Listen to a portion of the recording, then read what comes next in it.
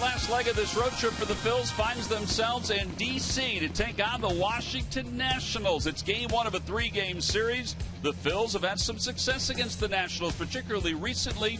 They come in with a record of 8-8 against the Nats in the season series. Now, the standings of the National League East, the Phillies still sitting in the basement, 15.5 games back. The Nationals comfortably on top of the Atlanta Braves. They're 7 games up, and they've got a series on this homestand against the Braves after the Phils leave town. Hi, everybody. I'm Tom McCarthy, joined by Matt Stairs. The Phillies have had a lot of success against teams that are vying for playoff spots here in 2014, and they had success against the Nationals the last time they saw them at Citizens Bank Park, Matt, when they swept them out. Well, everything went right that series. They were getting a timely hitting, great pitching, strong bullpen. These guys are just playing with a lot of energy. All of a sudden in game one, you see here Cody Ashley gets a change up in the zone. He's been swinging the bat well.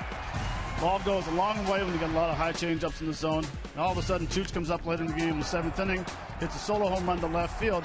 And these guys are just showing a lot of energy. They're finding certain ways to win. Oh, and by the way, A.J. Burnett, 12 strikeouts on the day. He had the fastball, the curveball working, mixed in the change once in a while. Had these guys swinging at pitches that they were looking for different ones, looking for the fastball. They get the curveball. He was just pitching with a lot of confidence. Now we turn to game two. And here in the 8th inning, see Cabrera hits a game-tying home run versus Cole Hamels, who was starting to get up in the zone, was getting a little tired, but after a few years playing small ball, Chooch comes up, bottom of the 8th, it's a sac fly. That's the game winner right there. So they were doing the little things to win game number 2. Now all of a sudden we go into game number 3.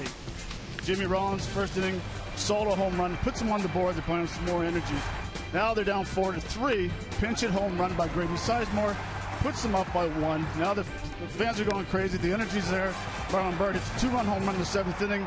Now they're up by 2. They had 1 on, and they win the game by 3. Yeah, the long ball was a big part of the success for the Phils in that series. And so far, as we mentioned, the two teams even in the win-loss record and pretty even in a lot of the other numbers as well. The Phillies' bullpen, though, that's the surprising thing. 5.27 against the Nationals so far this year. Well, that's something we're not used to seeing right now. Now, over the last 3 or 4 weeks, they've been pitching really well. But when they've had a hard time, throwing strikes, getting guys on base. That's when the Washington was getting the big hits earlier. That's why the ERA was high. But now they're going out there throwing strikes, a lot of confidence, and they're doing the job right. All right, so tonight is game one of a 3-game series, the Phils and the Nationals. It will be Steven Strasburg, who had an up-and-down month of August, but an excellent outing his last time out. And Jerome Williams, who's been a pleasant surprise for the Phillies.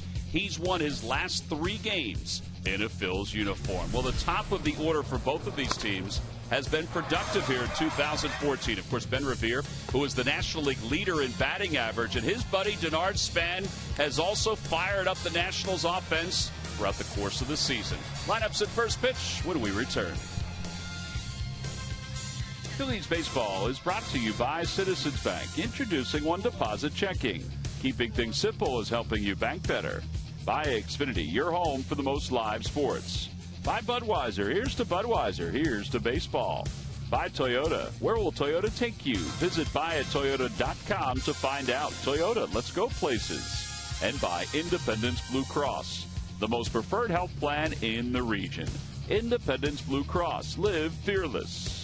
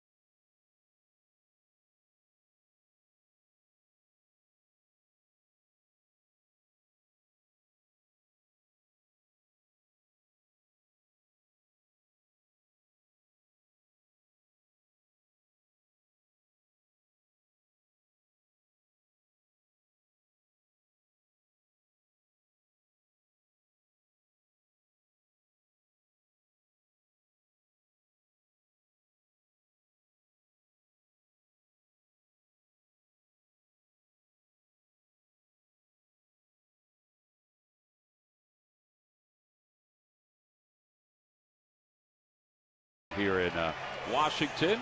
Comfortable right now as the fans are still filing in out in left center field. The Nationals have taken the field. Let's take a look at the Phillies starting lineup. It's brought to you by Xfinity. Your home for the most live sports. Leading off at center, Ben Revere, then Jimmy Rollins and Chase Utley. Ryan Howard's at first base. He'll be followed by Marlon Byrd and Dominic Brown. The bottom third of Carlos Ruiz, Maikel Franco, and Jerome Williams. They will face 26-year-old right-hander Steven Strasburg, who is 11-2 on the season, 29 starts. This will be number 30. Matty had a pretty interesting month of August. He had 2 starts where he allowed 12 earned runs, but in his other 3 starts, Matt Williams said it's the best he's ever seen him. Yeah, and he's coming off a very good outing in Seattle where he had complete control of his fastball down in the zone. He was topping out at 97, 98, had a very good changeup. The one thing you're going to see with the Budweiser scouting report, 93, 96, he lives right around 95 miles an hour, has a very good change curve and slider. And you can see the last 2 years, 4-0 with a 1.4 ERA versus the Phillies. Yeah, his numbers against the Phillies have improved immensely since his first 2 starts in his first year in the big leagues. Let's take a look at our Nissan keys to tonight's ball game. Well, my first key is to shorten your swing versus Strasburg. And what I mean is he's a very hard thrower, so sometimes you gear up for the fastball, and that's why you're out in front of the changeup. So if you slow it down a little bit, back it up, and don't allow the Nats hitters to get their arms extended. In other words, pitch inside 1, 2, 3 times, because these guys enjoy getting their arms extended, looking for a ball out over the plate and driving it opposite field. And what we've seen from Jerome Williams, he kind of understands this league at this point because he's such a veteran. You would think that Carlos Ruiz will have to do just that. Well, and that's one thing about Jerome Williams. He loves to pitch inside. He's not afraid to knock people down and knock them off the plate. He realizes he doesn't have that 96-mile-an-hour fastball, so he says the plate's mine. I'm going to pitch that way. Matt Williams in his first year has his team in first place in the National League East. So we get set for game 1 of a 3-game series. Ben Revere will lead things off for the Phils, as he's done for just about every game since the All-Star break. He's the National League's leader in hitting at .314. 1 home run, 20 runs batted in. He's had a great road trip, which included a 7-for-13 series against the Braves. And the first pitch is in there, so we're underway. It's 0-1. Revere comes in leading Justin Morneau and Josh Harrison for the National League batting race. No balls and 2 strikes. Well, Harrison, I should correct myself. Harrison was 3 for 4 today, so his average is up even with Ben Revere. And Morneau will play later on. See, I was waiting for that Matt Stairs update. I didn't get that update. Yeah, I didn't get that's my fault. I apologize. 0-2 is high, 1-2. Harrison and the Pirates are involved in a game that was suspended out in Chicago because of rain. And Revere stays alive. He fouls it back. Ben had 5 RBIs in the 1 ball game on Monday against the Atlanta Braves. That brought his overall total up to 20 for the season. And he slices that one to the opposite way, caught by Rendon. So 1 out here in the first. Well, if it was earlier in the count, that may have been a base hit because Rendon was in on the grass and he probably wouldn't have caught it. But he was back a little bit on this one, so it made an easier play for him. Well, and it's a nice swing knowing that you have 2 strikes and you're protecting the fastball and you get the 90-mile-an-hour changeup down in the zone away. Means you're staying through it and driving it to left. Yeah, Ryan Sandberg said it was kind of a tough decision today as far as righties or lefties go because lefties are struggling against Strasburg. They're hitting just .235 against him. And the pitch Matt just talked about, the changeup, was the reason why he wondered if he should play a couple more right-handed batters. He decided to go with Franco at third instead of Ashe, and that was the main reason. On the inside corner, 1 ball and 1 strike to Jimmy Rollins. The Lucky McDonald's Phillies home run jackpot contestant is Melbert Miller of Lancaster. Phillies hit a home run in today's ball game. Then Mel will win $100. 2 balls and 1 strike. Rollins with 17 home runs, 55 runs batted in.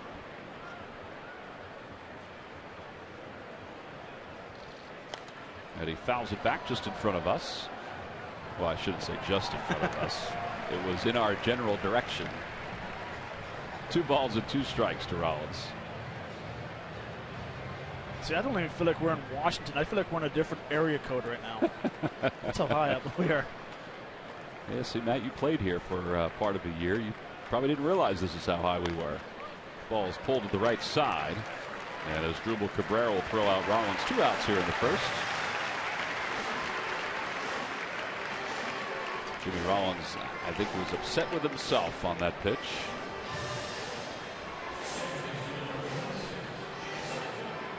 Adrian Johnson is calling balls and strikes tonight. Mike Gabbard is the crew chief. He's at first. Tom Woodring is at second base, and around at third is Chad Fairchild.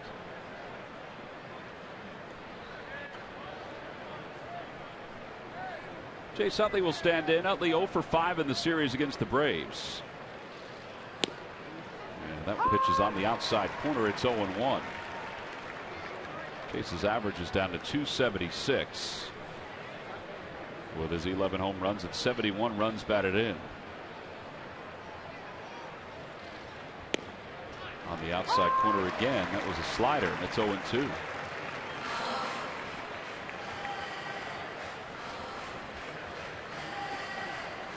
Chase had a very strong first couple months of the season.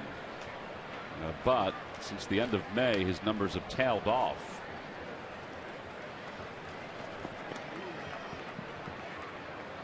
He and Rollins both have played a lot of games here in 2014. I think you can say the same about Ryan Howard too. The core 3. Utley, Howard, and Rollins have each played a lot of games, and you can throw Marlon Byrd in there too. Not necessarily considered part of the core. The core is obviously the group that won the 5 straight division titles. Well, Sandberg's done a nice job of picking his area where he wants to get these guys days off. Night game, day game. They've been alternate. They've never sat at the same time, I believe, and it's nice to see that these guys are going out and being healthy and playing. 1-2 pitch to Utley. He rolls over on it to the right side. Laroche is there. Flips to Strasburg covering. Just ahead of Chase Utley. Phillies go down in order. A line out and 2 ground outs. We go to the bottom of the first. It's the Phillies nothing and the Nationals coming up.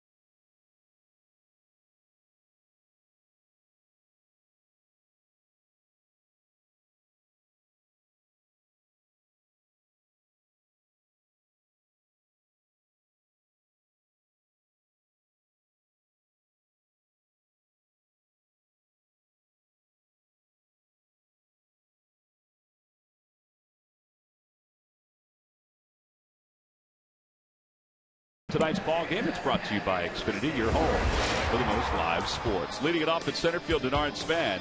Anthony Rendon, the third baseman, bats second. Jason Worth hits third, followed by Adam Laroche and Ian Desmond. Bryce Harper's in left field, he'll bat sixth. Then the bottom third of Ramos, Cabrera, and Strasburg, and he'll face Phillies right-hander Jerome Williams. Williams, 6'3", 32 years old. Former first-round pick, is making his 5th start for the Phillies. He was pretty good in start number 1, but since that start against the Angels, he's been excellent for the Phillies. He is, and we've been talking about it, how confident he is on the mound. He knows how to pitch. He's had a great chemistry with the catchers. Doesn't matter who's catching him. Ruiz, and you can see the Budweiser scouting report. 88 to 92 mile an hour fastball, changeup, curve, and slider. And his ERA is 3.68 with an 0-1 record versus the Nats. But The thing about his fastball, it looks harder than it is because he's been able to throw that changeup where he needs to, and he enjoys pitching fastballs inside, like we said earlier. He will knock you off the plate. Well, there are 4 guys that are in this starting lineup that have faced him before, but they don't have a lot of at-bats against him. Span is 2 for 3 against Jerome Williams. Overall hitting .298 with 4 home runs. First pitch inside, 1 ball and no strikes. Span was 3 for 11 in the series against the Dodgers. That's the series the Nationals just finished on their road trip.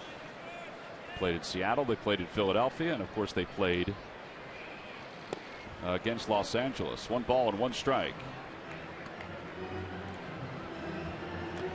In fact, Span hit 2 home runs in game 1 of the series against the Dodgers. He only has 4. That was the same day that Ben Revere had 5 RBIs. You said that they're good friends. So Adam Laroche had a good day the last day, that long game.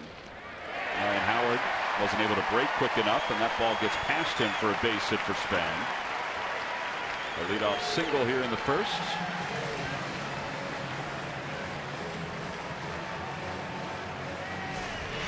He pitched down the zone and he hits it extremely hard. And Ryan actually leaned left first before anticipating it being to the right side. But well, the only way he would have gotten it anyway is if he would have dove right away.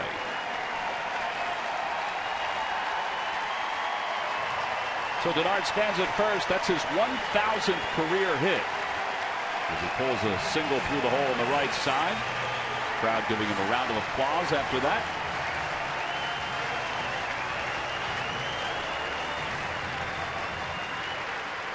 Even Ben Revere out in center field was clapping for his buddy. Here's Anthony Rendon. Rendon, 98 runs scored. That leads the National League, tied for second in the big leagues. He only had 3 hits and 15 at-bats in the series against the Dodgers. He takes inside. It's 1-0.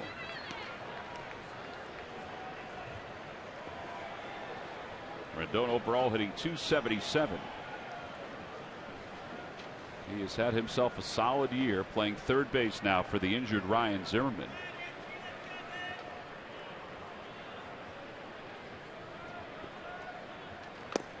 Foul tip, 1-1.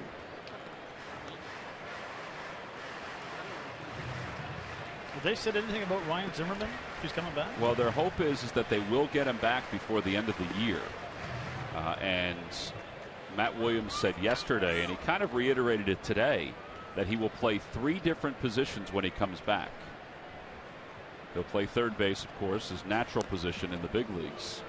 He'll play first base, and he's going to play some left field. Now, I think left field would be down on the bottom of that list just because it's a grade 3 hamstring injury, and he's been out for a while. But today, he took ground balls, and he threw, he estimated his distance was about 120 feet on his throws.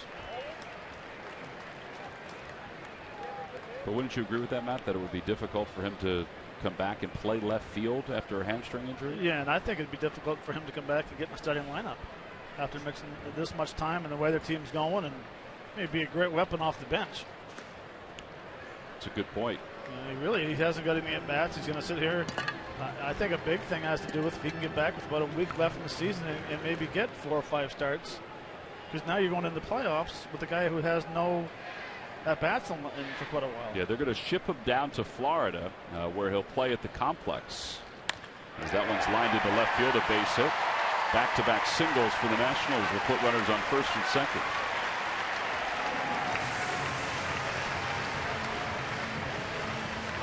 So the Nationals have something rolling here in the first. During the 2014 season, Turkey Hill, the official ice cream of the Phillies, will contribute $100 for each Phillies victory and 5 cents for each carton of Phillies Grand Slam ice cream, sold to support the Phillies youth baseball and softball programs.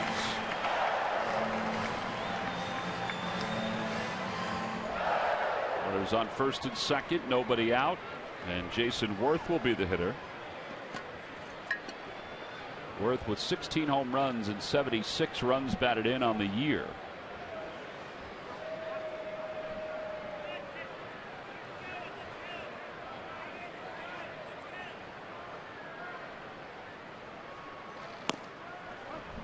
side, 1-0.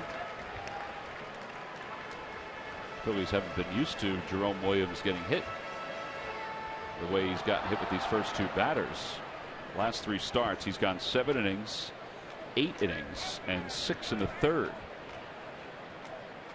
In fact, the 6 in the third may have been his best day against the Mets, but he just sort of he ran out of gas. 2 balls and no strikes, a little low. That's okay right there, though. Missing low with that cutter. The first 2 hitters, Span and Rendon. Pitches were up a little bit, middle of the plate. He's not having that real late life right now on a sinker. But being a veteran he is, they'll figure that out pretty soon. I'd like to see him mix in a few more changeups.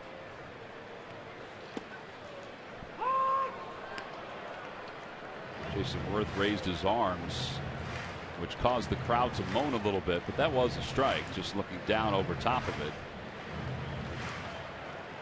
2 balls and 1 strike.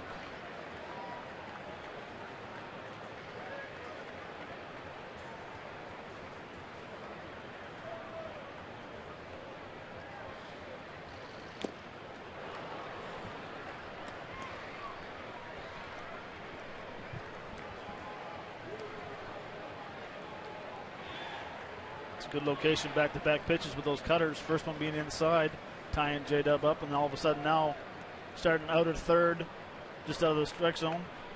And the reason why I say it'd be nice to see some changeups, I think he's hitting 186 versus his changeups. That one's floated out toward right, playable for Bird. He'll make the catch. Span will draw the throw. And with 1 out, runners on first and second, and that'll bring Adam Laroche to the plate. Well, we talked about the last time he was out on the mound. If you watch this pitch, his changeup is getting to the same location as the fastball is. Right, and that gives them the opportunity to throw fastballs inside. Now when the hitters are thinking fastballs inside, they see the changeups coming in. They think they have to cheat. They're going after it so early that now the ball is disappearing last second. That's why they're in front of it or hitting weak fly balls. Well, Adam Laroche is the batter. Laroche with 75 runs batted in so far this year. Phillies have handled him. He's hitting under 200 against them for the season.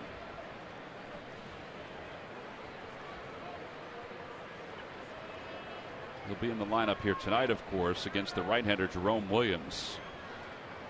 There's a pretty good chance he doesn't play Sunday against Cole Hamels. Tight back. Back's going to be bothering him a little bit on Sunday. Runners go. The pitch is taken inside. The throw to third is in time. Bernard Span is tagged out. He's going to hang on the third base bag for a moment, but now he walks away. Carlos with a strong throw to third, and no argument from Bob Henley, the third base coach. Well, nice job by Franco to get over there and be able to catch the throw and tag at the same time, but it wasn't really a walking lead. That was a good play. Yeah, it was a perfect throw. Tough play, throw down towards the runner. Having the concentration of getting the tag there. Well, now they'll shift the defense a little bit more. They'll play Laroche to pull more with Rollins and Utley. Franco still on that side of the diamond toward third base. We'd say Jimmy's over about 5 or 6 feet from where he was before. Yeah, he was here before. I got to hit the right button, I guess. He was over here before. You know, now all of a sudden you get in the runner in scoring position at second base with 2 outs. Now you're going to go ahead and shift over if you want. 1 ball, 1 strike to Laroche.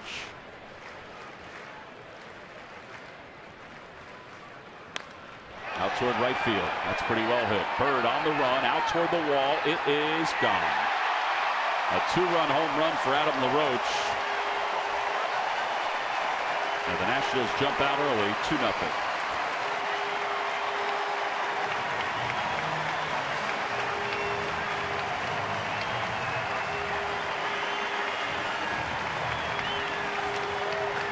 The ball went into the first row in right center field. From our distance, at first it looked like maybe the fan had leaned, but it was after the catch the fan had leaned forward.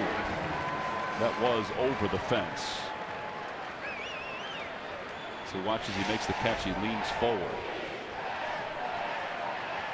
So the Nationals up 2-0. And a strike to Ian Desmond.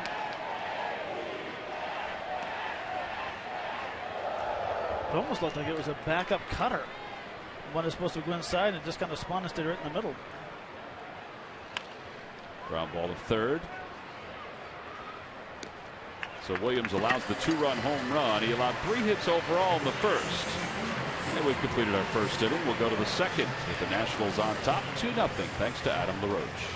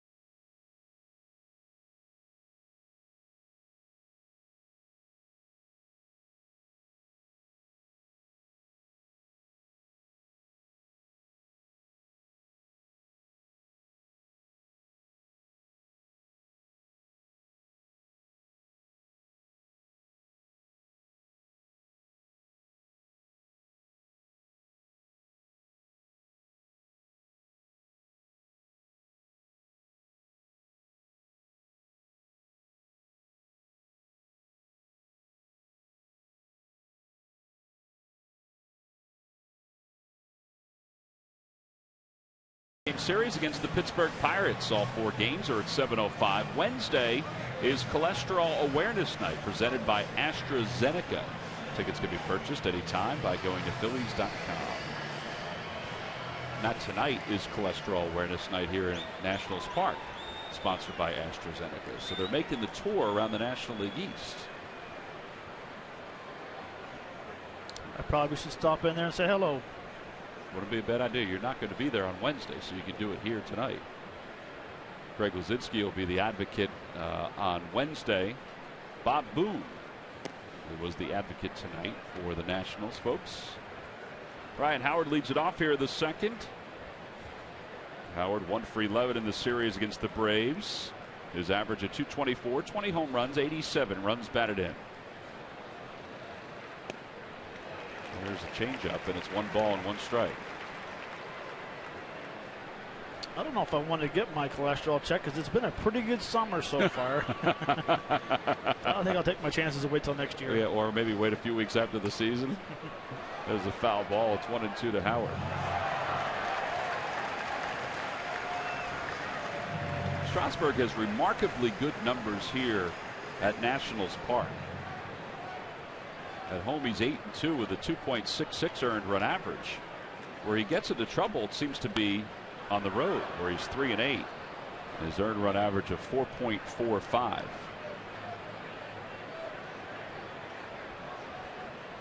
Matt Williams was saying that his last start, which was on the road, said, quite honestly, it's the best I've ever seen him. Now, this is the first year he's the skipper of the Nationals, but he was kind of waiting for it. 3 unassisted. Howard's retired. 1 out. And speaking of Strasburg, we take a look at our Mazda leaders. The Nationals' career leader in winning percentage is Ken Hill. Pedro Martinez, of course, with the Expos, is number 2. And then Strasburg, well, he is the only national pitcher that's among the leaders in this franchise. And his approach is kind of interesting, Murph, when you think about it, or the opposition's approach, because he's got that good fastball, he's got a good slider, and he's got a good changeup. So, you know, if you're a manager, you got to think a little outside the box against him. Yeah, you know, I asked Ryan Sandberg today, how do you solve a pitcher like Steven Strasburg if you're an opposing batter? And he said, well, you know, you have to go in there certainly with an approach. And he said, because he's got such a good fastball and changeup and really a strikeout pitch for both right-handers and left-handers, that the first and foremost, you have to get in there and be aggressive. You have to go after some early strikes and take advantage of him getting them over the plate, because if you fall behind, the likelihood of him getting you struck out is pretty good. So he said, however, if you do fall behind, as Matt pointed out, one of the keys of the game, he'd like to see his guys shorten their swing just a little bit, make some contact, put the ball in play, and see what can happen. So don't expect a whole lot of patience tonight against Steven Strasburg, because Sandberg would like to see these guys up there swinging at early strikes in the count. All right, well, he's got 5 outs so far. 3 of those outs are on the ground. The other 2 are in the air. And Matt Williams is hoping that there's a carryover from Strasburg's last start into this one.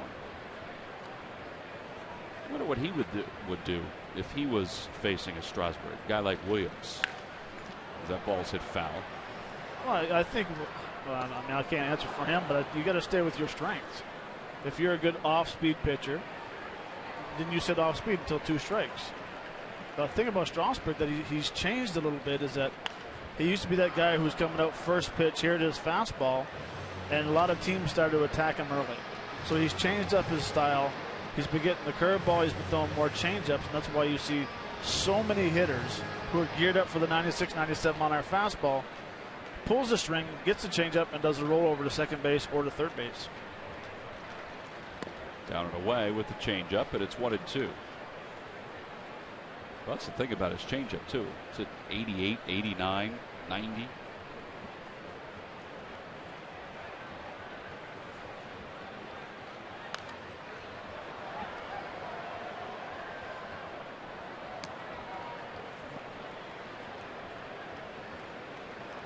I would have thought that he would have had a higher winning percentage with all the hype when he came out of San Diego State, had the Tommy John surgery, but the stuff he has, he just hasn't taken that step yet and become that #1 superstar pitcher.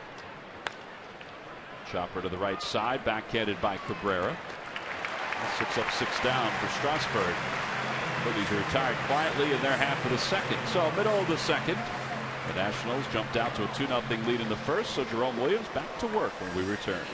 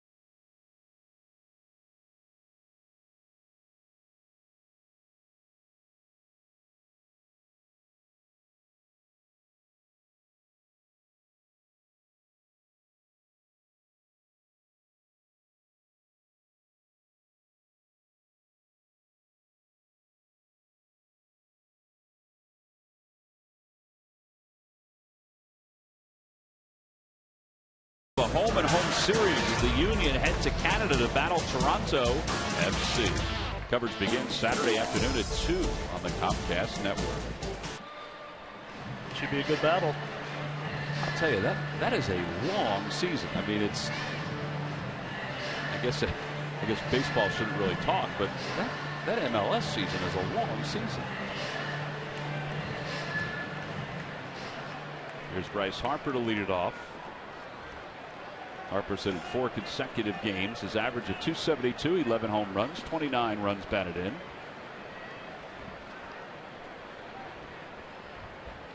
He had a good series against the Dodgers. He was 5 for 14 against them. Scored a couple of runs.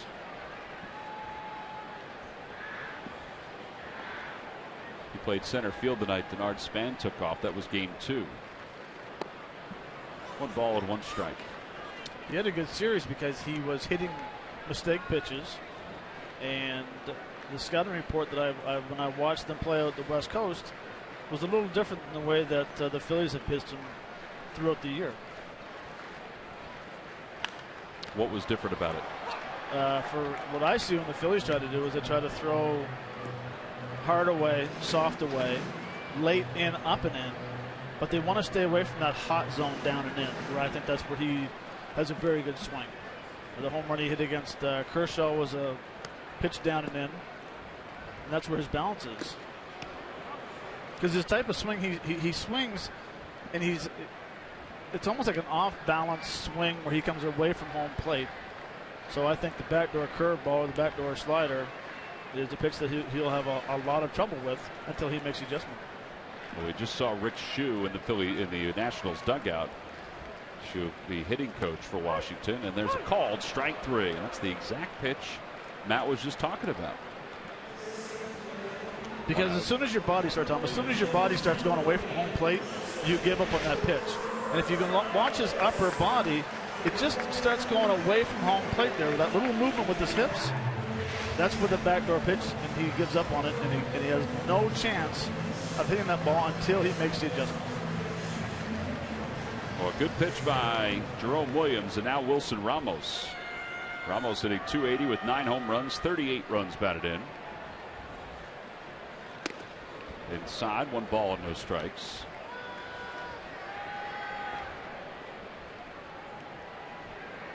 And that's the exact place where you have to pitch on Ramos. It's inside because he stands so far off the plate, he wants the ball away.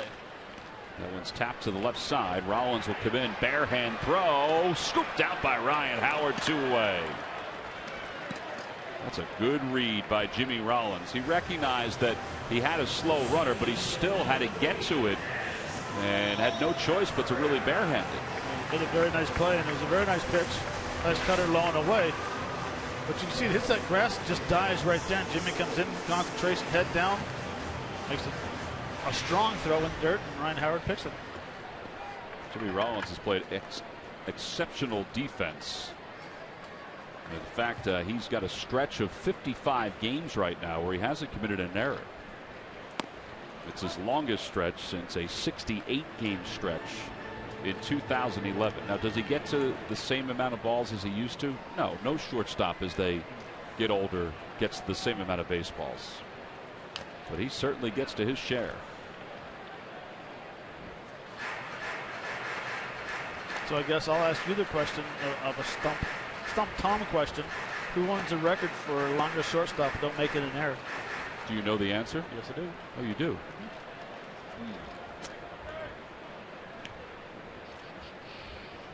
I'm going to say it's not Ozzie Smith. No. Omar Vizquel. Nope. 1 ball and 1 strike to Asdrubal Cabrera. It's not Asdrubal Cabrera. No. He used to play he's an announcer now for the Baltimore Orioles. Mike Bordick. Yes, sir. Were you watching the Oriole game last night and they said it, or did you know that? No, I played with him. Oh, okay. To the right side, it's a foul ball. He was doing the game last night with Gary Thorne, the Orioles game. Jim Palmer must have had the night off.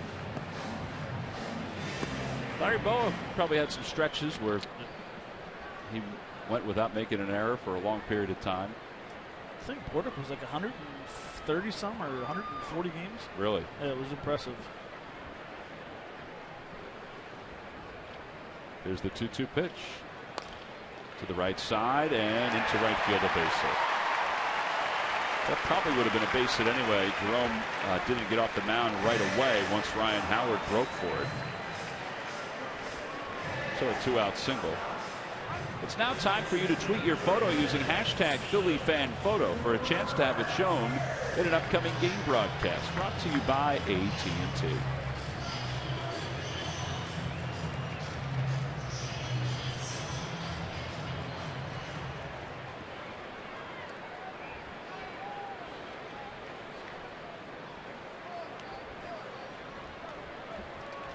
Strasburg 4 for 51. He does have a home run for his career. Takes a strike. It's 0-1.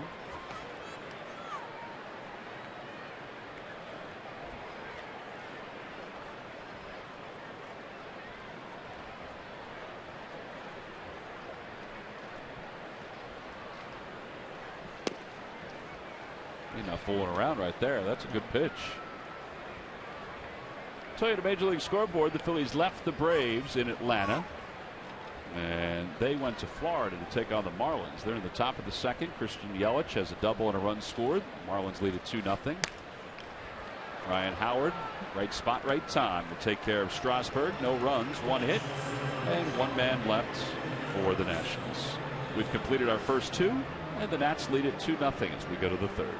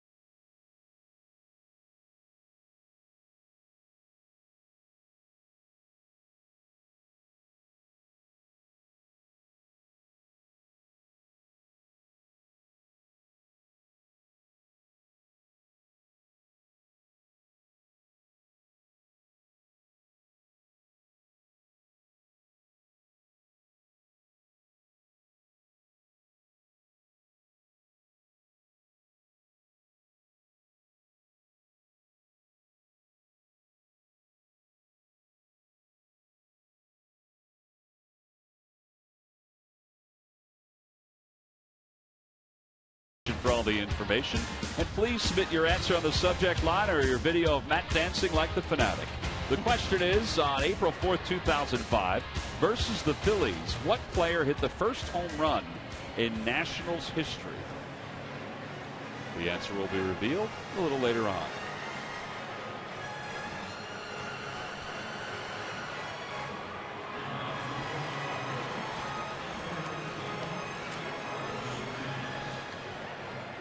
We'll go to the top of the third. Carlos Ruiz will lead it off. It'll be Ruiz, Franco, and Jerome Williams. Yeah, if you want, Matt, we can take a tour downstairs and all the pictures that are up. They have everybody. Well, not everybody, because I don't see a picture of you down there. That wasn't good enough.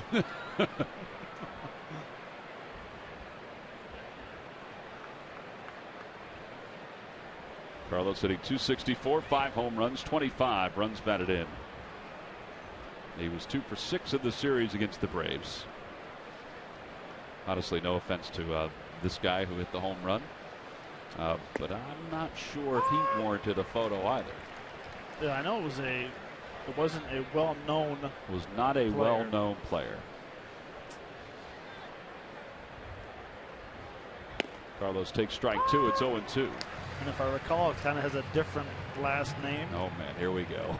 But besides that, I can not think of it. Am I on the right track, Tom? Yeah.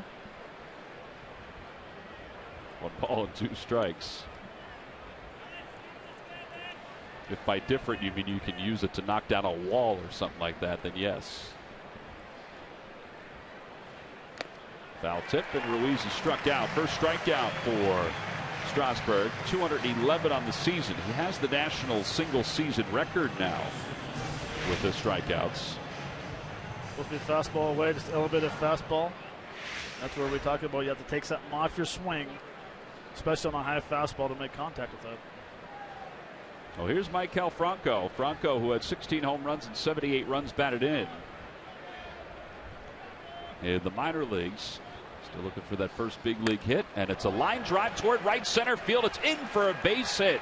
The first major league hit for Franco is a single to right center field against Steven Strasburg here in the top of the third inning.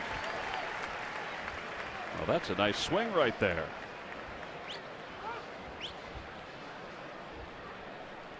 So they'll throw the baseball out. Pete McCannon will take care of it, flip it into the dugout. Larry Bowa is going to take a look and see where the mark is from where the bat hit the ball. Now you can go ahead and smile and breathe because you just picked a very good pitcher to get your first major league hit off of. That's a powerful swing, nice and short. That'll bring Jerome Williams to the plate. Williams shows bunt, takes low, 1 ball and no strikes.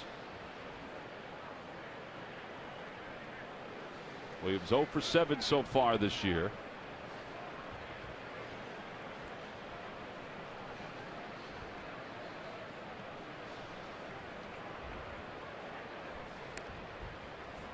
Franco not necessarily a threat to steal at all. He had 3 stolen bases down in the minor leagues this year.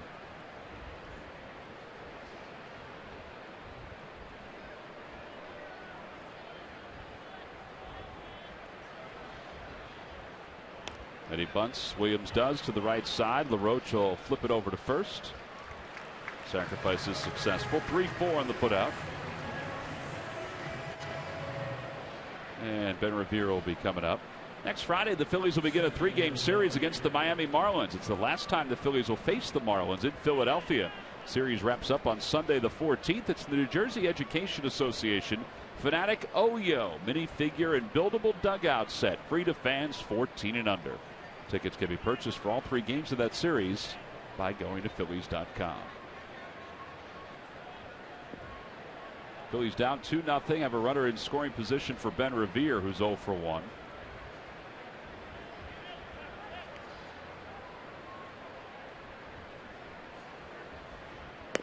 And Revere takes low, 1-0.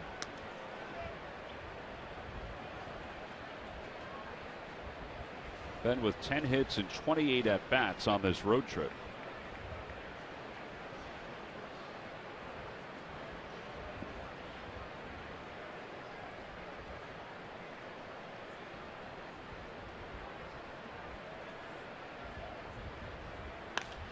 Out toward left field. Harper on the run. A little deeper than he thought.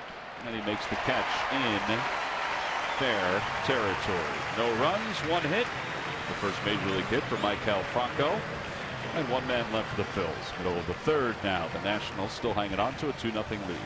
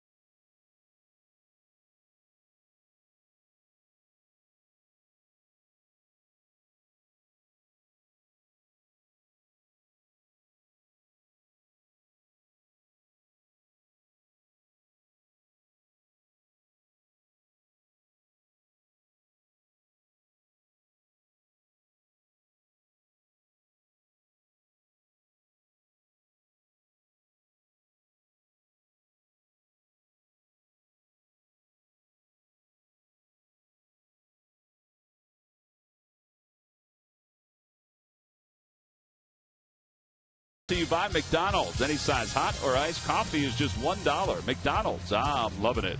By the Pennsylvania Lottery. Benefits older Pennsylvanians every day. And by Dodge. Visit Dodge.com or your local dealer today. Last of the third, 2-0. Washington's on top. thanks to a home run by Adam Laroche.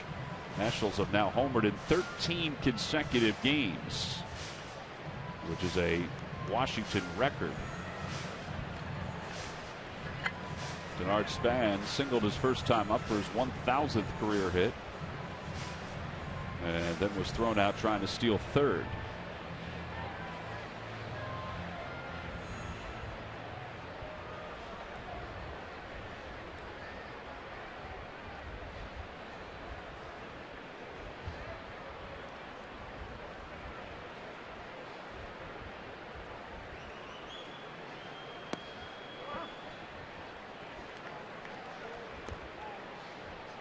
Jerome had a little bit of a rough first inning where his pitches were up a little bit. As you see, Franco in on the grass at third.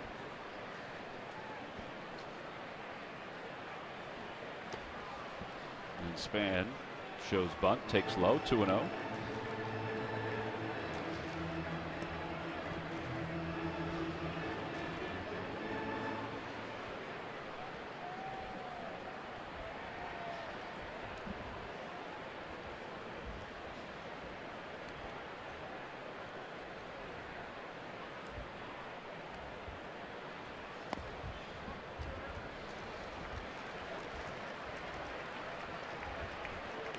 Just missing with those pitches, but it's okay because he's missing down. It's when you're up in the zone and you're missing, that's when you can get into trouble. This looks like he's trying to be a little too fine with that fastball. And that's on the outside corner. That may have been a gimme right there by Adrian Johnson. 3-1, but Jerome will take it.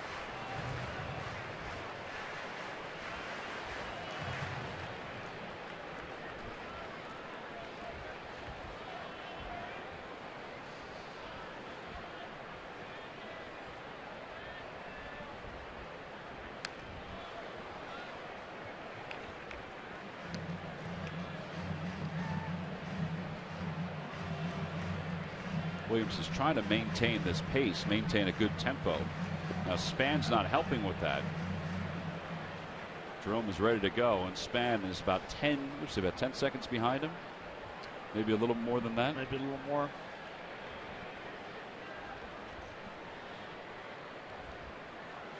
Outside, ball 4. So Span works out a walk, so he's aboard. And that'll bring Rendon to the plate.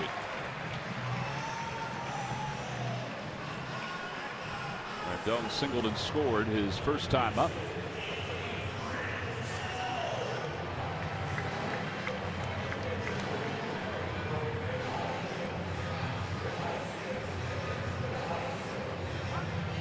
Hey, Carlo's going to head out to the mound to talk to Jerome.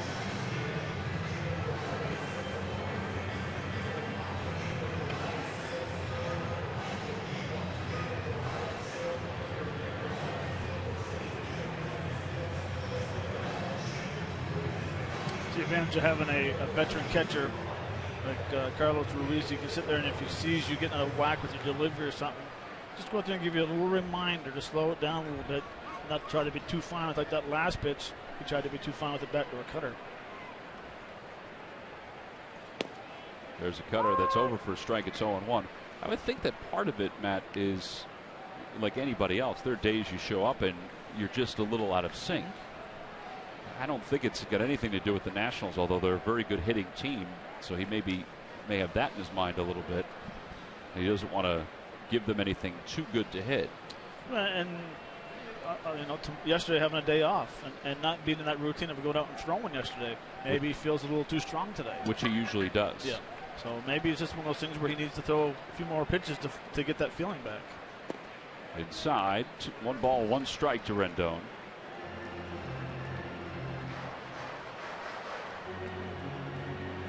Yeah, Jerome Williams doesn't overdo it the day before a start, but he will go out and he'll usually throw against the wall out in the outfield.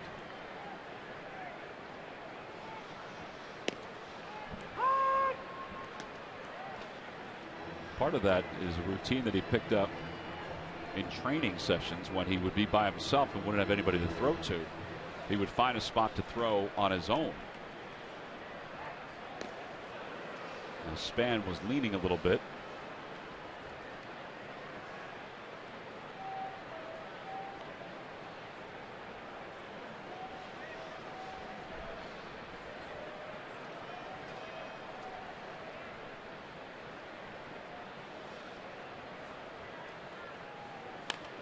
Fly ball left center field. That's playable for Revere. He'll casually settle under it. And back to first goes Denard Span. And 1 out. And here's Jason Worth.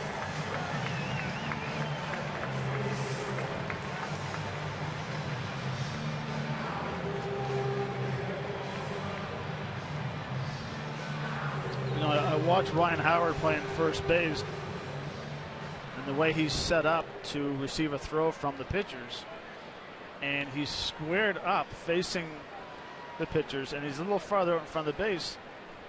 It would have to be an absolute perfect throw right by his right foot in order for him to take somebody out, unless, of course, they catch him leaning.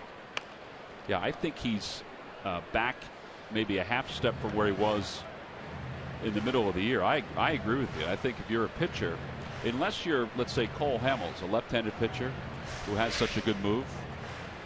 See, because right there you have his when he catches it, he has to basically turn his whole body to go ahead and tag. Now, if this is to help him get off the base better of fielding ground balls, so be it. I mean, I've seen where first basemen will lead the same way a runner does. Correct. And then jump back with a left-handed pitcher only. But you have to be a nimble first baseman to be able to do that, I think. Right, and especially with Ryan, the long arms he has, the way he's reaching out, he's a good 6 or 7 feet away from the base. Well, that is to give him a little bit more of an advantage right. to get off if there's a ground ball. 1 ball, 1 strike to Worth. Down and away. 2 balls and 1 strike.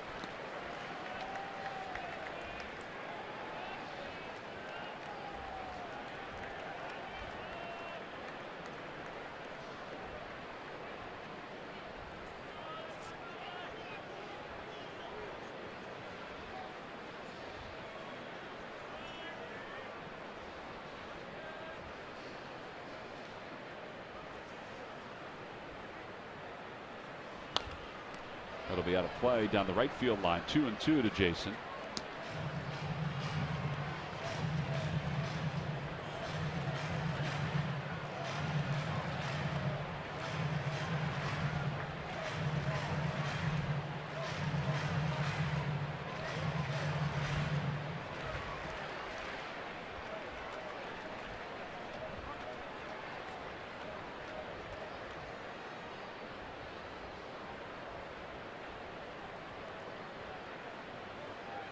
Out towards shortstop. That should be 2. Rollins flipped the second for 1. Over to first in time. A 6-4-3 double play. So Williams is through the first 3 innings. He's allowed a 2-run home run, but that's basically it. We'll go to the 4th inning. It'll be Rollins, Utley, and Howard for the Phils.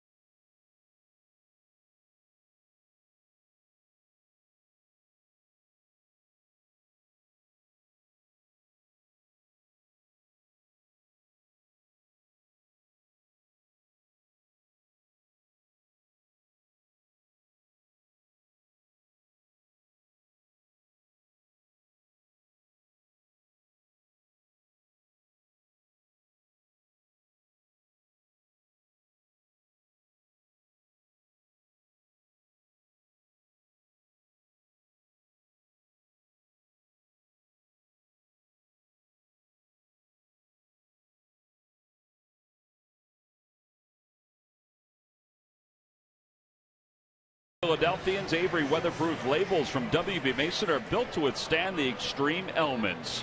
Trust Avery labels with your most essential shipments. Who but WB Mason? On to the top of the 4th inning. The Phillies trail at 2-0. So the Phillies fans making their way down for this 3-game series. Day game tomorrow, day game on Sunday as well. 4:05 first pitch tomorrow.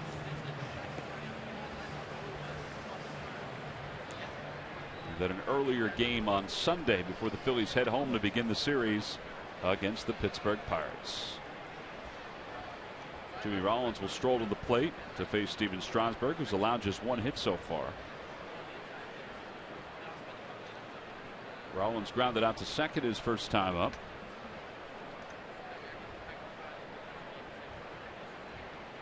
On a curveball that he was not happy that he missed. No.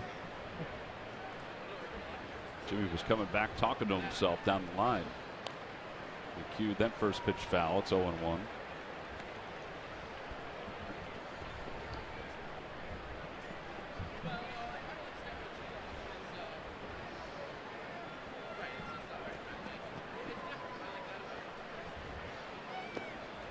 One ball and 1 strike. Pitch a little low.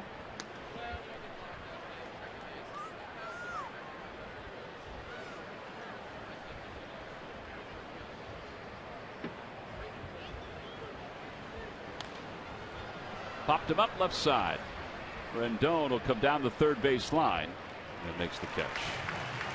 So an easy out, 1 away here in the top of the 4th inning. That'll bring us to our Geico quote of the day. It's from Steven Strasburg. Now, when Strasburg was selected first overall, there were certainly expectations. He says, as you get older, it becomes easier for you to relax out there. I think I've become more comfortable with myself where I am at physically. You get out there and you feel like there's this overwhelming pressure to live up to the height of being a #1 pick. It's unfortunate because there's no learning curve. Well, he's a kid who was a chunky, little heavier ball player when he arrived at San Diego State, and then bought into the conditioning program there. Now he's got a good size frame. He's 6'4", 230 pounds. Selected first overall in 2009. 2 balls and no strikes. Matt, some of the other pitchers that were taken during the first 10 picks.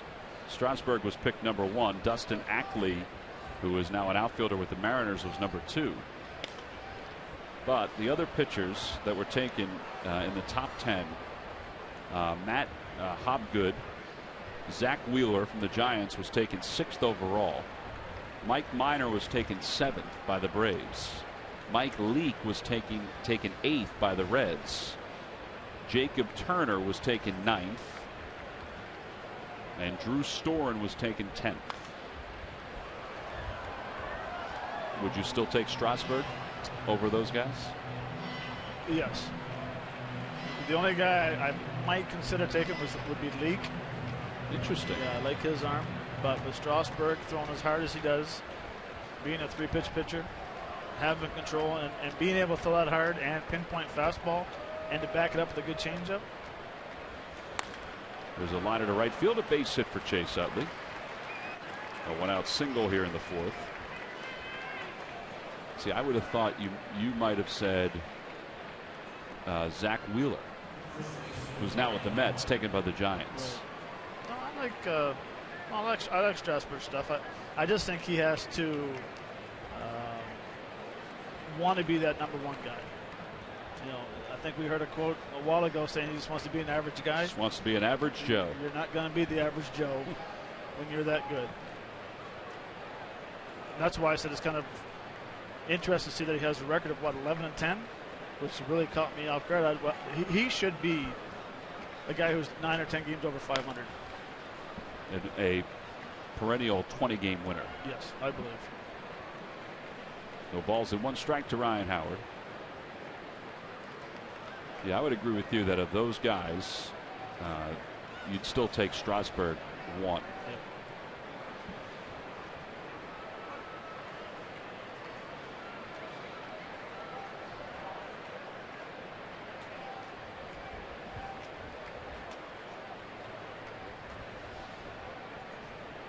balls and 1 strike. Now, with all that said and done, if you go to the top 25 picks in that draft, you might take Mike Trout instead of Steven Strasburg. Might or wow. Knowing what we know now, right? Yes. Tough to project. That it is. 1 is inside a fastball, and it's 1 ball and 1 strike. So that fastball's at 97 from Strasburg.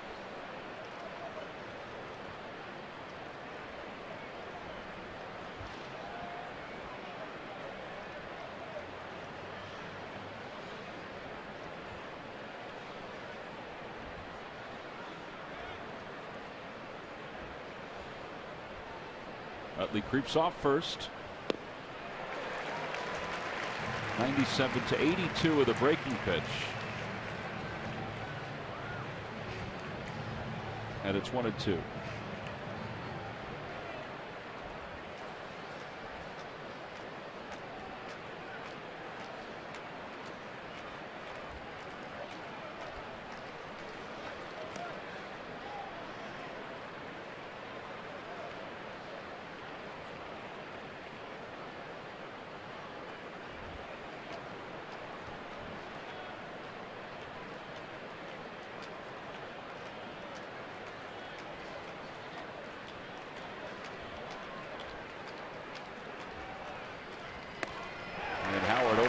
By a 96-mile-an-hour fastball. Just the second strikeout for Strasburg. And there are 2 outs for Marlon Berg. See, and that pitch right there is what I think that Strasburg should throw more of. His fastballs. This is in a good location. It's elevated. Two strikes. You don't want to leave the decision to the umpire, so you have to swing at it. All right, now if you're throwing 96, 97, elevating, hitting the corners, why throw anything different until you start getting hit with your fastball? I agree with that. I mean, that's the way. This is coming from an ex-hitter who, that's how I approached it. Now this guy's going to throw. So if I face Steven Strasburg, the first thing I'm going to say is I'm going to eliminate 1 of the 3 pitches. I can't hit his changeup because it's good. It's down out of the zone. It's usually for a ball. I'm going to either go sit fastball or curveball every at bat. With the fastball being the priority. Right. Well, depending on what type of hitter you are. If you're a very good fastball hitter, then you'd sit curveball. I like to think I was a pretty good fastball hitter, so I would sit. No, see, I'm going to lie because I would sit fastball anyway. I was going to say you would sit fastball. Because at one time, if I didn't sit on it and I got it, I'd be mad. Marlon fouls the first pitch off. It's no balls and 1 strike.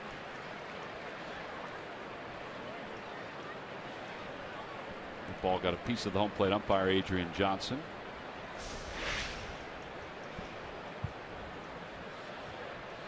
Oh, boy, did he get a piece of it.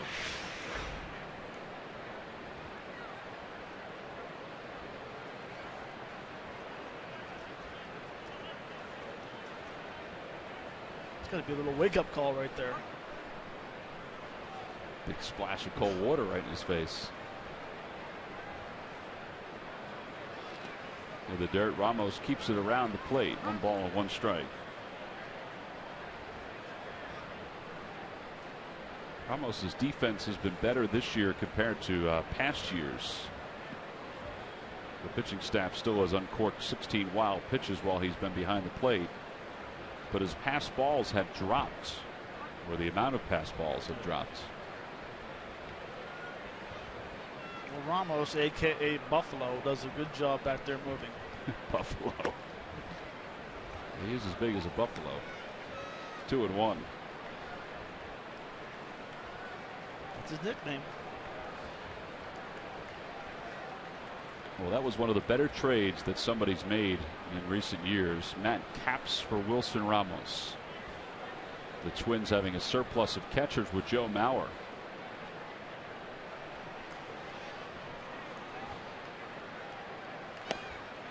Ramos throws behind Utley, and he is out at first base. Now, by Chase's reaction, I'm wondering if he thinks he's safe. They're not holding the defense just yet. Now they are, because Ryan Sandberg's coming out.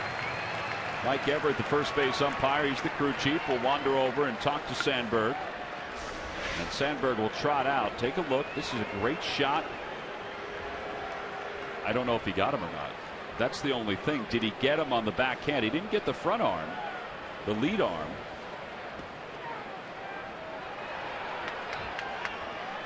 I think that's what Chase is saying, that he did not tag him. So from this angle, it looks like it's that phantom tag. Yeah, you can't tell whether he got him or not. I don't think they're gonna contest this just for that angle right there. So Utley is picked off by Wilson Ramos over at first. No runs, one hit, nobody left. On to the bottom of the fourth here in D.C.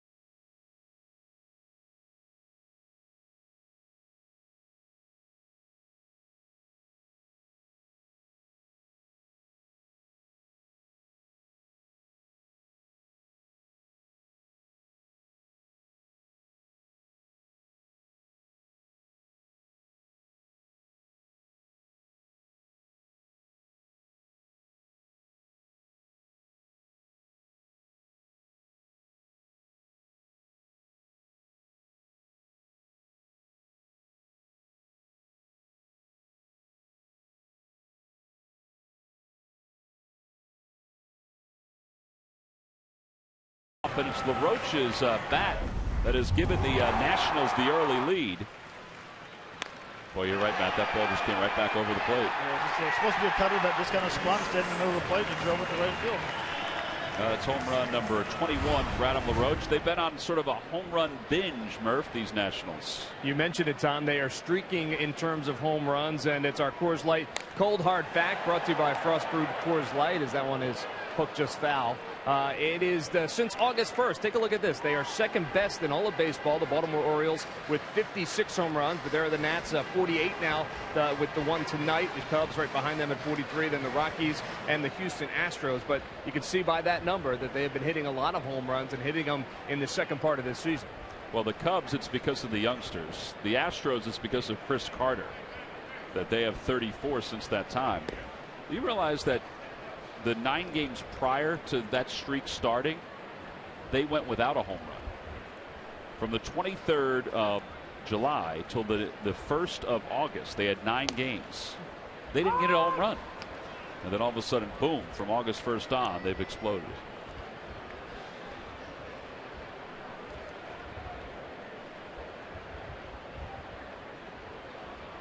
Swing and a miss at a high fastball. Strikeout number 2 for Jerome Williams. And there's also a couple of nice ballparks to hit in there as well. Hitting in Wrigley Field, wind blowing out. Down the road in Baltimore, that's a good ballpark to hit in. And Houston. And Coors Field. Yeah.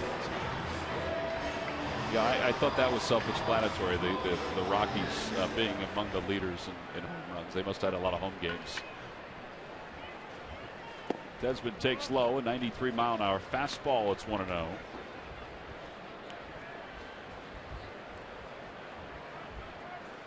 Desmond grounded out to third his first time up.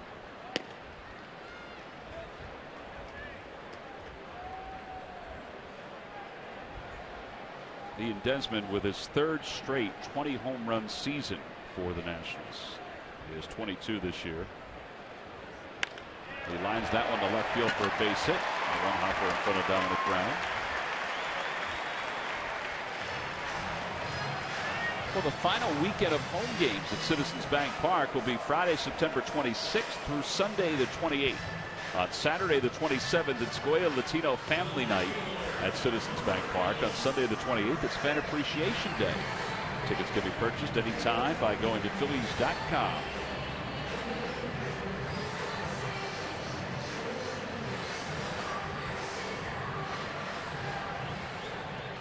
Braves are currently tied for one of the wild card spots with the struggling Milwaukee Brewers. Brewers are in St. Louis tonight,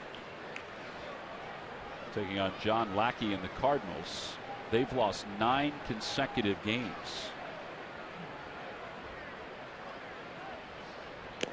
Foul tip. Actually, they're in Milwaukee, taking on John Lackey's Cardinals.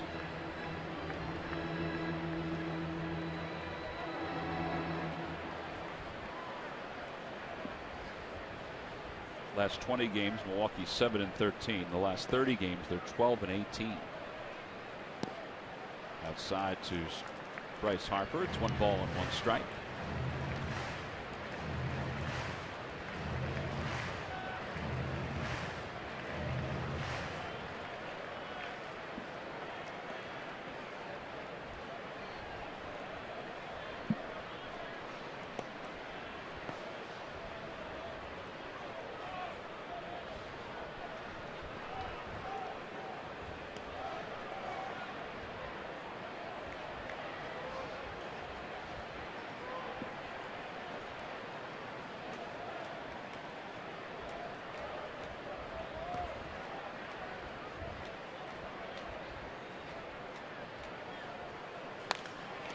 Base hit for Harper into right field. Desmond will stop at second for a moment. Now Bird bobbles it, so Desmond will go to third.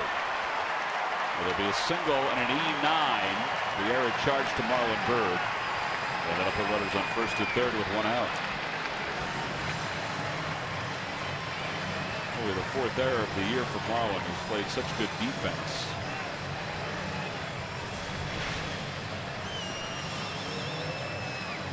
Looks like he just got a little deep behind him. Right there. He fielded off his back left foot. Came up and hit him in the heel of the glove. It's like you said, Tommy, that's one thing we haven't said a whole lot this year about his defense. He's played a very solid right field all year. Yeah, there have been questions obviously about center field and about left field as far as the defense goes. Revere with his throws and Dominic with his play in left field, but no question about how well he's played defensively out in right field. That's his first error since the 12th of August. The Phillies as a team are second in fielding percentage of the National League. They'll set up to try to turn 2, down 2-0 here in the bottom of the 4th. With Wilson Ramos at the plate, and Ramos hits it in the air to right center field. On the runner's Bird, back toward the track. He's under it, makes the catch. Tagging from third is Desmond. The throw goes to second. It's a sac fly, 3-0 Washington.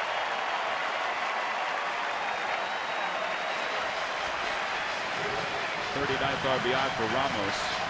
At this point, that's an unearned run. All depends on what Asdrubal Cabrera does here.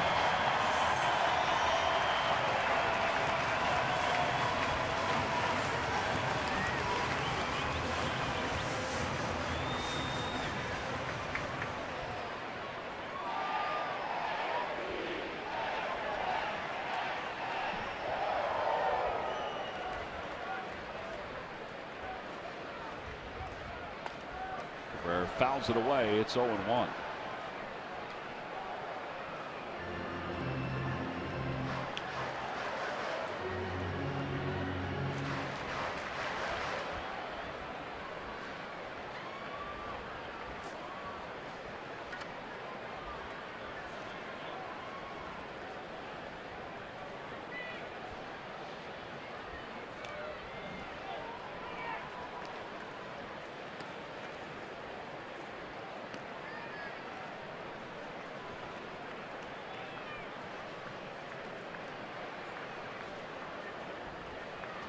So much for pitching around the 8-hitter to get to the pitcher.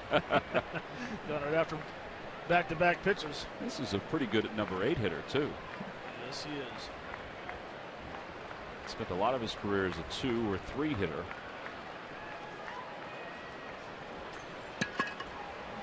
Three runs on 6 hits right now for the Nationals. They lead it 3-0 here in the bottom of the 4th.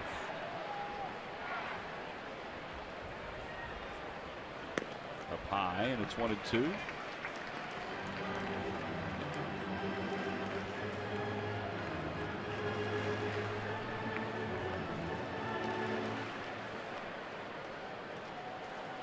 I thought you might have saw Bryce Harper trying to steal there. No balls, 2 strikes. If you get thrown out, so what? At least now you have your 8-hole hitter leading off in the 5th inning. Inside, 2-2.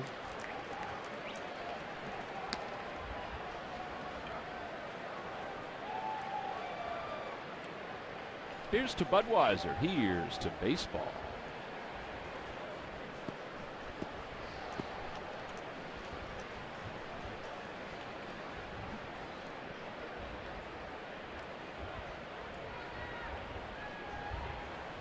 Outside, ball 3. 3-2.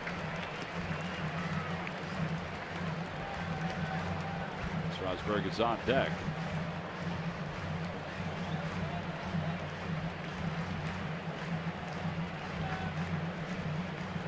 Oh, ahead, no balls and 2 strikes. Now you're behind 3-2.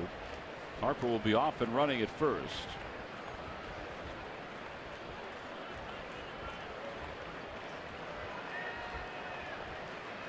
And he pulls it toward first. Diving stop on 1 hop by Ryan Howard. The Nationals are retired here in the 4th. 1 run on 2 hits. There was 1 Phillies error, so it's an unearned run charged to the line of Jerome Williams. They completed 4. Good defense by Ryan Howard to the backhand with a little bit of a spin as we go to the 5th.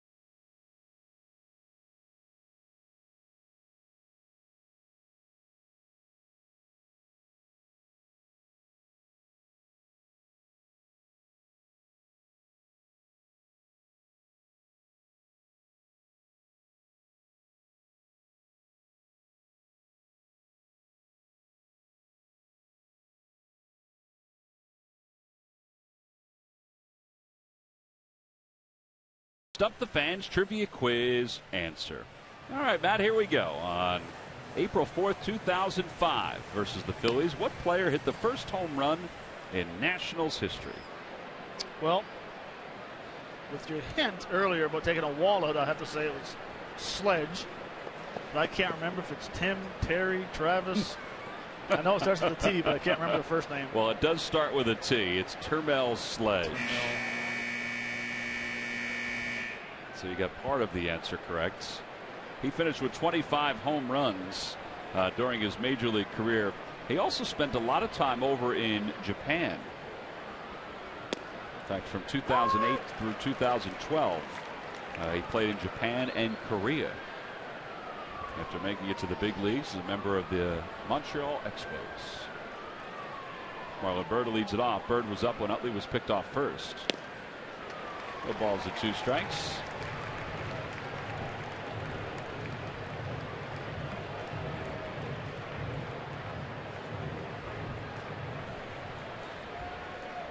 Harlan is 0 for his last 13.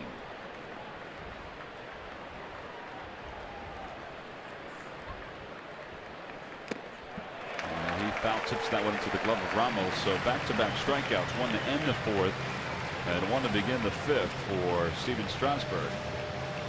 And there's one out here in the fifth inning. No balls, 2 strikes. Elevated fastball.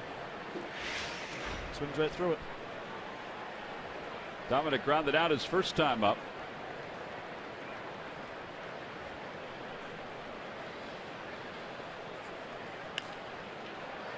Thought there was a chance we would see Grady Sizemore playing left field today, if only because of the day he had the other day against the Atlanta Braves. And Ryan Sandberg said he thought about it. Sizemore had a 2-run home run the other day against the Braves, but also hit another ball to the wall in right field. But he felt with the fastballs that Strasburg throws that he wanted to see Dominic Brown up against that fastball. On the outside corner, it's 1-2.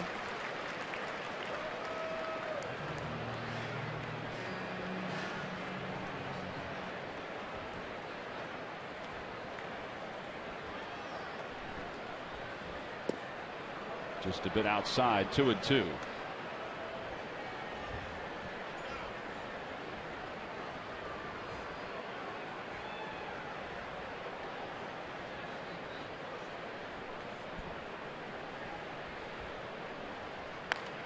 Back toward the middle, off the mound, slowed by Strasburg.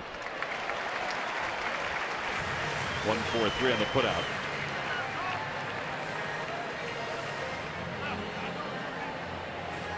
So 2 outs, and that'll bring Ruiz to the plate. Carlos struck out his first time up, so he's 0 for 1.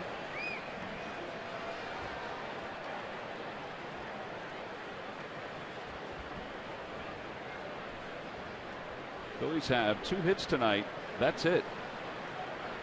2 singles, one by Franco and the other one by Utley.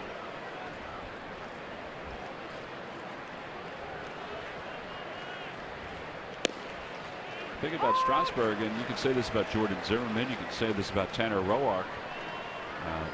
They will throw strikes. Gio Gonzalez, there are times where he gets in a little trouble with wildness. With this starting 5 for Washington, Pfister also. They pound the strike zone, which is part of the reason why they've had success this year, and they're 7 games up in the division. We saw that with the Phillies teams, with those good rotations that they had, winning those 5 straight division titles.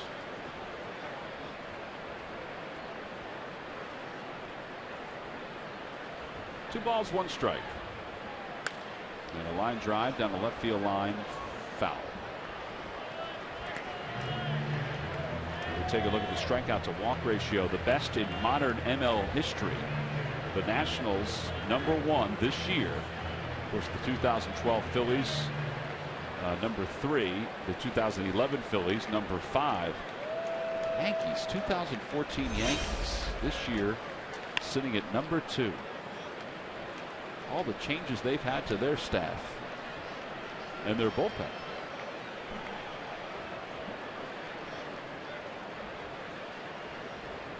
Well, the thing about the Nationals is that they throw strikes, but they also work very quick. All their starters do. They get the ball, they get the sign, and they throw it. 2 balls, 2 strikes to Ruiz. And Carlos again fouls it.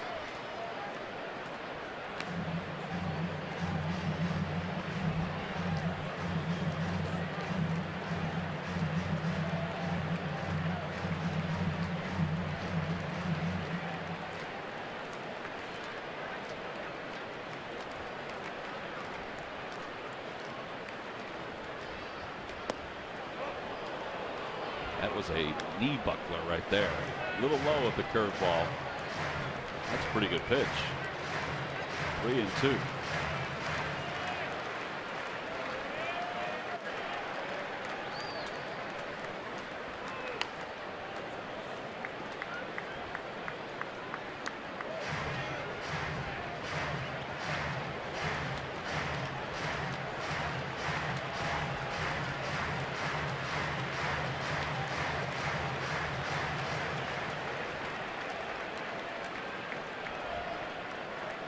First 3-ball count of the night for Strasburg. And a pop up behind home plate. That'll be back into the seats. Pretty lengthy at bat going on right now for Carlos.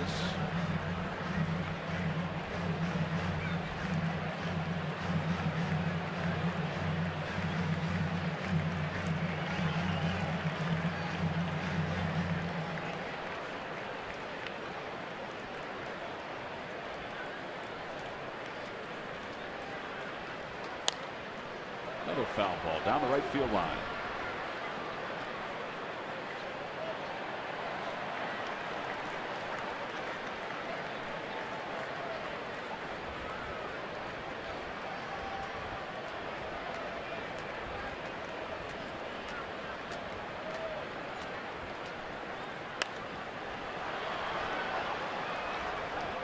Not too many baseballs go up above our head. That one just slightly went up above our head.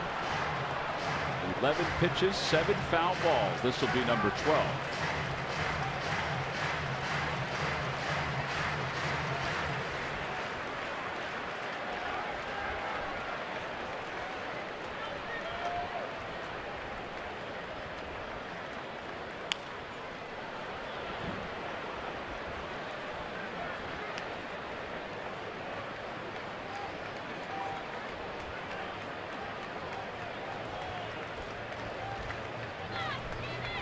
Keep wearing them down.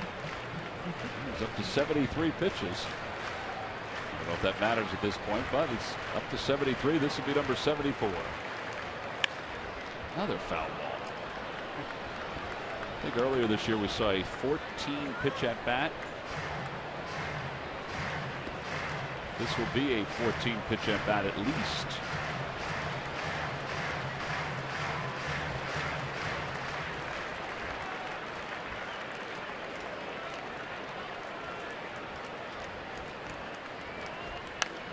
Out toward right center field. Playable for Worth. It's not that deep. He's under it. So a 14 pitch at bat. Ruiz is retired. He fouled 9 pitches off. It's a 1-2-3 fifth inning. Middle of the fifth. Nationals 2 runs in the first, 1 in the fourth. They lead it 3-0.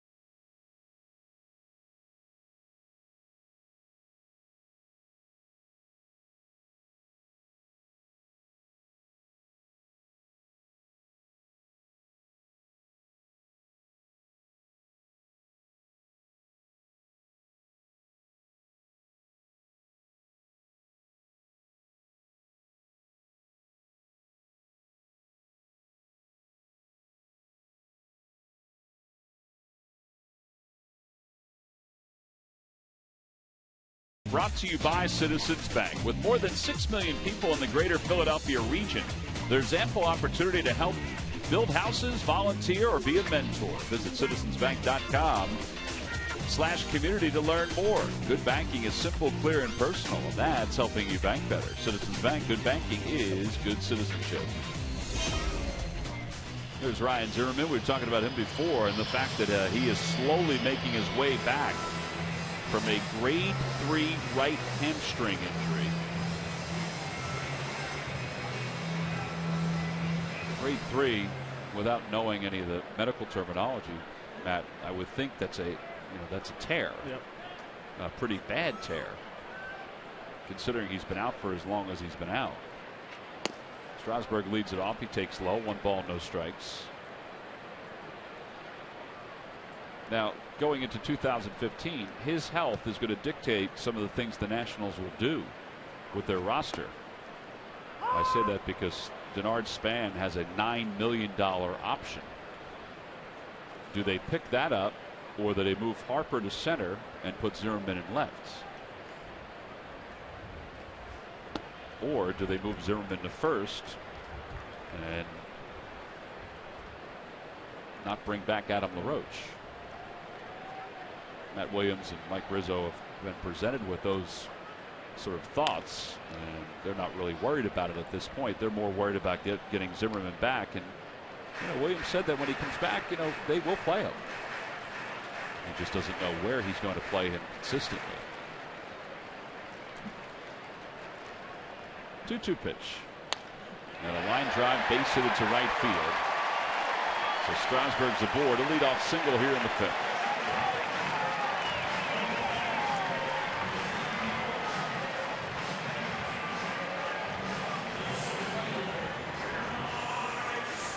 And now Span has been on base twice.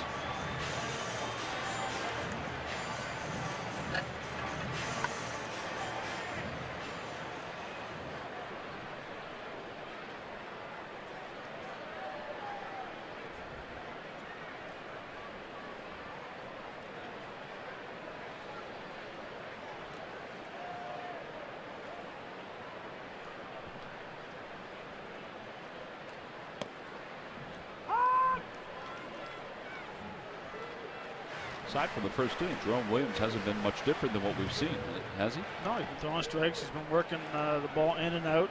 He's been doubling up on pitches.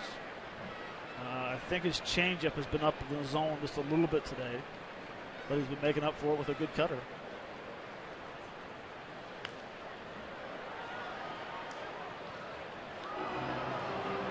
Sometimes you look at Williams and what he's been able to accomplish with the Phillies, and you wonder how he wasn't successful or more successful with the Astros. Not as much the Rangers. He only had 2 starts with the Rangers, but with the Astros, you kind of think that it might have been his role more than anything else. He was more of a relief pitcher than anything else, a long man with Houston.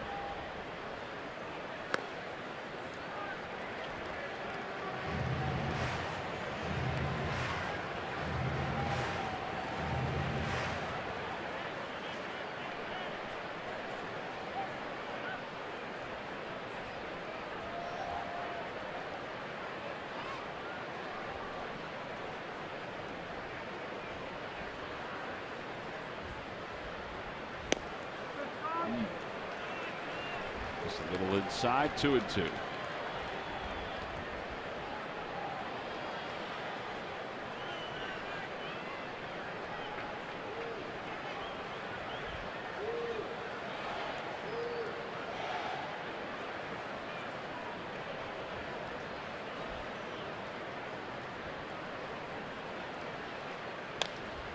A looper out towards center. Here comes Revere. He's not going to get there. I'll take it on the hop. Strasburg will pull into second base. The second hit of the night for Span. And he's aboard. It's first and second now with nobody out. Coming up after the game, a full recap. Plus, Ben Davis will give his analysis of tonight's series opener here at Nationals Park. It'll break down the performance of Jerome Williams. Only on Pure Auto Insurance presents Phillies Postgame Live.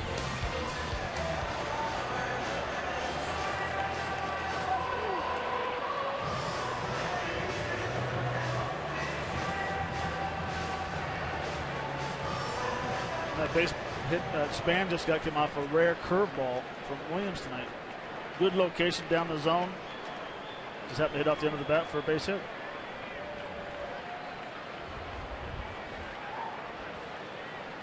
Well, now a tough hitter in Rendon. 8 hits now for the Nationals. He bunts in the air and out of play. Well, he's really lucky.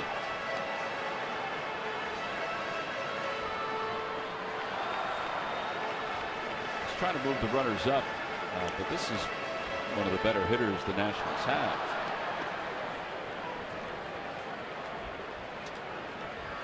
Well, that bunt attempt right there looked like he was trying to push it towards second base. For a base hit. And thinking base hit. Yeah.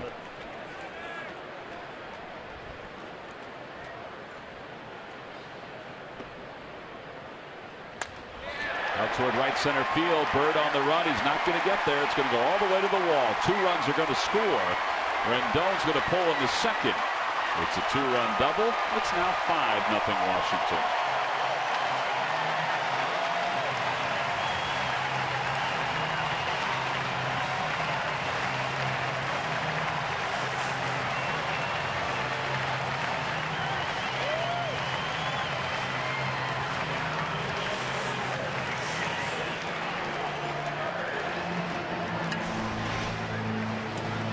Chooch wants that fastball low and away, and it's a two-seam that tails back middle of the plate. It's a very good hitter, and Rendon go back to right center.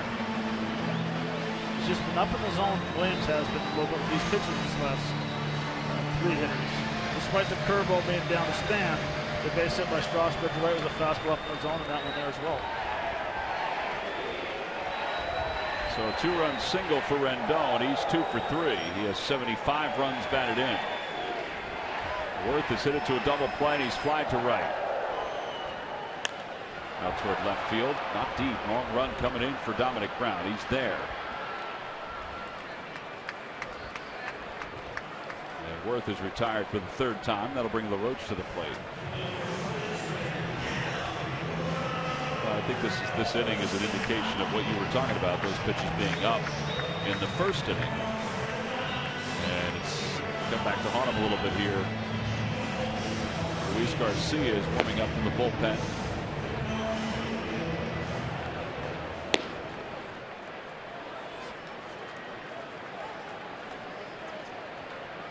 Phillies will be without Mariel Hollins for the rest of the season, as Laroche will be intentionally walked.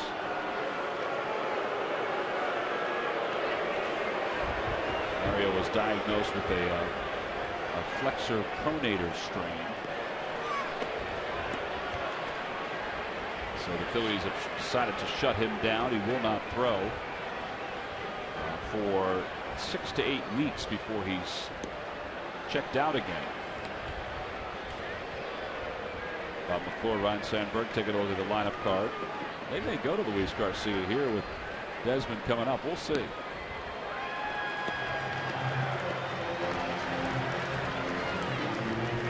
No movement from the dugout just yet.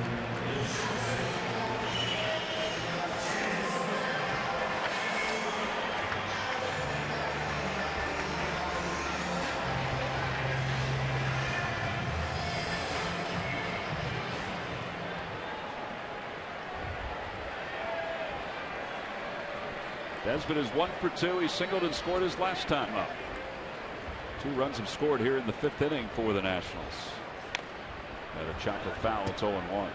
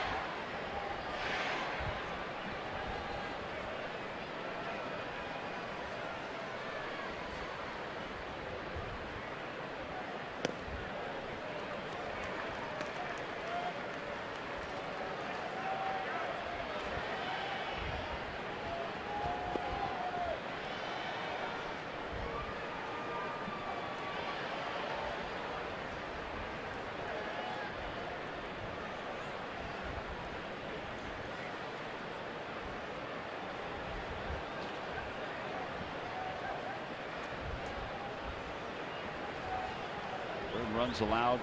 He had allowed 6 through 4 outings coming in. He's allowed 4 tonight. 5 runs overall. Over to third. Franco to second for 1. Over to first. Not in time. Desmond able to beat it. So 5-4 on the put out at second base. Over to third base goes Rendon. 2 outs. A good hustle by Desmond to get up the line.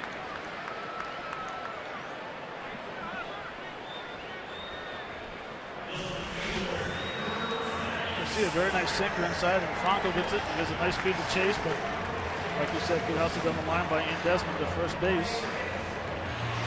The around the horn double play. Yeah, no question that he was safe looking at that replay, so no reason to even come out and talk to Mike Everett. Ryan Sandberg has the lineup card in his hand. He's going to stay with Williams with just the righty warming up in the pen. No lefty. Trying to get through this fifth inning. He has Rendon at third and Desmond at first. Runner goes from first. Pitch is taken for a strike. And it's 0-1. It'll be the 18th stolen base of the year for Desmond.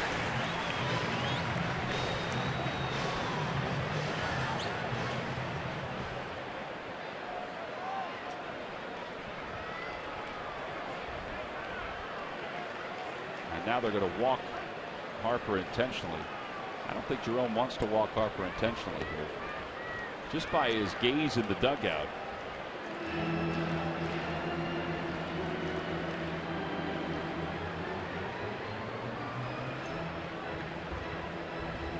They walk Harper intentionally, then you would think they're going to go to Garcia.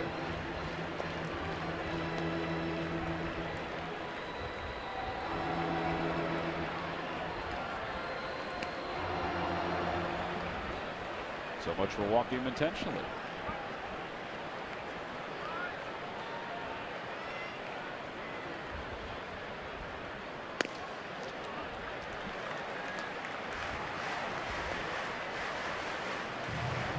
Any thoughts on what just happened there? I don't know. I mean, maybe it was a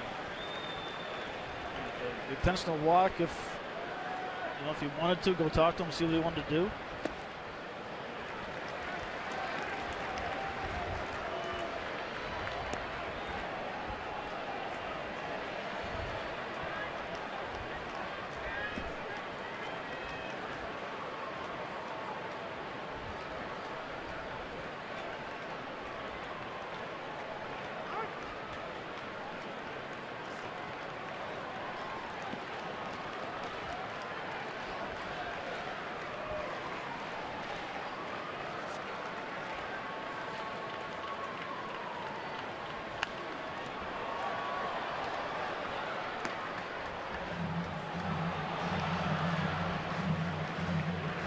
We have a struggling hitter, so to speak.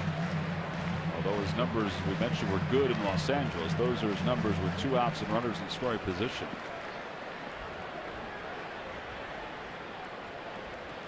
Williams trying to fight his way through this fifth. He's allowed 2 runs. At 5 overall. The 2-2 pitch. And a called strike 3. Got him at the inside part of the plate.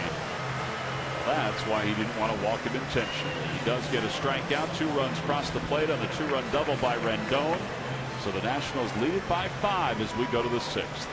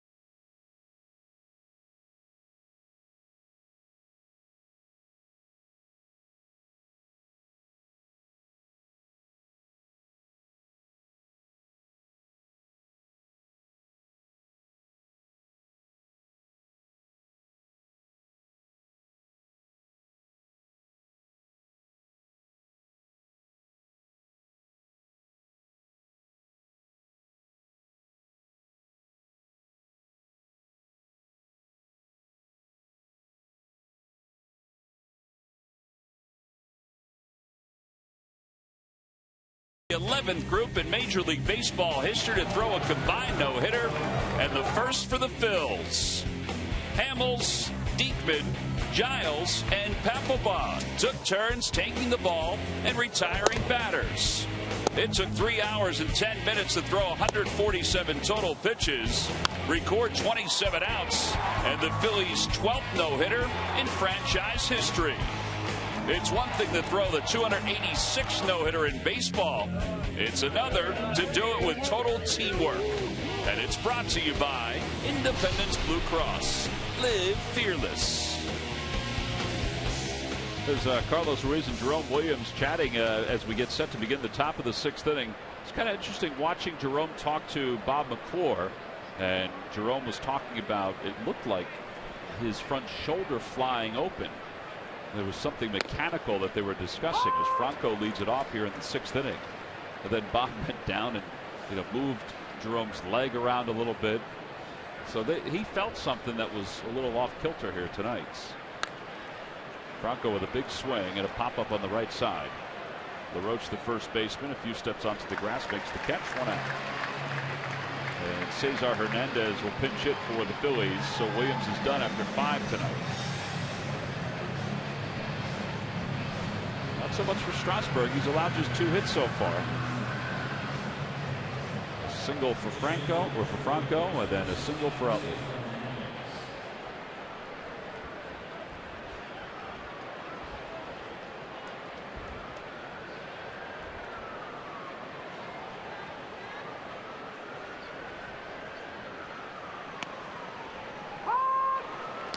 It was kind of interesting to watch Williams pitch tonight and talking about his mechanics. With that left arm of his flying open a little bit, that's the reason why he didn't have that downhill tilt with the fastball, the cutter. And it seemed like a sinker. As you see a nice line drive to center field. His fastball was running more than sinking. And I think that's the reason why he can feel it, and he's a veteran. He knows if he's opening up too early. And he needs everything, I would think, to be perfect. Right. In order for him to be successful.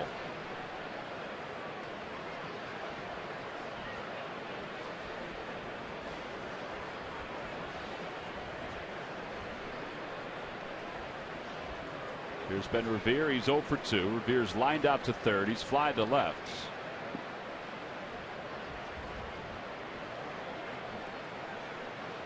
Hernandez leads off first. Phillies only have the 3 hits, counting the single by Hernandez.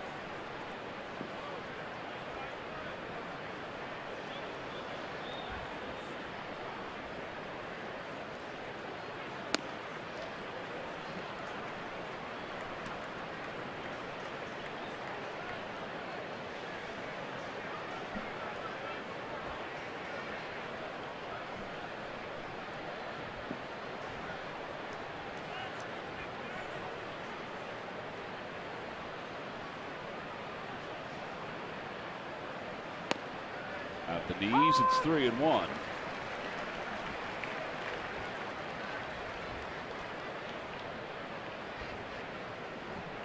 Jimmy Rollins waits on deck.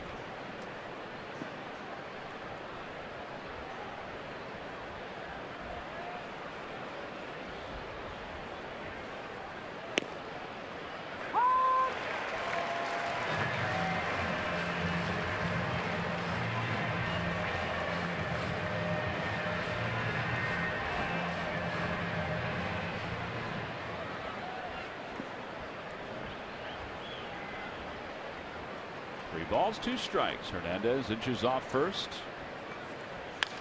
And there's a line drive toward left center field. That's in for a base hit. It's going to go all the way to the wall. Hernandez will score easily. Revere's to second. He'll stop there. It'll be an RBI double, and it's a 5-1 ball game. Now, if you take a look at Ben Revere's hit chart, he is spraying it all over. And he just sprayed that one into the alley in left center field.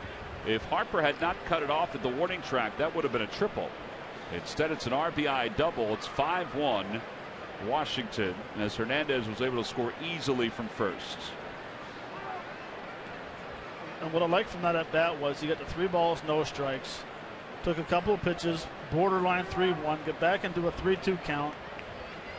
Got a fastball outer half and drove it to left field. So being patient, making him work some more, and making him throw 3 consecutive strikes, he paid for it with an RBI double. Well, now you got another guy in scoring position for Rollins in a 5-1 game. Plenty of time left in this ball game if the Phils can mount some offense against Strasburg.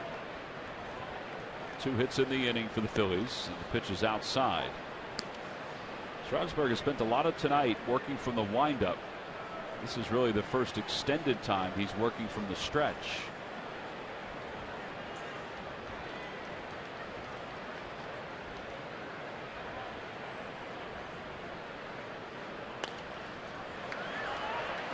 Ramos and Rendon will give it a look. It'll be back about 6 or 7 rows behind the Phillies dugout.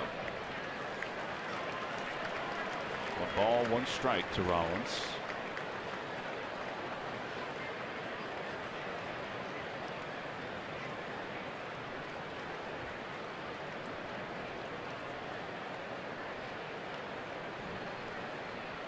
All right, so Harrison and Revere tied at 314.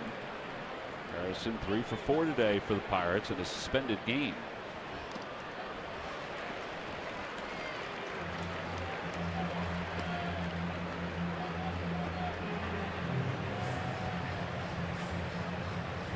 I guess I got to be a little quicker on the updates.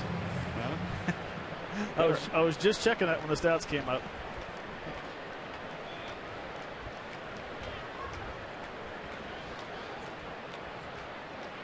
I guess that's what we'll call a rookie mistake for not being quick enough on the stats.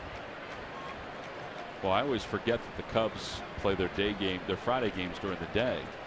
I had forgotten that the Pirates and Cubs already faced each other, and that game was suspended. 2 outs here in the 6th inning. Chase Utley will be the batter. So a strikeout. That's number 4 for Strasburg.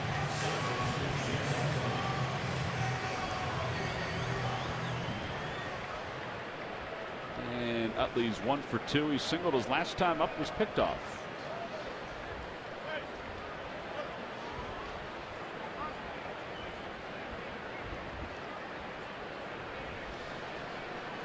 Steve McCaddy is coming out with the trainer, the athletic trainer. Now there was some wincing going on. I thought he was just hot, to be honest with you, from Strasburg.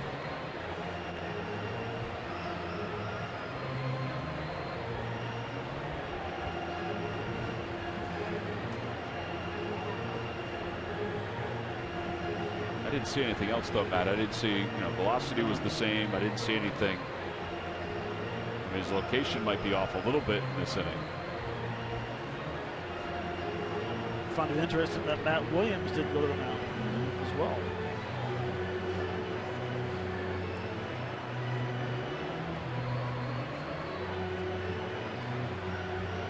Adrian Johnson, the home plate umpire.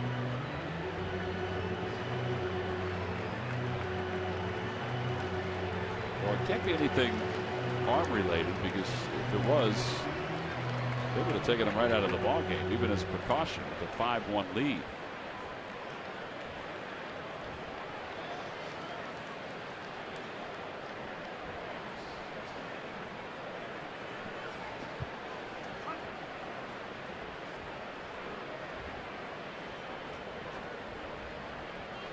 First pitch coming to Utley with a runner at second.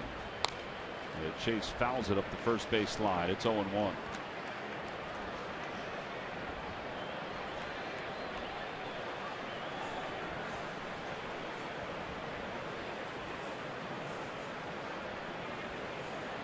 There's a pretty good chance this is going to be his last inning, depending on what it was that they were talking about.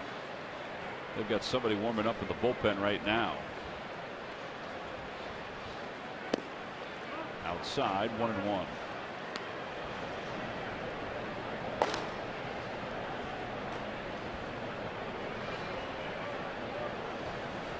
Aaron Barrett is the right-hander who's warming up in the bullpen. They have a lot of guys in their bullpen. And Utley fouls back the 1-1 pitch.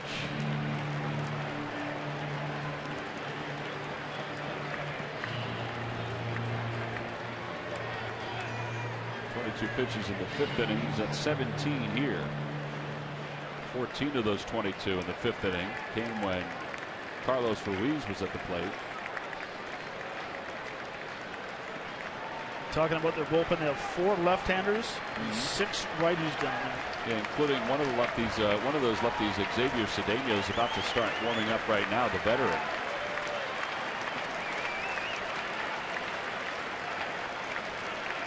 One and 2 to Chase. And he hits it in the air down the left field line. It'll slice back into the crowd. And it remains 1 and 2.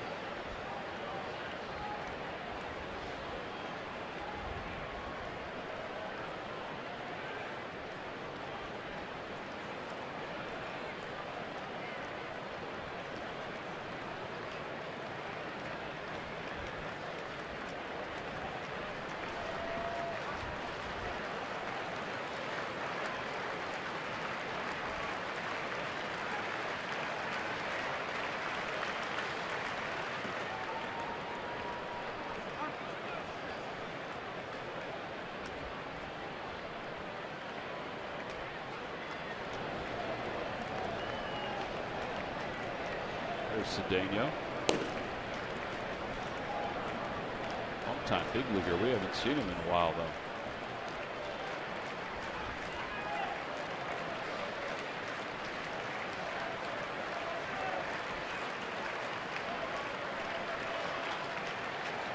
And Utley swings over top of that breaking pitch. Strikeout number 5 for Strasburg. 1 run on 2 hits. 1 man left. Revere in scoring position. On to the bottom of the 6th and into the Phillies bullpen.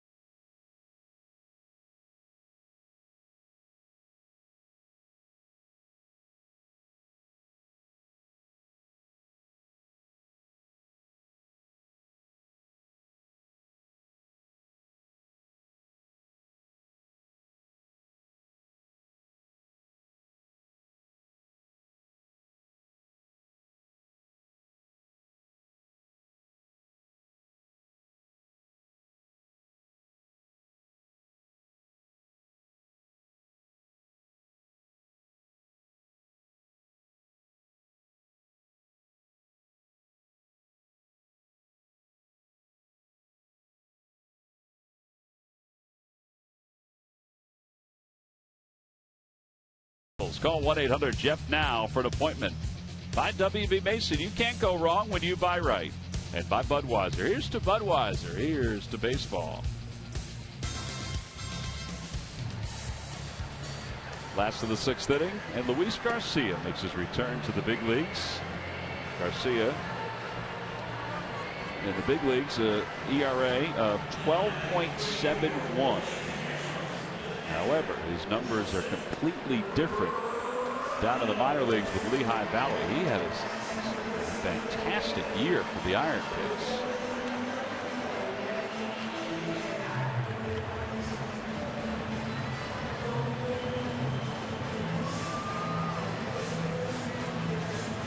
.22 saves in 25 opportunities and a 0.96 ERA for Garcia.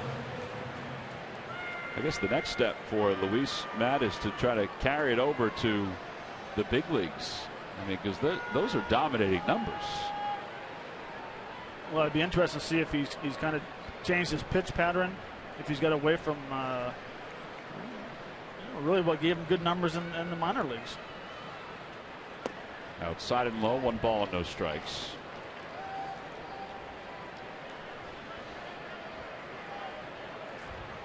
That fastball, that first one, was at 97 miles an hour for Garcia.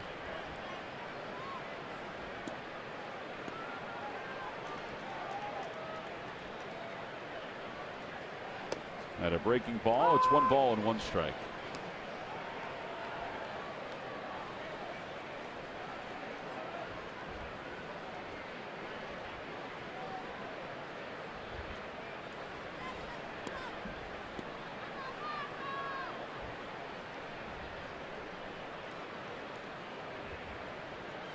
Broke his bat, left side, backhanded by Rollins. He has time and throws out Wilson Ramos. What a way. The most popular way to follow the September pennant races is with MLB.com At Bat, the #1 app for live baseball. Enjoy live look-ins, replay reviews, scores, live radio broadcasts, the MLB.TV game of the day, and much more. Get At Bat for your smartphone or tablet on the App Store or visit Phillies.com. Here's Asdrubal Cabrera. Steven Souza has come out of the on-deck circle to pinch hit for Strasburg. Cabrera is 1 for 2. He singled. He also grounded out.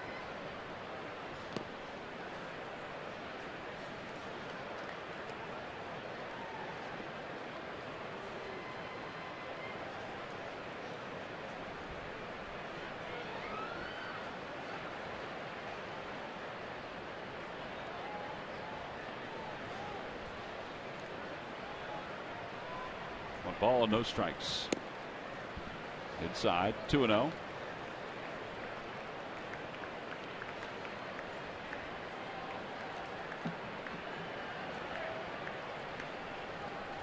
Yeah, that fastball right there, that was, would you say, 3 or 4 miles an hour quicker than what he was when he was up here last time? Yeah. At least 2. And with more movement. 2 balls and 1 strike. Keep talking about all these power arms the Phillies have, how the bullpen is set. He added Miguel Alfredo Gonzalez, who admitted the other day that he was a little nervous, and Garcia, if he can ever figure out his command. That's a tad high, and it's 3-1.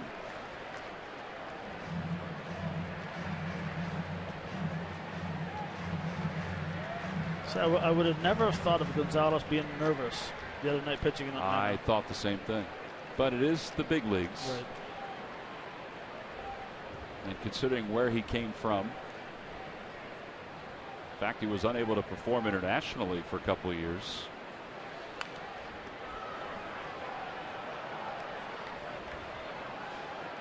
I think it's also going to be interesting to see how Miguel pitches his next time, whatever that is.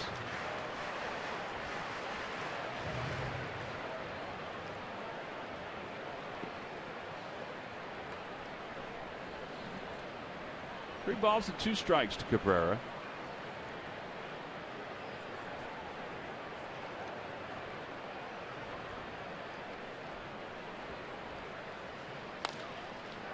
Chase Utley will stay down on this one. And 2 quick outs for Garcia. All right, so here's Souza to pinch hit. Phillies have gotten rid of Strasburg, who went 6 innings tonight. Allowed 4 hits and 1 run. And the Nationals will look for 9 outs from their bullpen.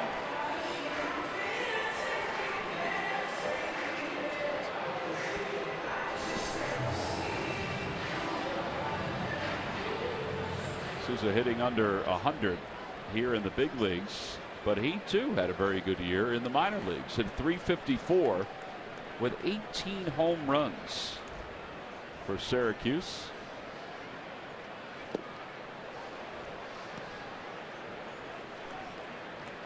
We don't have the numbers in front of us, but there's a pretty good chance that a lot of these guys that have been called up from the minor leagues and are in big league games have faced each other this year alone.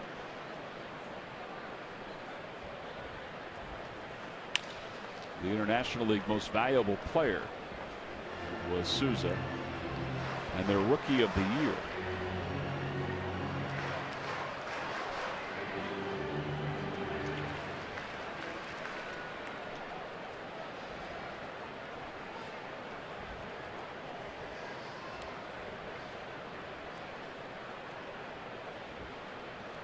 Now the 0-2 pitch. Swing and a miss. He got it with a breaking ball. Boy, a strong inning for Luis Garcia. He retired the Nationals in order. Picked up a strikeout along the way. Time for the 7th. Time for Ryan Howard to start it off when we return.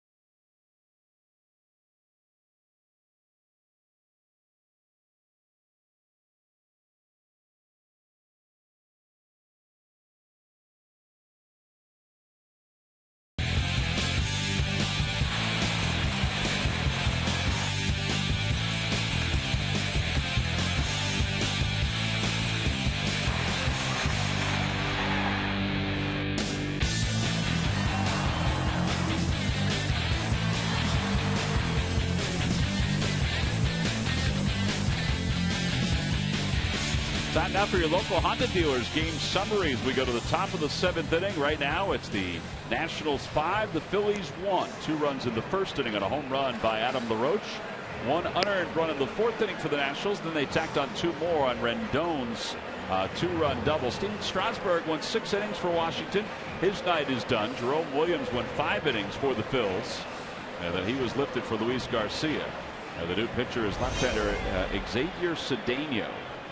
6th ball game up here in the big leagues. He had a solid year in AAA. The 27-year-old from Puerto Rico was 5-1 with a 2.29 ERA in 35 games. He's been with the Nationals now for 2 seasons. He was picked up off waivers by Washington in April of last year out of the Houston Astros organization. And Ryan Howard takes a breaking ball, and it's 0-1. Well, the scouting report on Cedeno as a 5-pitch pitcher. Fastball tops out at 92. Cut fastball, curveball, which we just seen, slider, and a good change to right-handed hitters. He was up pretty much the entire 2012 season with the Houston Astros as a 25-year-old. And an earned run average of 3.77.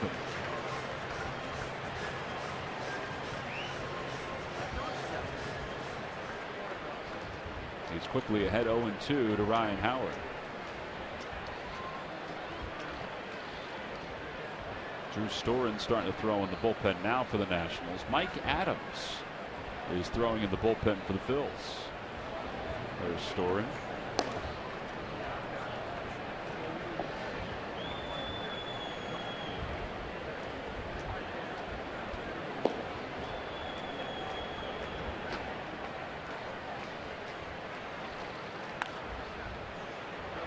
fights it off. It remains 1-2.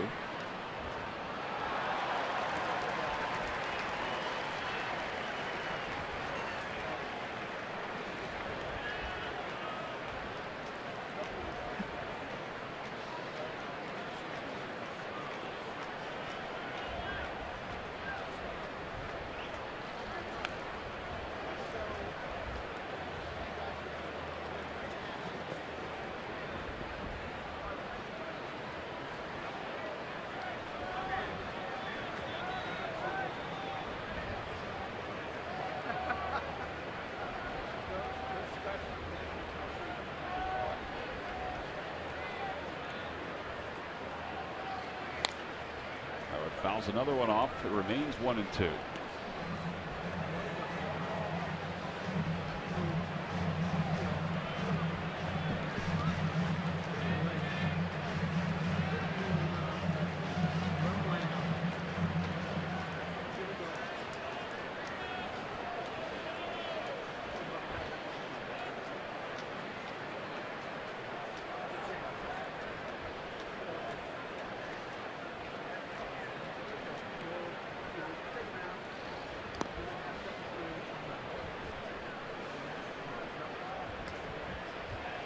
One of the reasons why Washington sits atop the National League East, they've played very well here at home. They're 43-25 at home this year. It's second only to Pittsburgh and St. Louis. Both Pittsburgh and St. Louis are 44-28.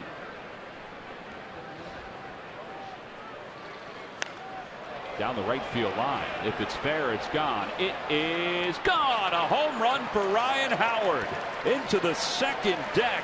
It's now a 5-2 ball game. For Howard, it's his 21st of the year.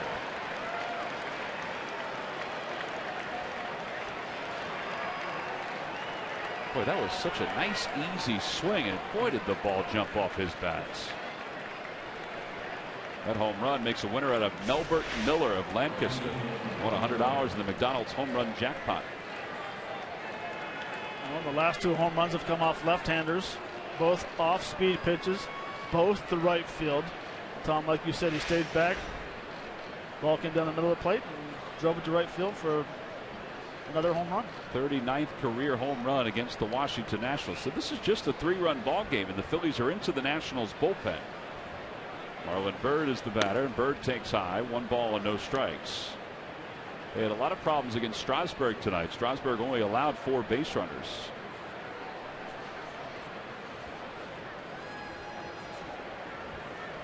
Byrd is 0 for 2. He's flied to right. He struck out.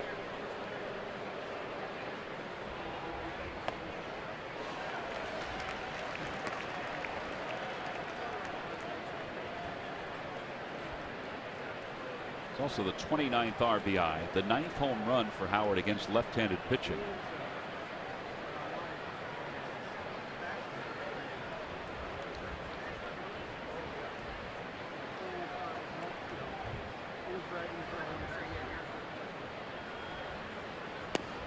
Just off the outside corner. It's 2-1.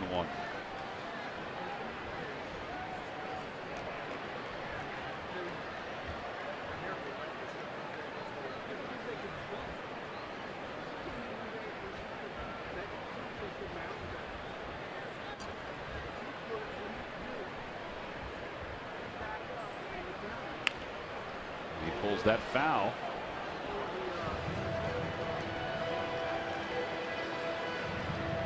Is also the part of the year where managers have these additional players. Some guys they don't know too much about. I mean, here's Cedeno, had such a good year in AAA. You put him in a 5-1 game, now a home run, it's 5-2. He does come back and get a strikeout of Marlon Byrd. So 1 out here in the 7th inning. Phillies baseball is brought to you by Delaware Valley Honda. Visit your local Delaware Valley Honda dealer or shop Honda.com. By Xfinity, your home for the most live sports. And by Toyota, where will Toyota take you? Visit buyatoyota.com to find out. Toyota, let's go places. Along with Matt Stairs and Greg Murphy, I'm Tom McCarthy. We're here in Washington where the Phillies trail at 5-2. And Cedeno delivers low to Dominic Brown after getting a strikeout of Marlon Byrd. And it's 1-0.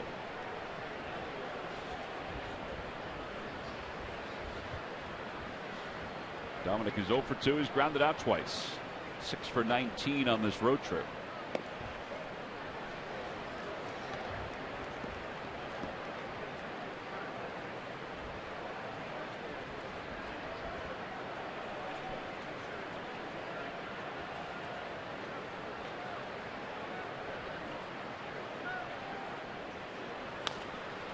Softly to the right side, picked up by Cabrera. 2 outs. All right, time now for our Hyundai defensive plays of the game. We begin with Carlos Ruiz. Carlos Ruiz comes up an absolute strike. A good span trying to steal third base. Good Ryan Howard off Cabrera with a nice diving catch up with his backhand. Gets up for a 3 unassisted. That was the defensive play of the game. Brought to you by Hyundai. Your local Hyundai dealers. Matt Williams is out to take the baseball from Xavier Cedeno. 2 outs here in the 7th inning, and the Nationals will go to the bullpen. Drew Storen will come in to face Carlos Ruiz. A run is in on a home run by Ryan Howard. Lefty on lefty.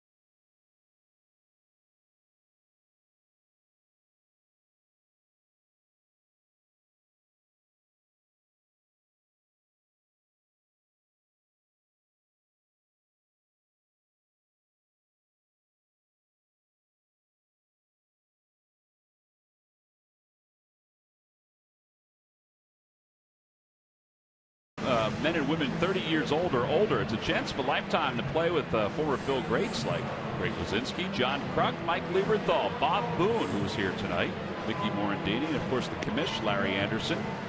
It's in January of 2015, the 21st to the 25th in Clearwater, Florida.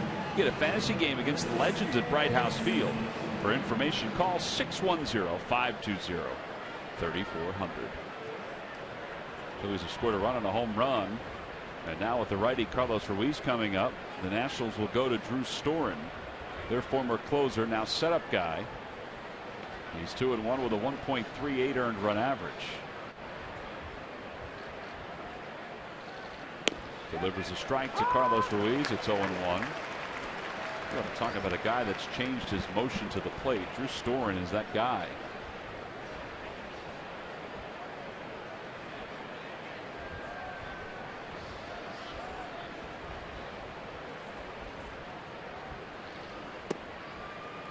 Ball and 1 strike. He never used to have that pause when he come up with his hands up, and he was always a guy that was just that fluid motion. Now he has that little pause trying to throw the timing off, and really he's starting to use his backside a little bit more. That's why he's throwing up to 95 miles an hour. His front foot, a lot like Kimbrel's. He was around before Kimbrel, but his front foot used to be pointed down and was straight as an arrow. See, it's still down, but it looks a lot different. It was out, I should say. It was down and out a little bit more. 2-1 to Ruiz. Carlos rolls over on one to third. Rendon gobbles it up, throws high, but Laroche hangs on to the bag. So after the home run by Ryan Howard, the next three batters are retired, but Howard draws the Phillies closer. A solo home run, is 39th in his career against the Washington Nationals. Time to stretch here at Nationals Park.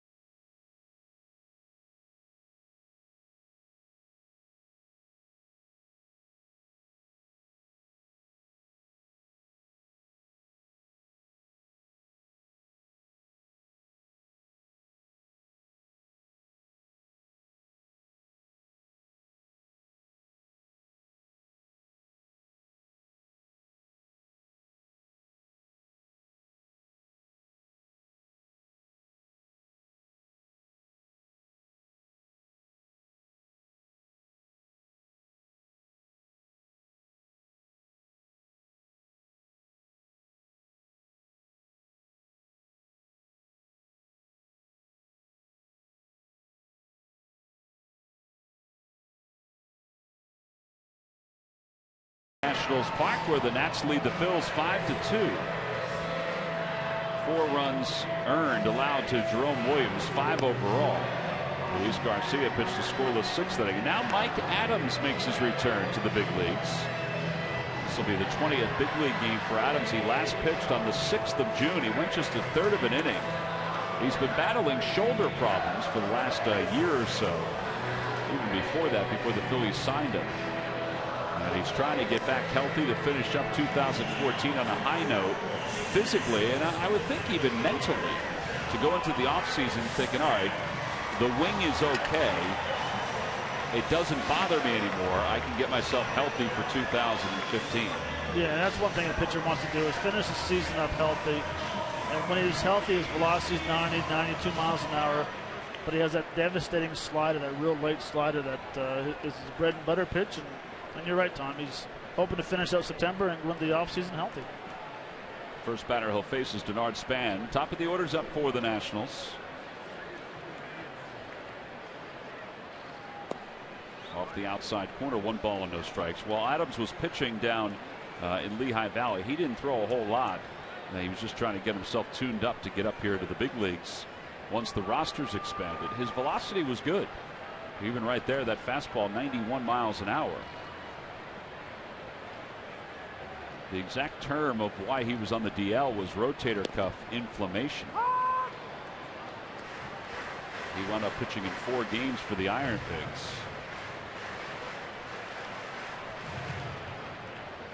I thought when he came back up the day, not the day he was activated, but when he came back up to the Phillies prior to being prior to going down for his rehab assignments, I thought his quotes were pretty telling and pretty honest too. There's that slider. He didn't offer at it. He said, when I signed here 2 years ago, I expected a lot more than what I've done. There probably isn't anyone more disappointed by the situation than myself. I proclaimed it would be a good 3-year deal, and obviously it hasn't worked out that way.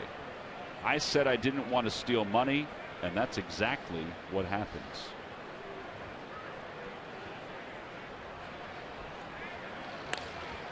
And he rolls one through the hole on the left side. The Phillies shift had Rollins over toward the middle of the diamond. And Span's been aboard 4 times. He's 3 for 3.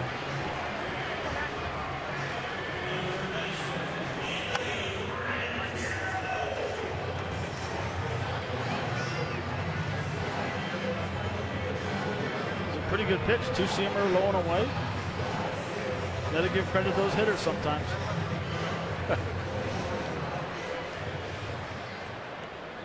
Well, here's a guy that you got to give credit for tonight. He has a 2-run double. He's 2 for 3.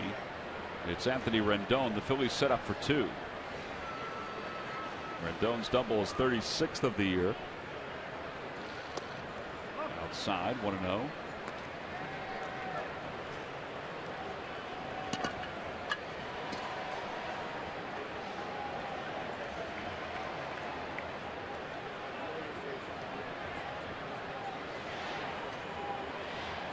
Adams went on to say that day when he was talking about his contract with the Phillies, he said, honestly, I just want to finish my career healthy. And that's why these next few weeks are important for him. He's 36 years old.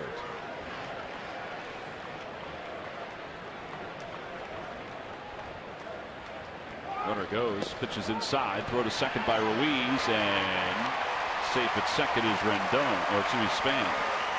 That's his 28th stolen base of the year.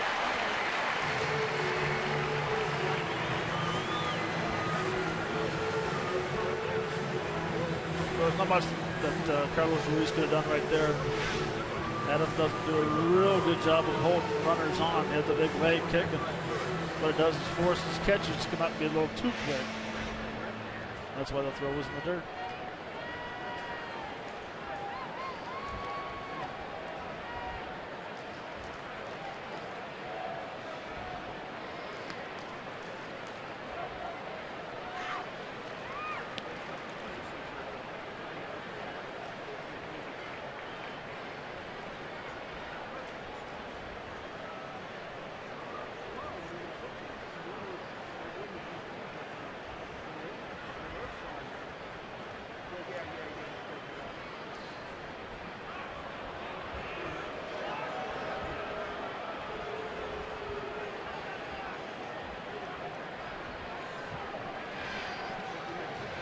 Two balls, no strikes to Rendon with a runner at second.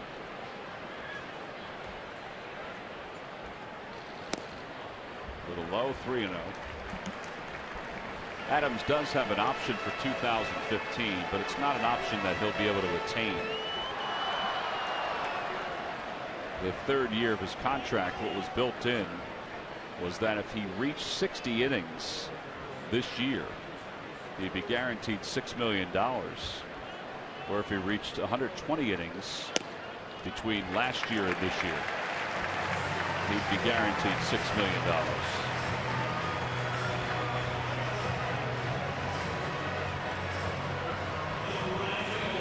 Now Jason Worth is coming up with nobody out here at the bottom of the 7th. These are important outs right now. I think they're going to have to get somebody up soon. I mean, you only have a 3-run deficit at this point. What do you think, Matt? Are they stirring out there a little bit? I would think so. I mean, he hasn't pitched in a while, on a consistent basis in the big leagues. And like I said, it's only a 3-run deficit. All right, so it looks like Cesar Jimenez is going to get his glove and start to loosen up.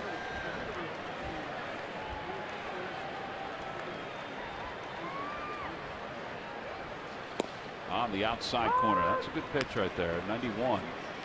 And it's 0-1.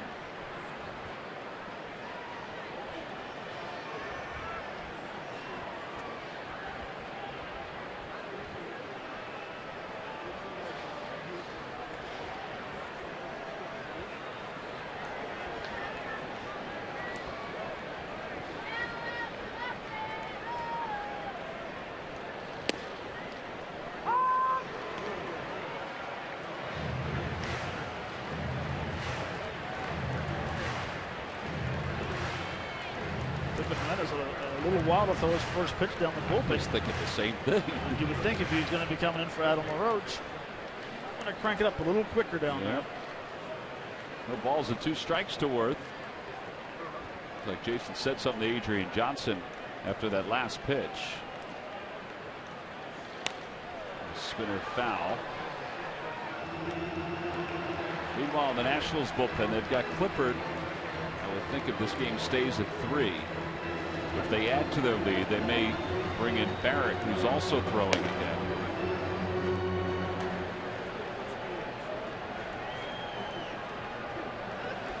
No balls and 2 strikes.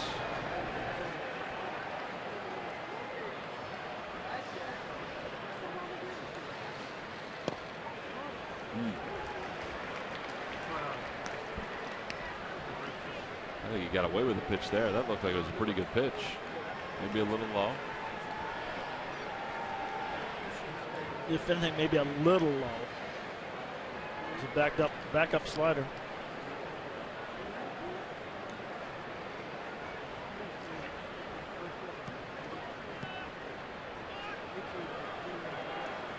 Well, you figure Adams had to do that. Span was getting a pretty good sized lead off second.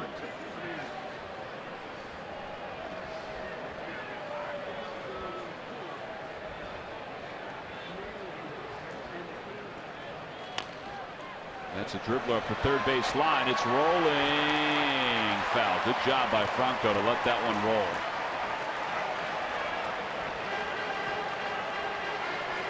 The grass here at Nationals Park is well maintained on the infield. Well, there was a moment where I thought, Matt, that was going to stay fair. But then when it hit off that lip, that's when it picked up speed a little bit.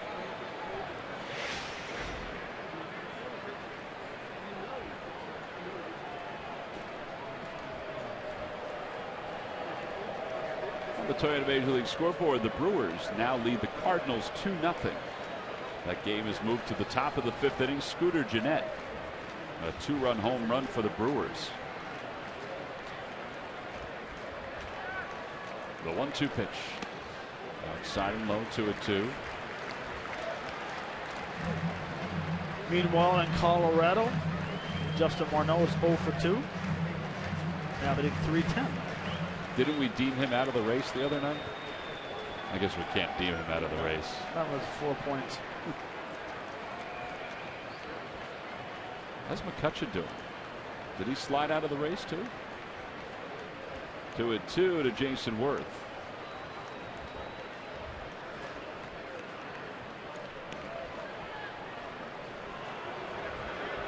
McCutcheon's at 303. He slid out of the race.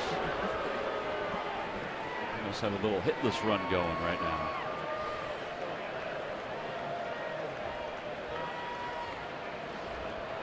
He was 1 for 2 today in a suspended game in Chicago. 2-2 here to Worth.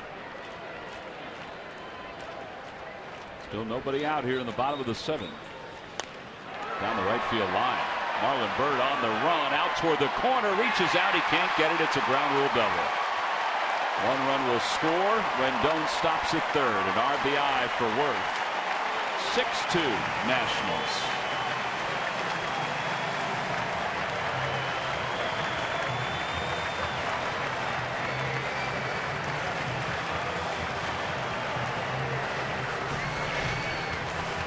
This ball keeps on slicing away from Marlon Byrd, and just out of the reach of him, he's on the right field corner.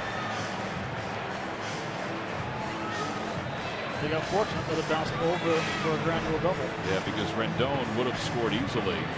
He was right on the heels of Denard Span, who had held up between second and third. So Ryan Sandberg's out. Mike Adams' evening is complete. The 2 runners in scoring position are his responsibility.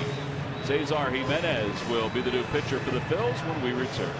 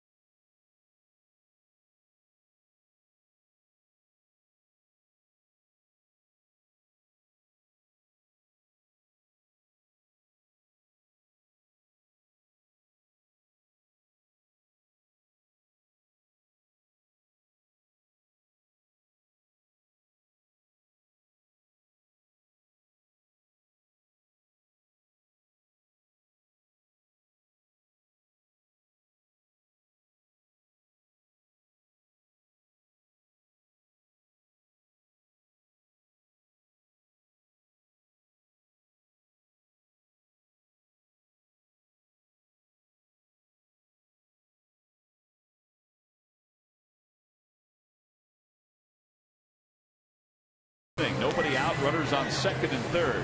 Nationals just picked up their 11th hit of the night.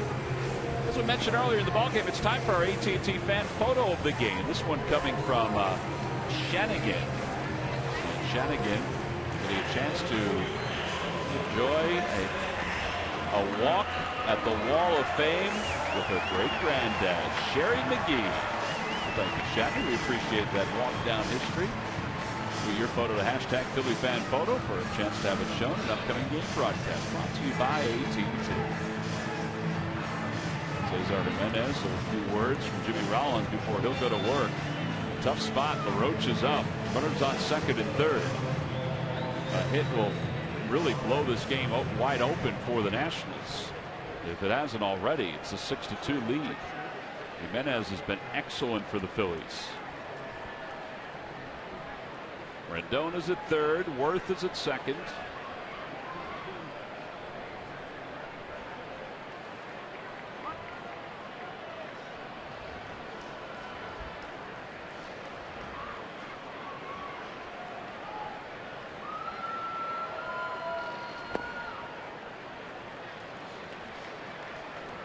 I know Ryan Sandberg wanted to get Mike Adams into a ball game just to kind of shake the rust off. I think the velocity was good. The command wasn't exactly where it wanted to be, where he wanted it to be.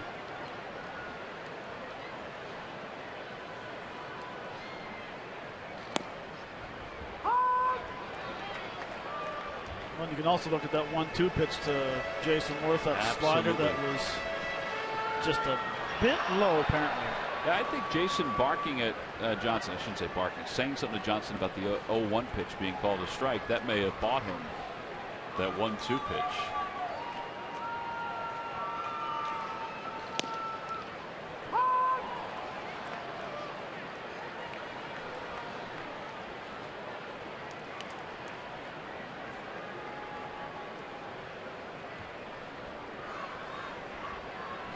I thought Laroche might have turned around and barked at the umpire in that situation in the last 2 pitches. 1 ball and 2 strikes. Fly ball, right center field. That'll be deep enough to score Rendon. Revere is under it. Worth's tagging from second. Worth will go to third. Rendon will cross the plate. It's 7-2 Nationals. 3 RBIs tonight for Adam Laroche.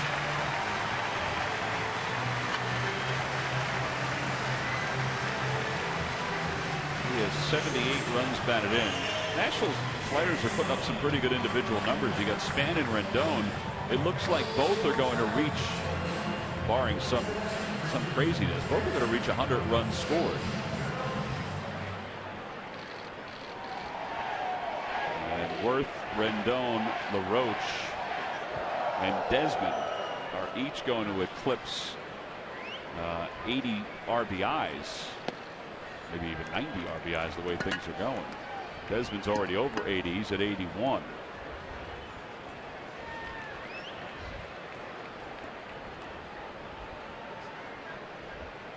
One ball and no strikes to Desmond. And now 2-0.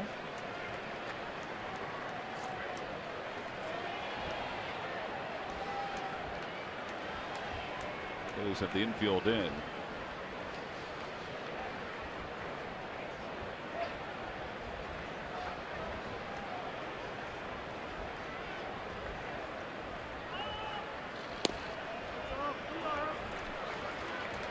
Well, the 2 runs scored tonight, but Rendon would tie him with Hunter Pence at 100.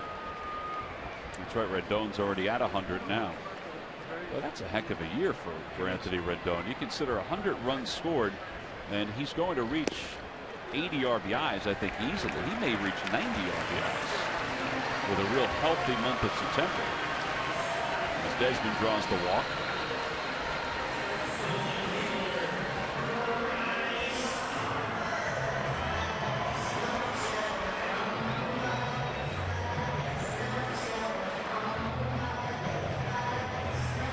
Now Bryce Harper's coming up. Harper's 1 for 3, 2 strikeouts.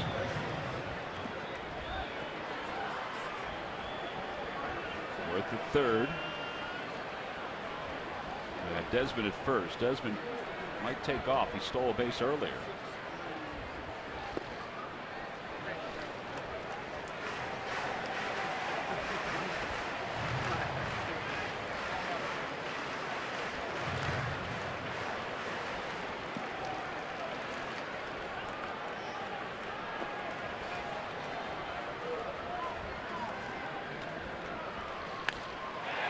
To left field. Dominic Brown getting behind it, makes the catch. Worth tagging. The throw to the plate.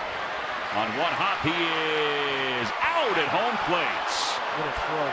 Dynamite throw by Dominic Brown. And Matt Williams is saying, whoop, hold on, everybody. Let's keep that defense on the field. A dynamite one-hop throw by Brown.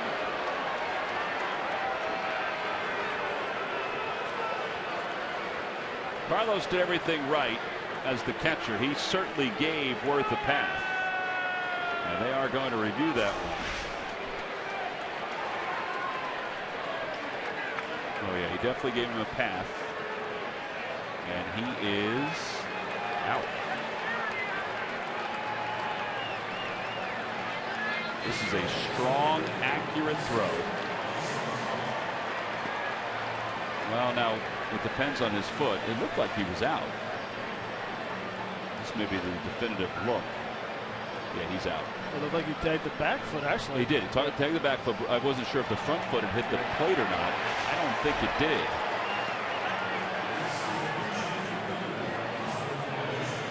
Ruiz is walking off the field. Utley's walking off the field. Jimenez is walking off the field. They wanted to walk off. And now they're being told to go back on the field. The best is you have fans. The guy right there safe. He just wants them to know that he thinks he's safe. If New York doesn't work out, then they're going to go to the crowd and ask the guy in the front row. It's Mike Everett to your left. He is the crew chief. Adrian Johnson behind the plate. He's the one that made the call. And here we go. He is out. So that'll do it for the Nationals here in the seventh, but they do get a couple of runs. An excellent throw by Dominic Brown to record the double play to nail Jason Worth. The call stands. We'll go to the eighth.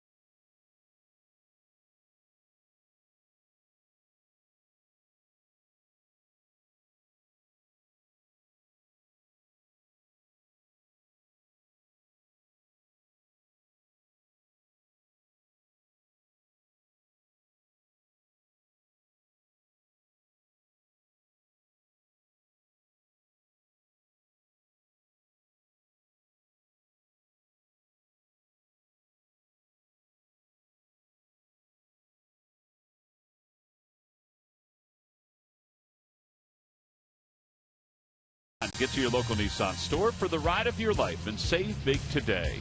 By AT&T, mobilizing your world. And by Chevrolet. Visit your local dealer at ChevyDealer.com. Top of the eighth inning. Some changes for the Nationals. They lead it by 5. We're at 7-2. With the Phils getting set to bat. Tyler Moore will take over at first base for Washington. And Aaron Barrett is the new pitcher for the Nationals.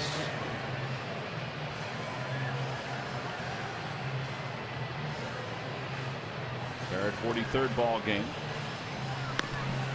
3-0 with a 3.15 earned run average.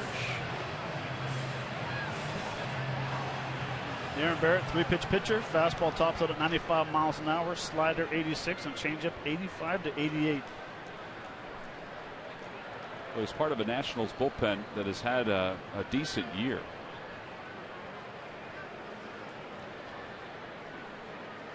And Franco will lead things off for the Phillies.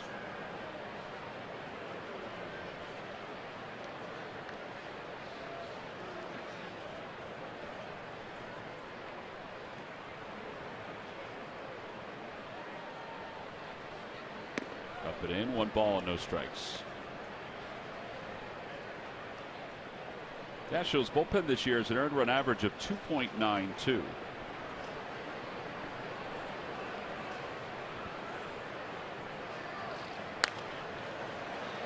Down the right field line, that'll find the seats. It's 1 ball and 1 strike.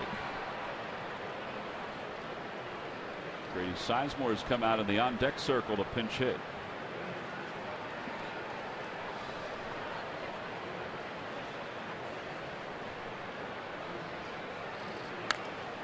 Off the hands, out toward right center, and Cabrera makes the catch. So Franco is 1 for 3. Grady Sizemore will pinch in. It's time for the Major League Notebook. Murph? All right, thanks, Tom. Brought to you by Gwynedd Mercy University. And some changes around baseball to note. The first in Arizona, where their general manager, the Diamondbacks general manager, Kevin Towers, has been fired. He has been offered another job within the organization. The move was made by Chief Baseball Officer Tony La Russa, one of his first major moves since taking over that position. He has said that the process to hire a new general manager will start almost immediately. And in Texas, a sad story down in Texas. Ron Washington, the manager there, has stepped down for personal reasons. One of the most successful managers in their history. He's had some personal problems in the past. Now, they are saying that, he has had some substance abuse problems. They're telling the media that that is not the case in this instance. However, they don't want to elaborate on what those personal problems may be. Tim Bogar is taking over. The bench coach is taking over for Washington right now, but he has stepped down, and it's effective immediately in Texas, guys. A lot of success for Ron Washington. A lot of success. I mean, Texas really hadn't done anything until he took over. They had some good seasons in past years, but nothing like this. Sizemore takes a strike. It's 2-1. Matt, you played under Ron Washington when he was a coach with the Oakland A's. Yeah, he was our third base coach. He just brought energy every day. Didn't matter what time the game was, the situation. Very positive, a lot of energy, and just an all-around great baseball guy. Yeah, there were different reports that came out saying that this had nothing to, as Murph said, that this had nothing to do with substance abuse issues. Unfortunately, that's where everybody went when the announcement was made. Now, they've had a rough year. I think a lot of folks thought that he would stick around after this season because of all the injuries they've sustained. Check swing over to third and under the glove of Rendon, and Sizemore will make his way to second. That'll be an error charge to Rendon, his 13th of the year.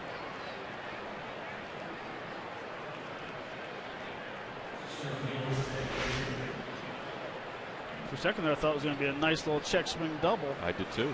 But Rendon got over there and kind of sat back a little bit, and the ball got past him for a E5.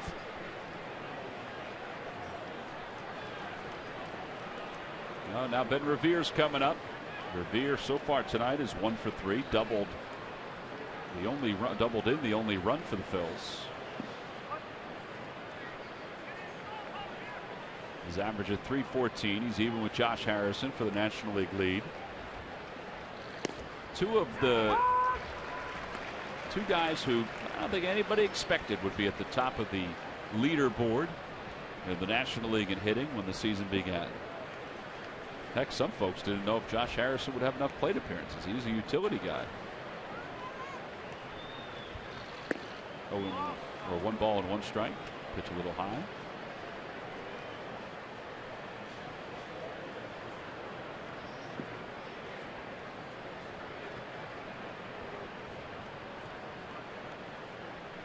Revere's got 6 RBIs this week. Heck, he's had months this year where he hasn't had 6 RBIs.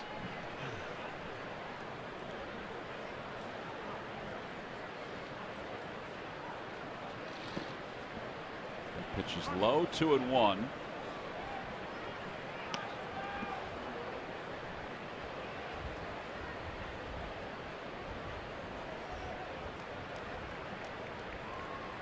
Thornton warming up in the bullpen for the Nationals.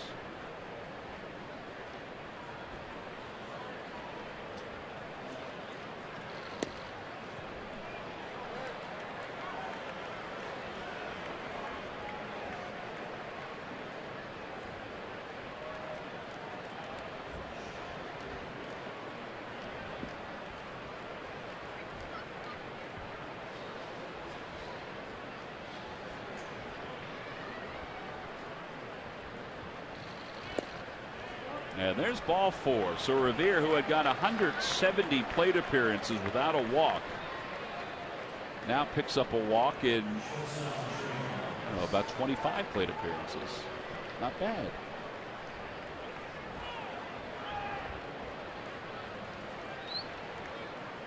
Final game of the regular season, Sunday, September 28th against the Atlanta Braves, is Fan Appreciation Day. All fans receive a Citizens Bank Park Fathead featuring the 2015 Phillies schedule.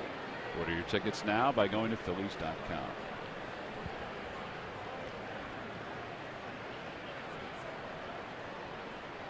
Here's Rollins. He takes strike 1. It's 0-1.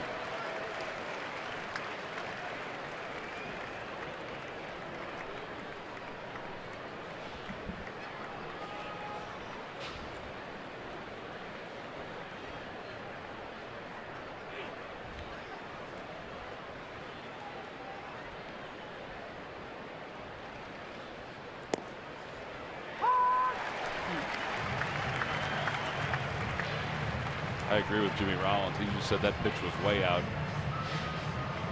That pitch looked like it was way out. We look right over top of the plate here at Nationals Park. No balls and 2 strikes to Rollins. Grounded foul off the front of the Nationals dugout.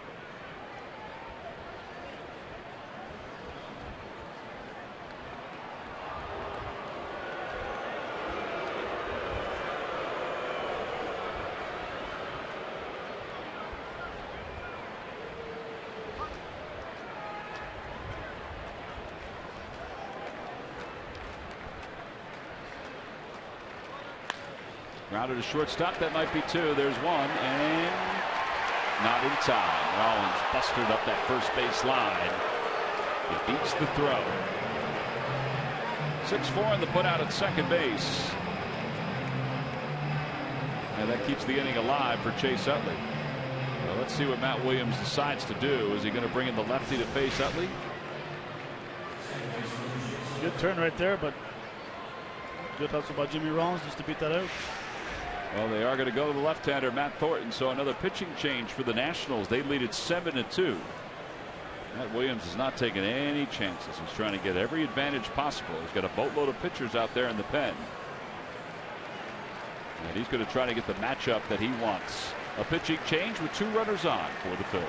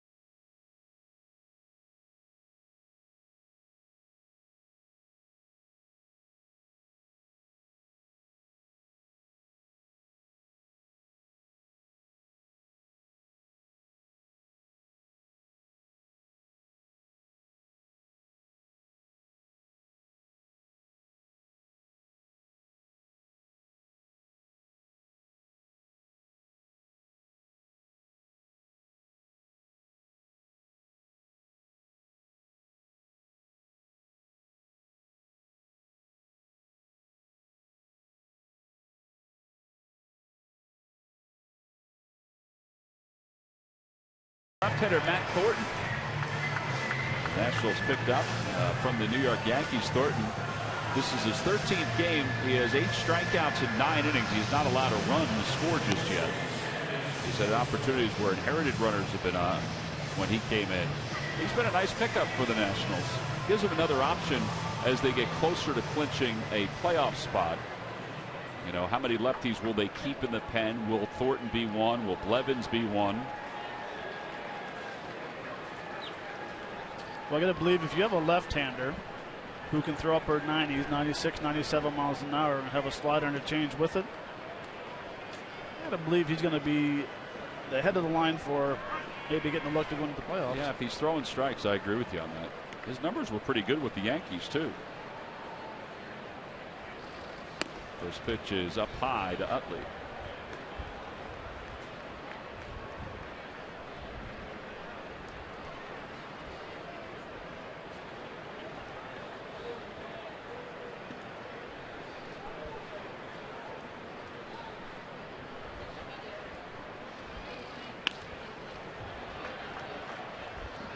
A ball and 1 strike.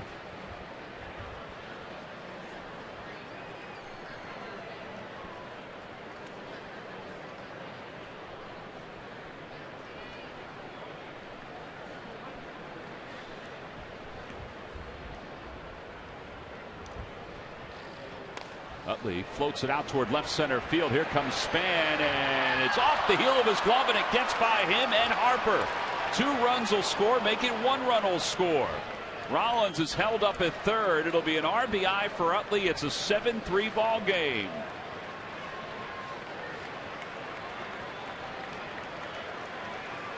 Well, they're going to score that a double and an RBI for Chase Utley.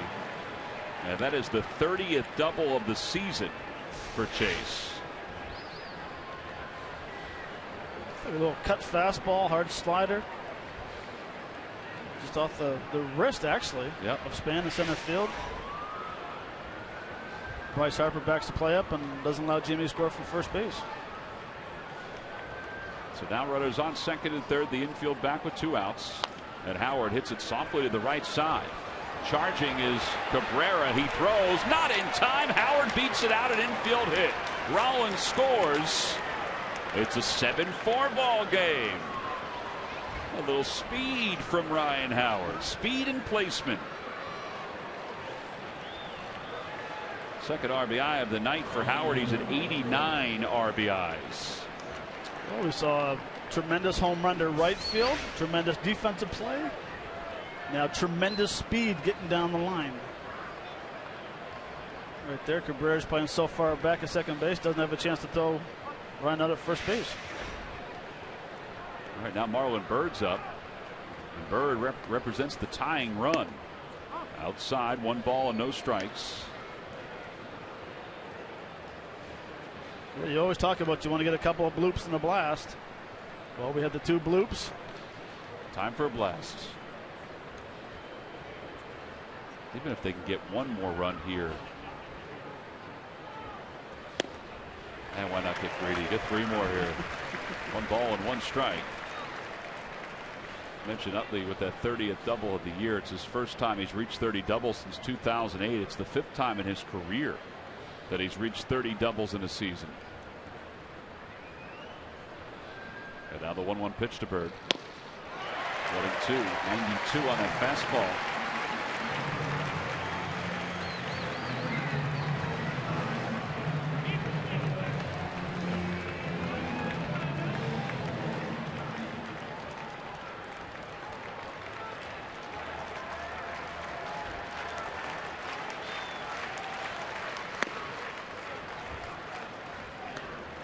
Showing a lot of confidence in Thornton here, not matching up with another right-hander. Even with all the lefties they have in their bullpen, they still have Detweiler available as a left-hander. And Blevins. 2 balls and 2 strikes. Out toward right center field. Worth on the run. At the track, has room, makes the catch. Well, crowd of 27,437. Some had their heart rate jump just a little bit on that ball off the bat of Marlon Byrd. But Ryan Howard's infield RBI single, Chase Utley's double, has made it a 7-4 game.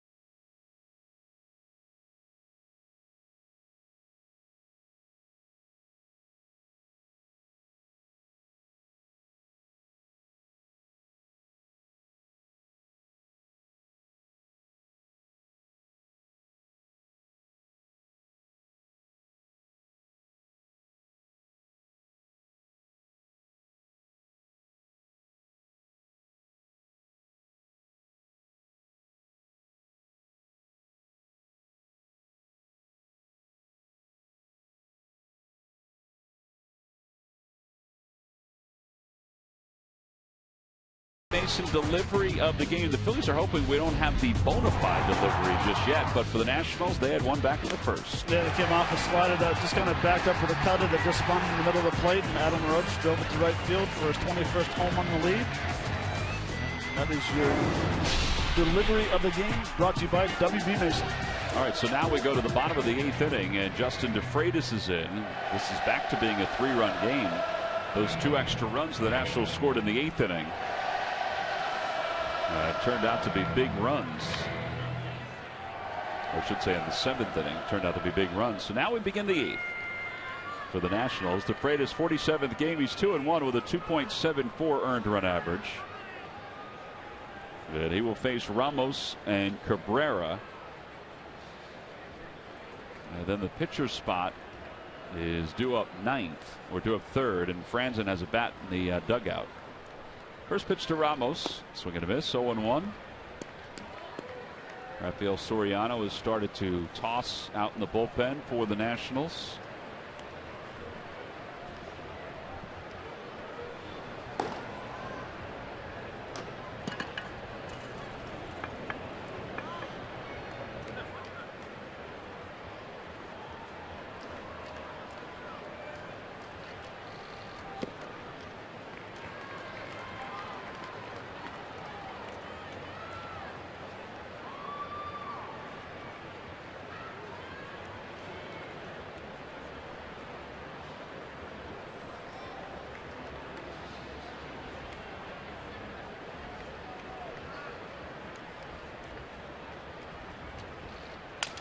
Broke his bat. Franco has time, and he recognized it. Every time the Phillies pitchers retire, the opposition 1-2-3. Comcast will make a contribution to Phillies charities. Phillies baseball is brought to you by Xfinity, your home for the most live sports. One out for his Drupal Cabrera. That was great recognition by Franco. He started to charge, and all of a sudden he realized, wait a minute, I've got time, because it's Ramos that's running up the line. Yeah, he didn't panic. For a young player, sometimes they want to come in and charge and get that play in the hop, but stayed back, and it shows a very strong arm thrown across first base and an accurate one. Here's Cabrera. Nate Scherholtz is out of the on-deck circle, so it looks like he'll pinch hit, not Franzen. 0-1. Murph, one of the things that Ryan Sandberg said today when talking about Franco was his defense. That, you know, he knew it from watching him in spring training, but he said he watched a little infield work and then watched the game the other day and was impressed with that arm that Matt was just talking about. You're right, Tom. I mean, it's something that we've heard time and time again against about Franco ever since his name started getting introduced into the conversation. As Cabrera hits that one straight up the middle for a base hit. It's that he's got very soft hands. He's very calm and collected down there at third base. A solid defensive third baseman is what you read about him all the time. And I think you're right. Rhino mentioned it today. His arm is very impressive. You know, he's able to collect himself and then fire a bullet across the diamond, and that's certainly a good trait to have for a third baseman. So they're very excited about the possibility of him playing defensively down there at third base. And if he does get some time to play over at first base too. Well, here's Scherholtz. Scherholtz will pinch hit with a runner at first. Scherholtz with just a 187 average between the Nationals and the Cubs. That's where he was before this. In the dirt, 1 ball and no strikes.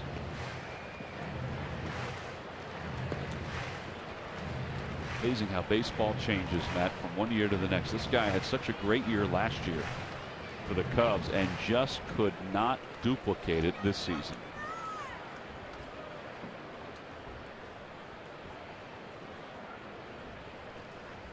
Shows how fine the line is for a lot of guys.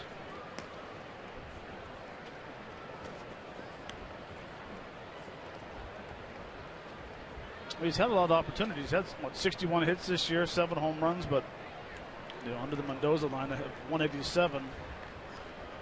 That's why you can never figure baseball out.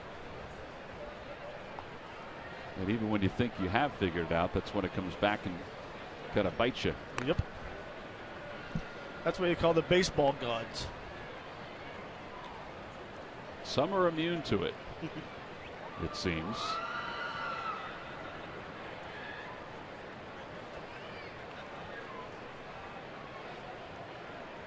Ryan Sandberg, once he got up to the Cubs, started playing every day, there was no looking back. The gods were on his side.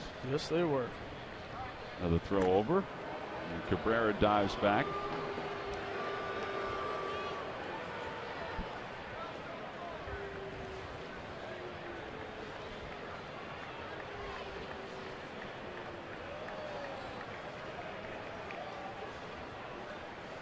I mean, Nate Scherholtz is their only natural left-handed hitter off the bench. Danny Espinosa is a switch hitter. Yeah, that's why when you think about postseason rosters, you project that he has a good chance of making the postseason roster.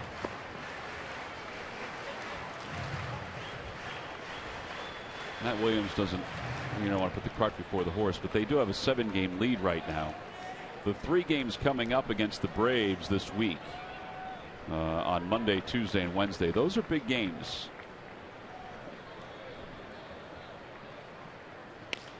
Opposite way foul, and it's 1-2.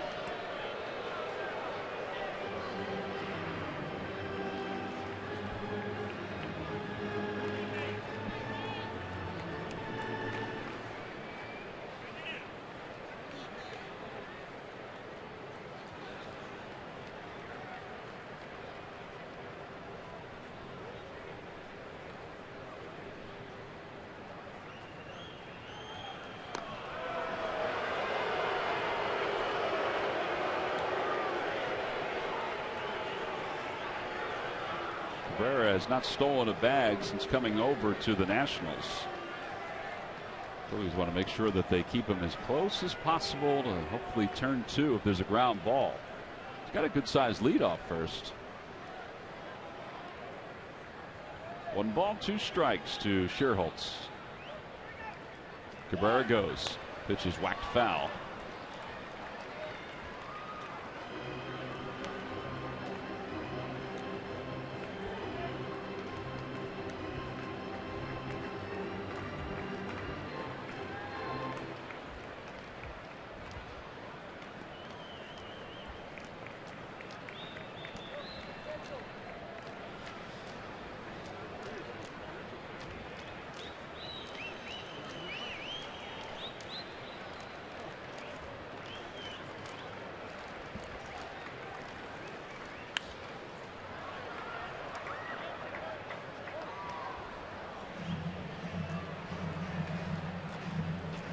Sunday, before the Eagles kick off the season, Brian Westbrook breaks down the plan of attack against the Jaguars on Eagles pregame live on Comcast Sportsnet. NFL season opened up last night. Seattle Seahawks, the defending Super Bowl champs, overpowered the Green Bay Packers. 1 ball and 2 strikes to Sherholtz. And now 2-2.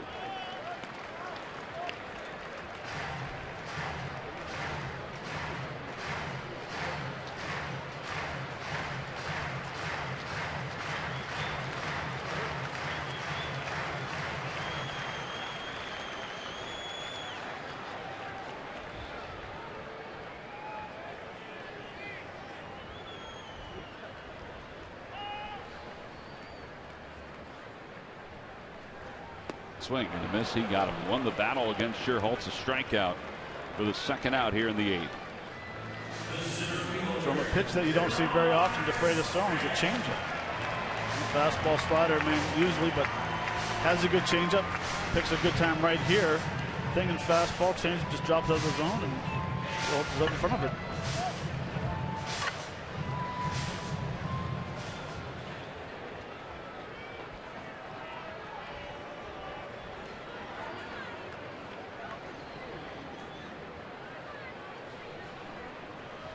Now Denard Span. Span has been on base 4 times tonight. He has scored a couple runs too. Runner goes. Pitch is taken outside. Throw to second base is off the glove of Rollins. So Cabrera is safe at second base.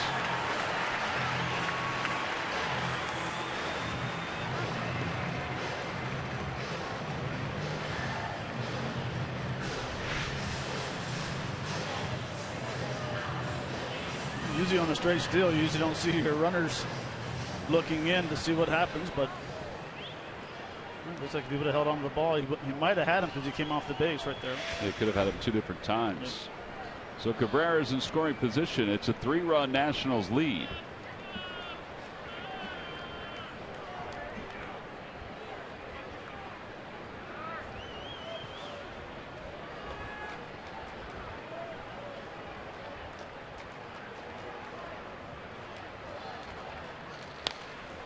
Popped him up. Over to the right side. Ryan Howard is on the infield grass. Phillies will have one more chance as we go to the 9th inning. No runs, 1 hit, and 1 man left. Dominic Brown will lead things off for the Phils. They're down by 3. We're back with the 9th.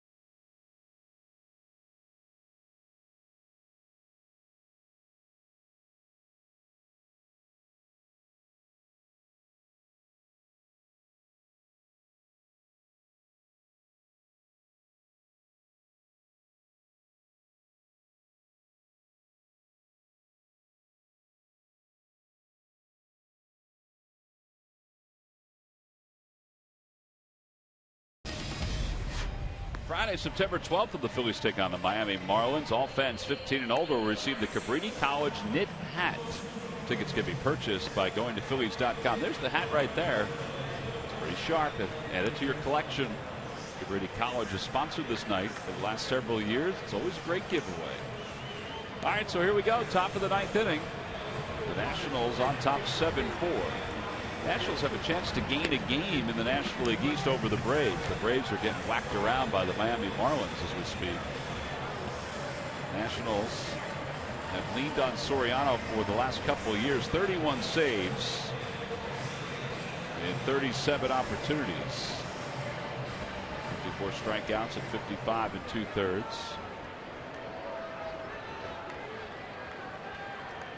Is he lights out? No, by no stretch of the imagination is he lights out, but he's been pretty durable.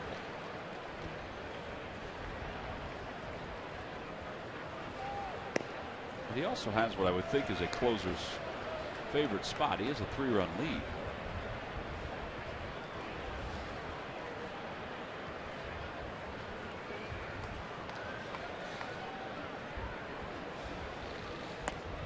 On the inside corner, 1 ball and 1 strike.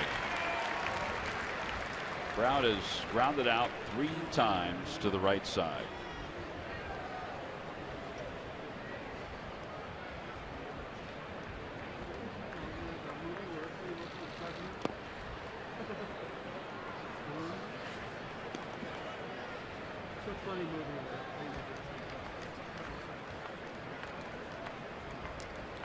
Soriano's usually a guy that comes in throwing mid-90s.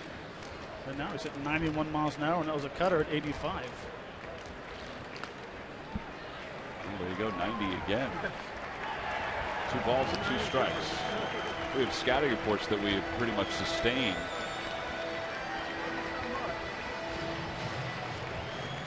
throughout the year, and the one on Soriano is the one Matt's just giving that's been updated as the year's gone on. Now the 2-2 pitch to Brown. Off the hands, a looper back towards center. Base hit for Dominic Brown. So a leadoff single here in the 9th inning. One more base runner to bring the tying run to the plate. Here's Carlos Ruiz.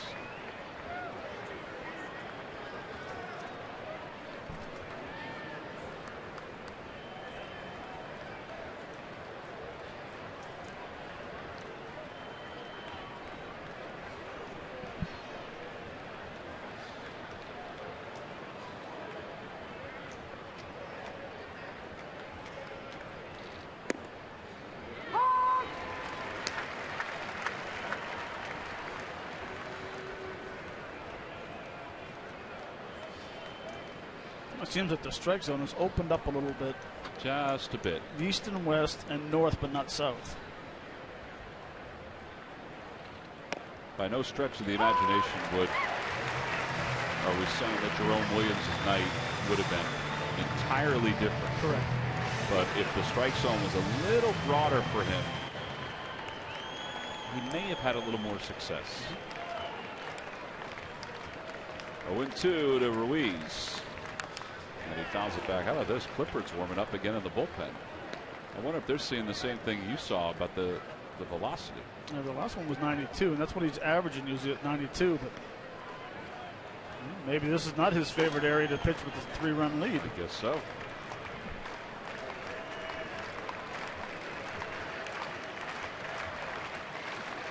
In the air to left field. That's well hit. Harper's going back. It is off the flower bed. It's a home run. A 2-run shot for Carlos Ruiz. It's a 7-6 ball game. Carlos has tightened it up a little bit here. His 6th home run of the season. You saw some petals being knocked off those flowers. The third base umpire, Chad Fairchild, went out and saw that ball slipped over the wall and then came back. Harper had kind of given up on it. So we've got a 1-run game. It's a hanging slider, and right in there is where the ball landed. Yeah, there's the fence that is right behind the flowers. That's where it shot off. Matt Williams just told Ramos to go out and have a little chat. So maybe they're trying to get some more time for Clipper down the bullpen to get loose. Well, maybe he didn't like the 3-run lead, as you said. Now he's got a 1-run lead. Steve McCaddy's going to the phone.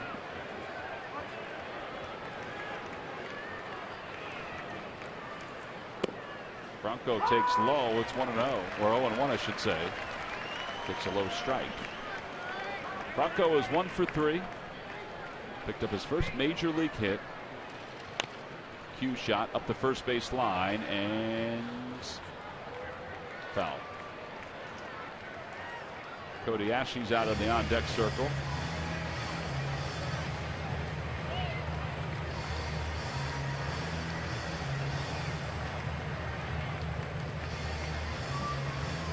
That home run by Ruiz, that's not a cheap shot either. It's pretty good distance here to left center field.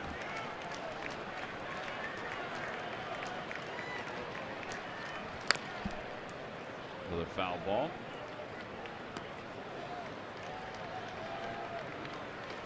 Giles is starting to throw in the pen for the Phils.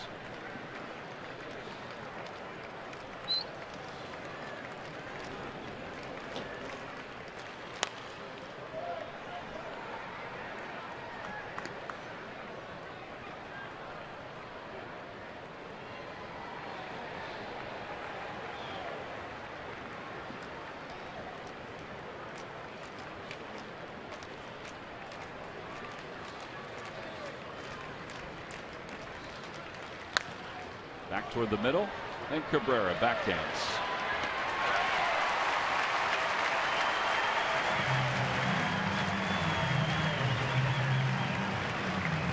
One away for Cody Ashley.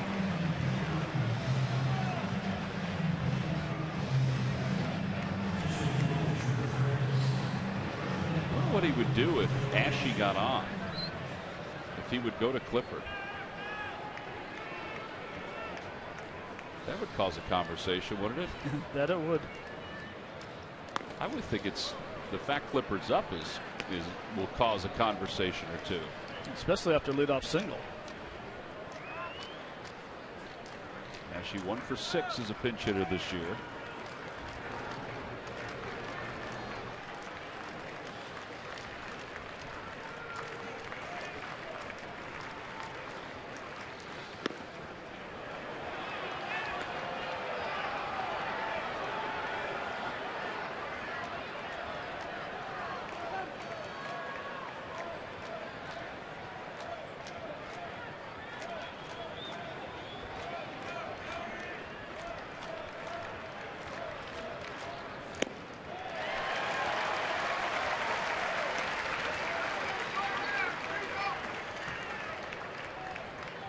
Throw that one again, we're going to have a tie ball game.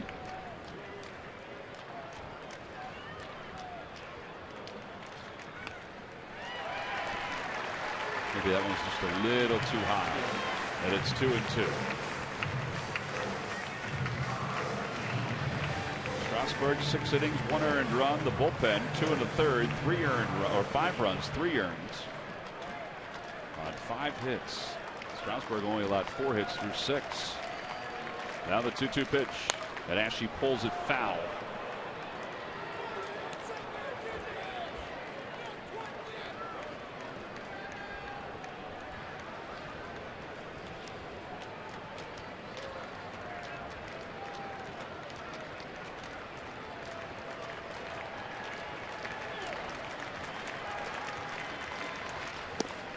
Got it with a breaking pitch.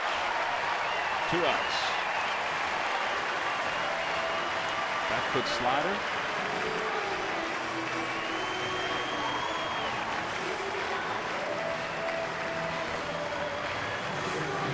Well, he's down to their final out. It's Ben Revere's coming up.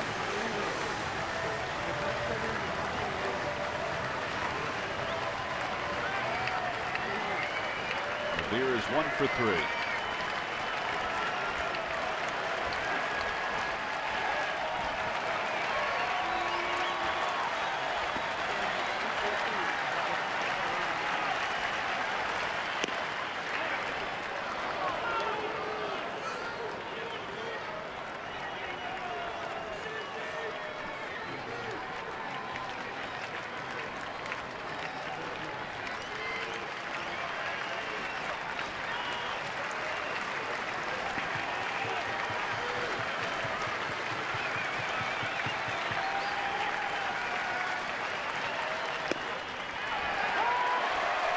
One was taken all the way, taken a strike. It's 1-1.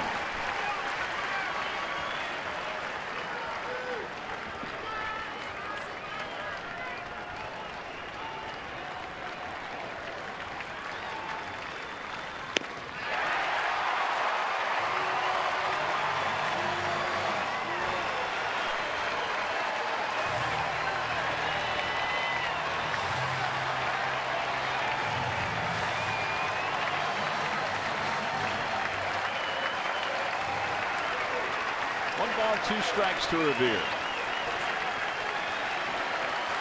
Couple practice swings and the pitch from Soriano. That'll be sliced out of play on the left field line.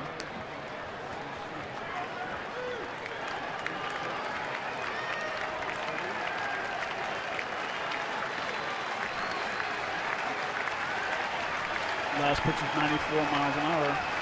So maybe he does wake up when it's a closer ball game. Maybe. It's a closer game because of Ruiz's two-run home run.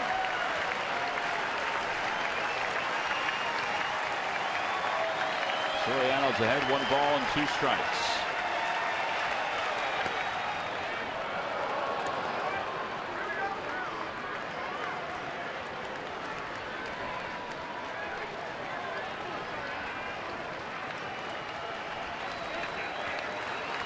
He's 26 pitches this inning.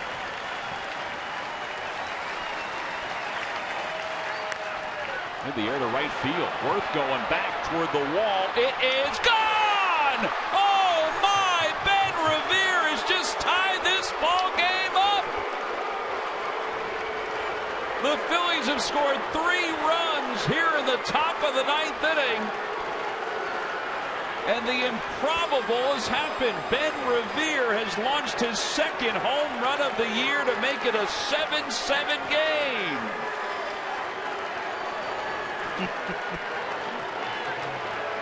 Those handshakes going in the dugout are a lot harder than usual. That is remarkable.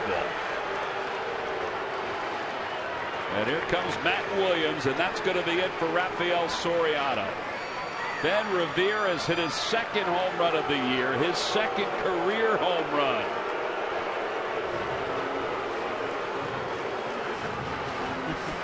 I mean, that was a long one, too.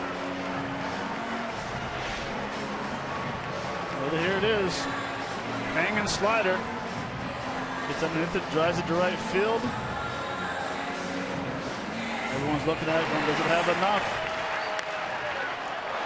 And you're right, Tom. This ball is crushed to right field. Well, once Worth got turned around, Matt, that's where I thought, well, this has got a chance to at least hit off the wall. Instead, it went over the wall. It's a 7-7 game. Pitching change.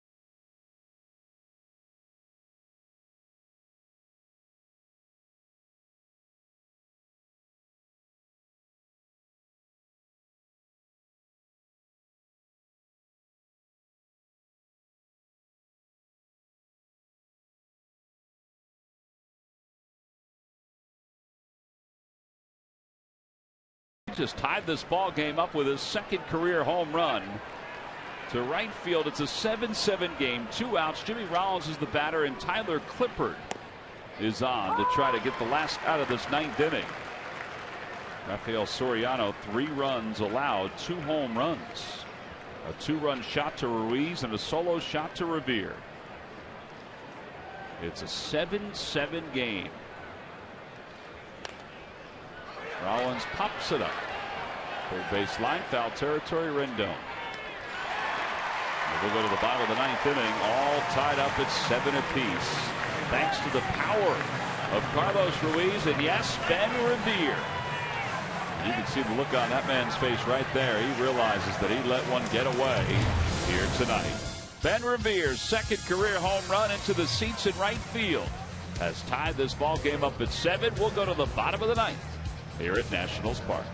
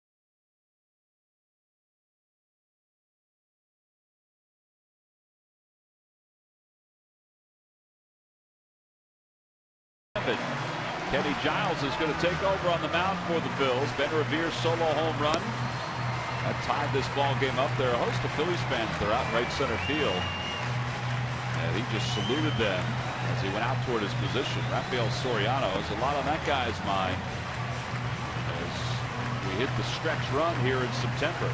So Giles is on for his 36th game. He's 3-1, a 1.23 ERA, and he's on to face Rendon, Jason Worth, and then Tyler Moore. Not Adam Laroche. Laroche was lifted from this ball game.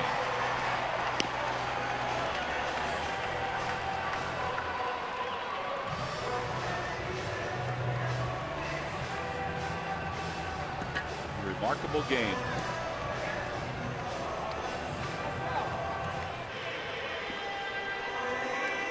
Rendon tonight has scored 2 runs. He's also driven in 2 runs. He's 2 for 3. And he will face Giles to start off the bottom of the 9th inning. The outfielders will back up for no doubles. Yeah, they are deep too. In fact, Revere just got signaled in a little bit. First pitch to Rendon. Fastball in there. And it's 0-1. I should say slider in there. Thought that puttered up there a little too slow. No balls and 1 strike to Rendon. That was a fastball.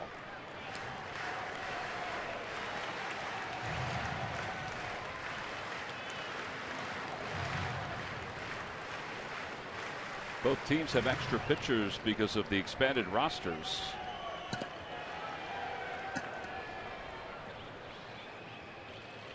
Over to third. Backhanded by Franco. He zips it over to first for the first out. And 1 out for Jason Worth. Now Giles' matchups against Worth, and it's only been a few of them, has shown that he can really pick up the adrenaline even more.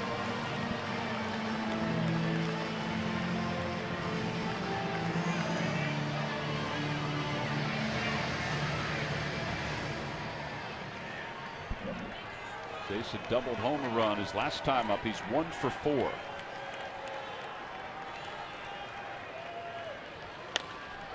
Fly ball, left center field, playable for Revere. Garcia was hunting the ball that he could drive, and that's why he went after that first pitch. So 4 pitches, 2 outs for Giles here in the bottom of the 9th inning. Now Tyler Moore. Got a pretty good fastball to hit at 98 miles an hour. And see the disgust on Jason Worth's face, knowing that he missed it. Fly ball to center field. All right, so Tyler Moore, who's hitting .216 in the big leagues with 3 home runs.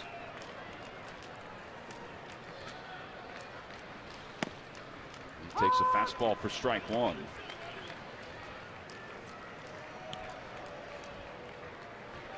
Moore hit .262 down in the minor leagues with 10 home runs. So a tough time cracking the Nationals lineup the last couple of years, even though he's put up good numbers down in AAA.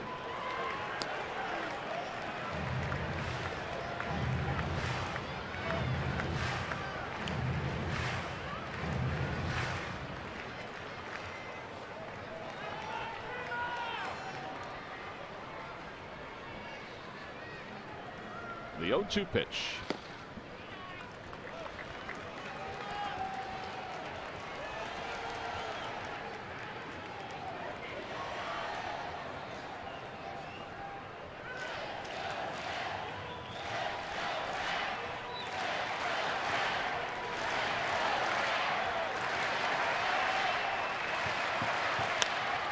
Out to right center field. Ben Revere says he has it.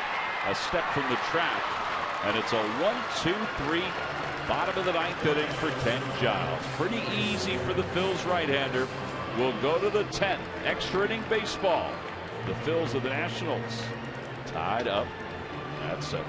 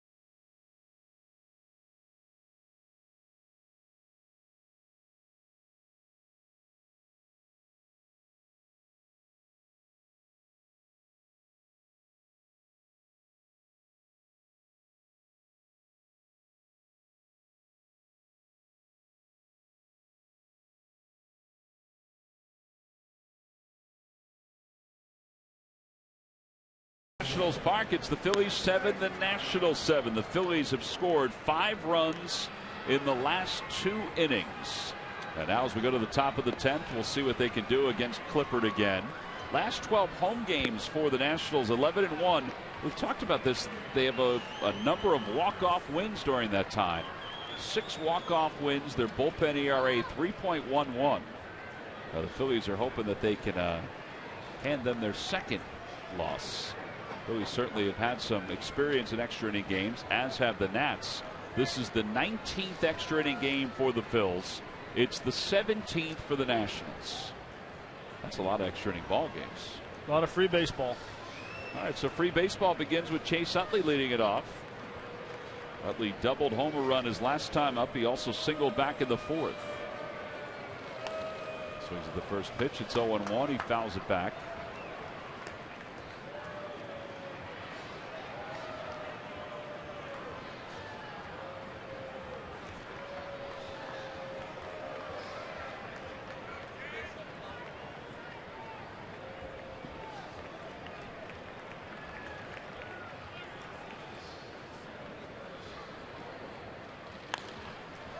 Bradley hits one out toward left center field, and Span is there. An easy play for the first down. Now they'll bring Ryan Howard to the plate. Ryan hit a home run back in the 7th inning, and for that home run, for each one hit by the Phillies this year, one tree will be planted by the Pennsylvania Horticultural Society as part of a Home Runs for Trees program partnership between the Phils, PHS, and Aramark. Go to Phillies.com/redgoesgreen for more information. Came back in the 7th inning, hanging curveball, and drove it to right field for his second home run to right field this year. His 21st home run overall. 3 infielders on the right side for the Nationals. Outside, 1-0.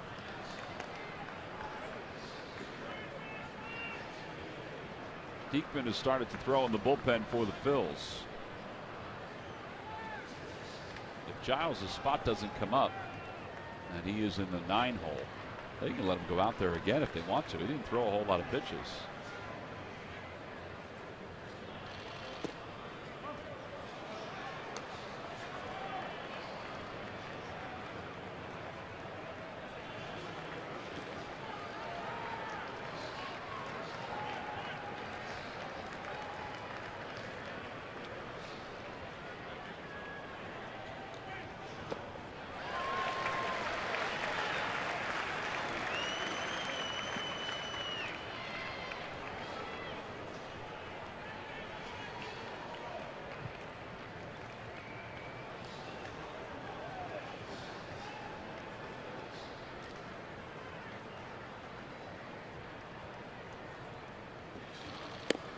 Inside, 3-1.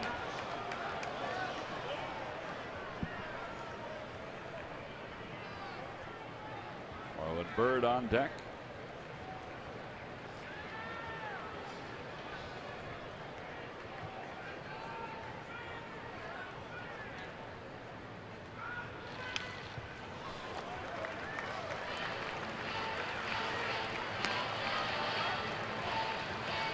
After the ball game, Phillies post game live. We'll talk about this matchup, which began with Strasburg against Williams. Strasburg was done after 6, Williams done after 5.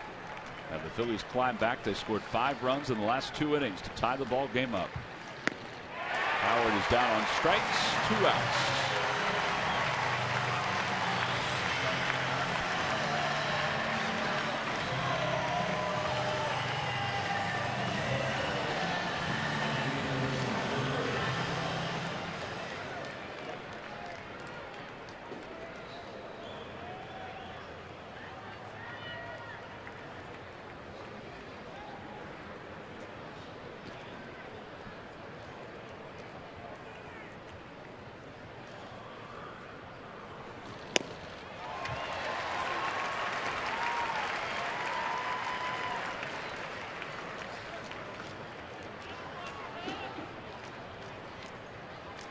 Seems like after a day off, Marlon Byrd's timing's off a little bit, where his leg kick is just a hair late.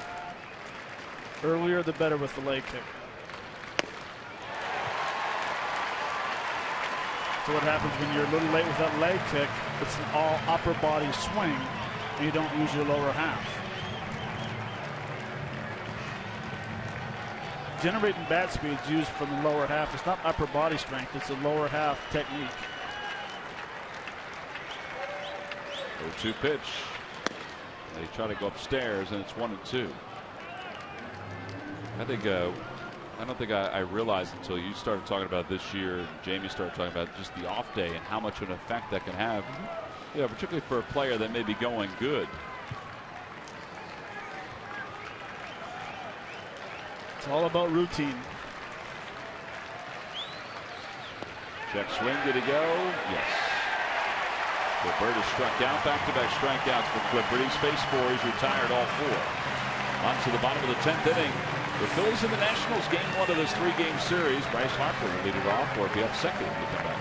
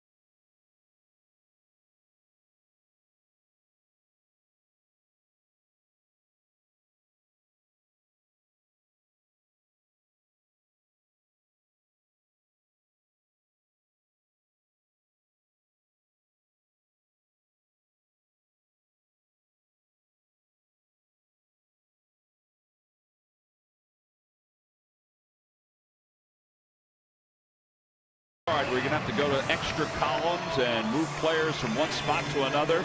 Well, at least the moving of players isn't going to happen just yet, at least for the Phillies. Jake Diekman is going to come on to pitch.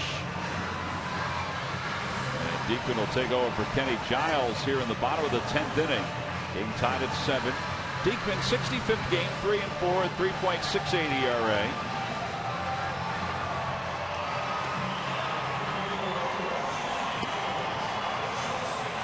Quick inning for Kenny Giles. But Matt, you brought up something during the break that Giles is sort of in uncharted waters as far as his pitch count goes, or his innings go. And he's also been pitching one inning at a time recently, so this isn't a surprise move as far as you're concerned. No, and you definitely have to protect his arm. It would be interesting to see how far they allow him to pitch in September. If they have a numbers, certain amount of innings, appearances. I mean, he's got a bright future with the Phillies. Last thing you want to do is go out there and burn that arm out the remainder of the year and have a setback for next year. Well, Ian Desmond will lead it off for the Nationals. It'll be Desmond, Harper, and Ramos. Those are the first three against Jake Diekman.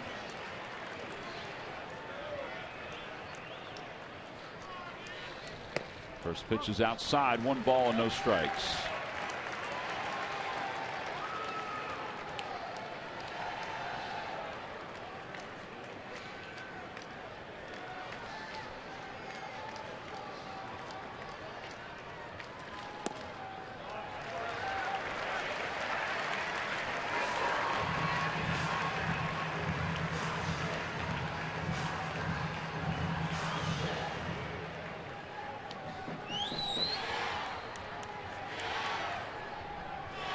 Desmond is 1 for 3 tonight. 98 on that fastball. It's 2-1. Greg Stammen has started to throw in the bullpen for the Nationals. I figure Clippard's done after an inning in the third.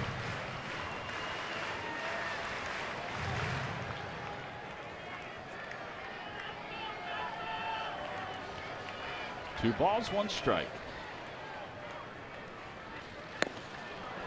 Well, he just blew it right by him. High fastball, 2-2.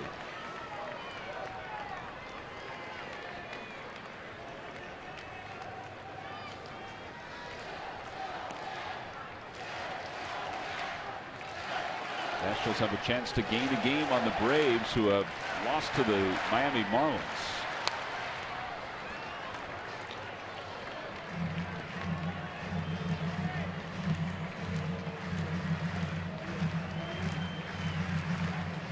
I know we've talked about it before, but how special is it to be able to bring in back-to-back pitchers, righties and a lefty, that both have been averaging about 97 miles an hour this year in the fastballs. Yeah, particularly in a game like this or in a tight game.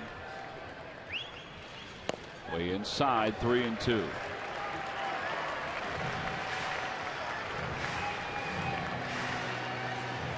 Garcia hit 97 today. The punch outs are important when it comes to back end of the bullpen. 3 balls, 2 strikes, and the pitch. Inside, ball 4. They appeal. Desmond's bat did move, but not into the strike zone. And that'll bring Harper to the plate.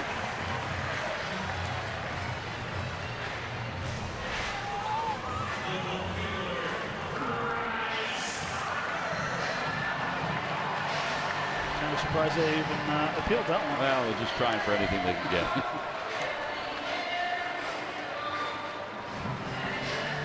I'm not sure if this is going to be a bunting situation. Not really sure how many toques Harper has in his career. Well, he did look for a long time up at Bob Henley in the third base coach's box. He squares, and he takes low. 1 ball and no strikes.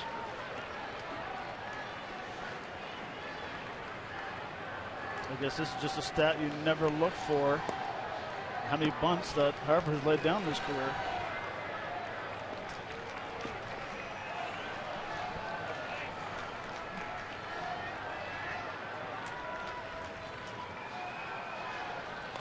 He bunts it foul.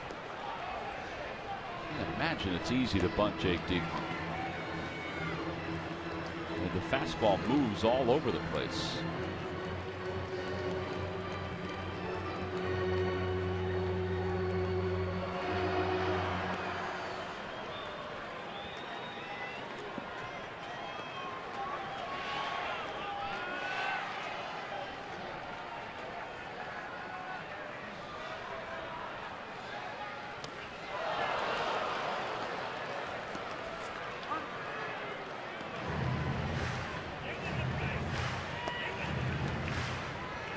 Might have been the hardest swing I've ever seen on a Butcher Boy. Yeah.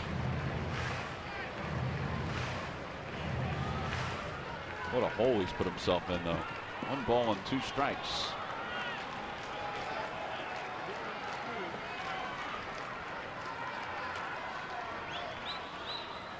And he bunts fair to the right side. That's a gutsy call. Sacrifice is successful, so Harper credited with a sack, 1-3 on the putout.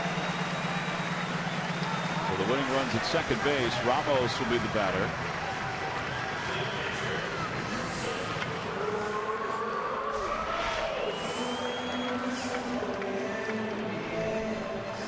Did a nice job getting the bunt down. Sure did. Well, he threw him the slider. What's easier to bunt, a fastball moving every which way or a slider? Hanging the slider is a lot easier. Well, Bob McClure is out to talk to Diekman and everybody else.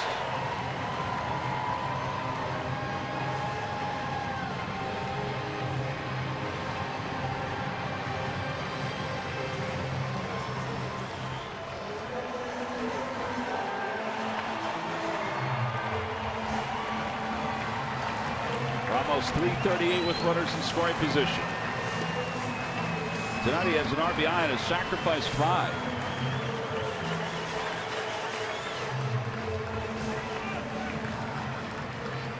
They're going to walk him intentionally to face Asdrubal Cabrera.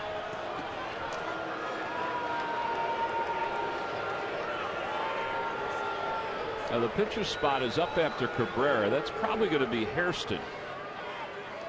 Well, I shouldn't say that. It's going to be Hairston or Franzen. If you're projecting to that spot, there's Franzen.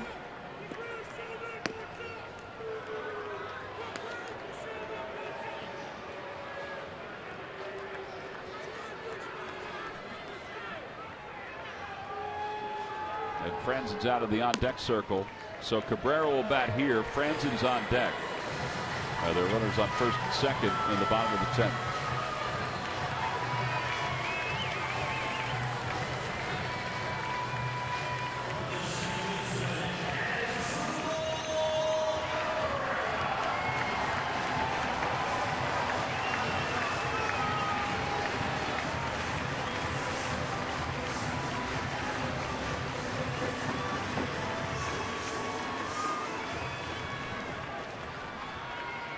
Cabrera is 2 for 4 tonight. He singled his first at bat and then singled his last at bat.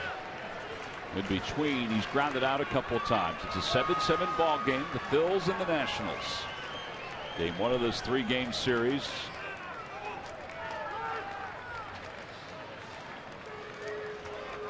Diekman has walked a batter and then allowed Harper to sacrifice and then intentionally walked Wilson Ramos.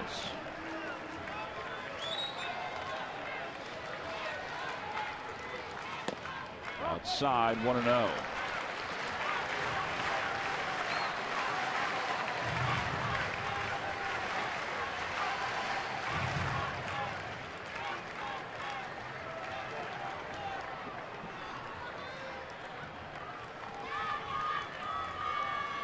One ball and no strikes. Ooh. Fouled that one back. It evens it up at 1-1.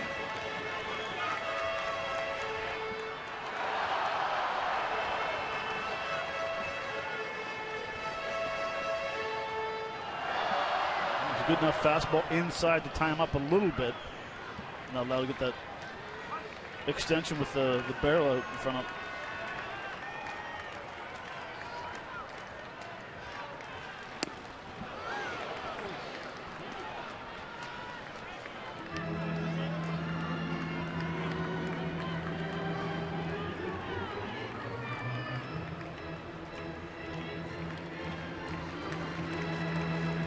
the same pitch right here. Elevated fastball.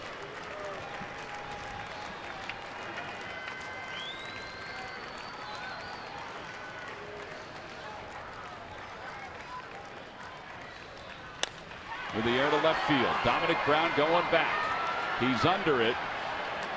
And he makes the catch. So 2 outs. Desmond goes back to second.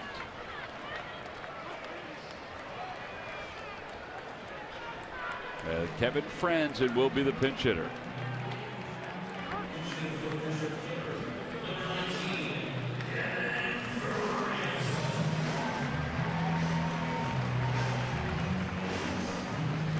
Another meeting on the mound, probably going over and saying that Franzen is a first ball swinger. Well, we saw that the entire 3-game series in Philadelphia.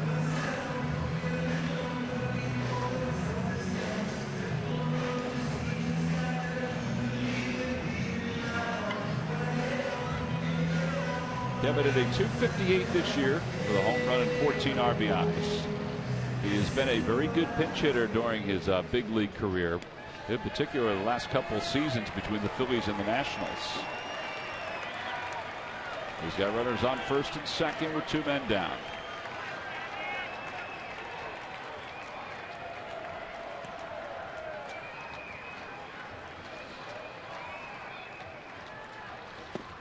Takes a slider low. It's 1-0. So that's what that conversation was about.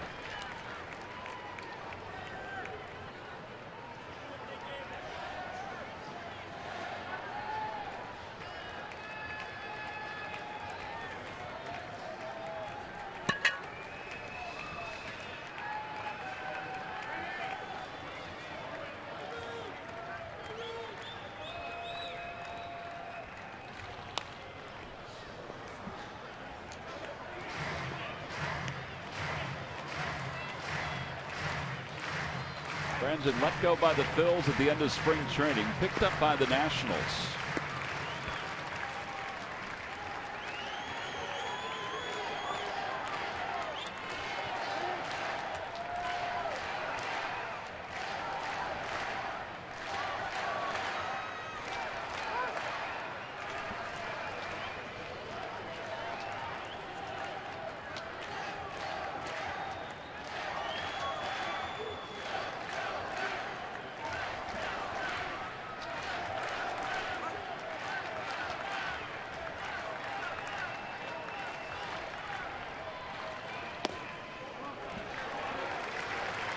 Low, and it's 2-1. The lefty on deck in Denard Span.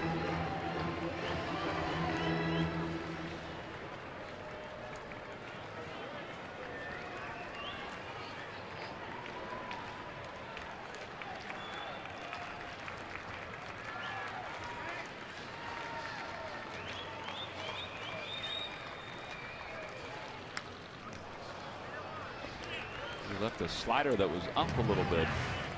It's now 2 balls and 2 strikes. It's been a 23 pitch inning for Diekman. This will be pitch number 24.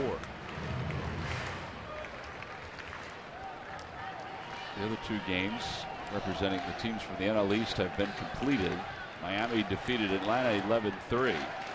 And the Mets beat up on the Reds 14-5.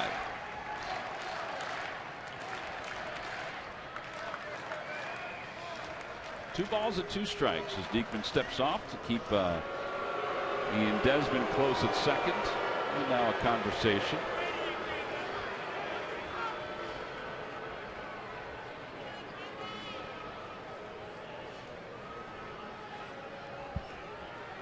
Who's that Colorado game from the top of the 9th already? Ooh, fast moving game. Yeah, top of the 9th, 3-0 Rockies over the Padres.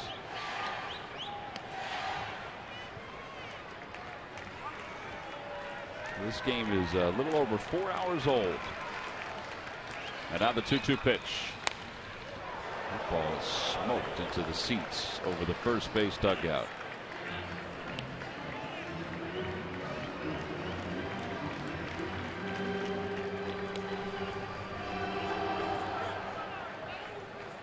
He didn't try to catch it. He was just trying to protect himself.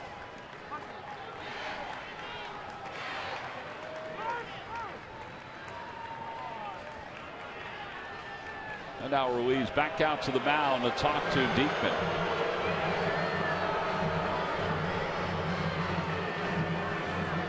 You want an update? Yeah, give me an update. Morneau 0 for 3. 0 for 3. Down to 309. He's way out of it now. Sliding away from Justin Morneau. It's 2 balls and 2 strikes to Franzen.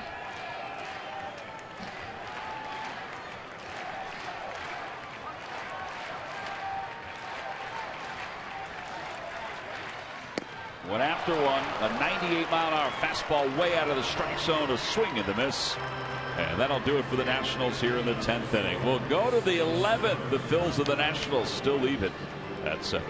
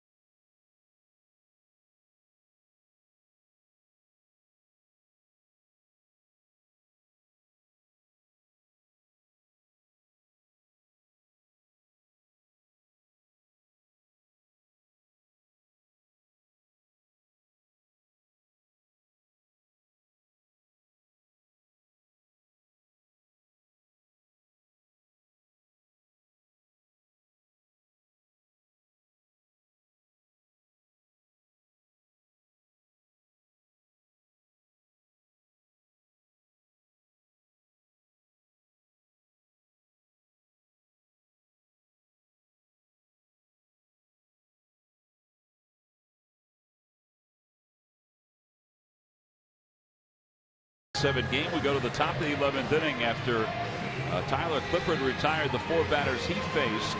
The Nationals will turn things over to Craig Stammen, a right-hander, and he will come on to face Dominic Brown, Carlos Ruiz, and Maikel Franco.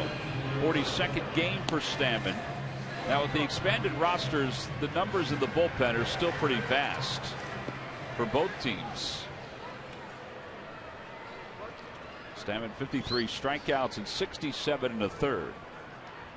The 30-year-old from the University of Dayton. Last year won 7 games and 55 opportunities. This year 4 wins and 41 opportunities. He's kind of the bridge guy, the bridge to the 8th inning. Here's Dominic Brown. Dominic is 1 for 4. The first pitch low. It's 1 ball and no strikes. His single opened up the 9th inning that led to Ruiz's 2-run home run. And then eventually the home run by Revere. Out toward left center field. Harper and Span in the alley. Oh, and they collide and they drop the ball. And Brown will pull into second base. You could see that happening. We saw it happening the last time these two teams faced each other. At the last moment, one of them peeled off. They're going to score that in E7. The 4th error of the year for Bryce Harper. Well, you can see Span is yelling the whole way, and this is a center field ball because he is the captain of the outfield. Any ball he can get to, he takes. And he was calling it the entire way. Now, I don't know if Harper was. Span certainly looked more comfortable going after it. Well, now Ruiz is up. You figure he's going to try to sacrifice Brown over to third and get a runner at third with less than 2 outs. Carlos homered his last time up. And he bunts it toward third. That's a beautiful bunt. Barehanded by Rendon. And the sacrifice is successful.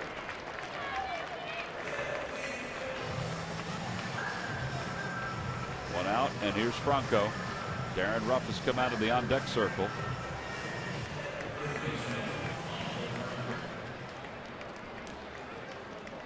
That's just a great bunt on a nasty slider that was a curveball inside. Stayed in there and got the barrel to the ball. Well, now with Franco up, they're going to bring the infield in. Fly ball should score. Dominic Brown. Papelbon has started to loosen up along with Bastardo in the Phillies bullpen.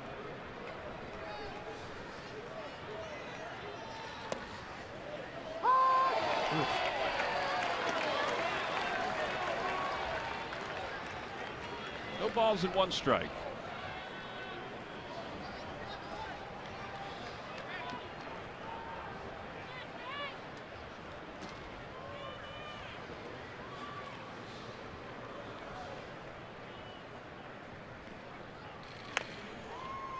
Two. Tough spot for a youngster playing in just his 2nd game.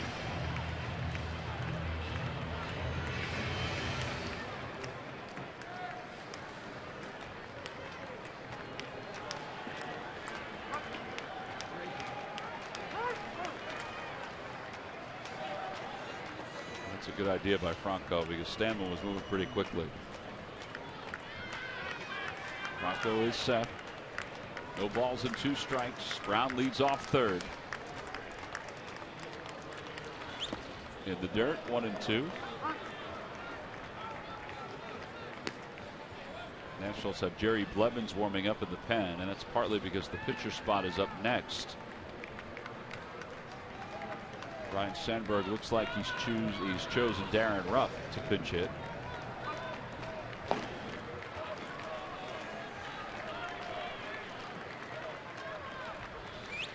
In the dirt again, 2-2.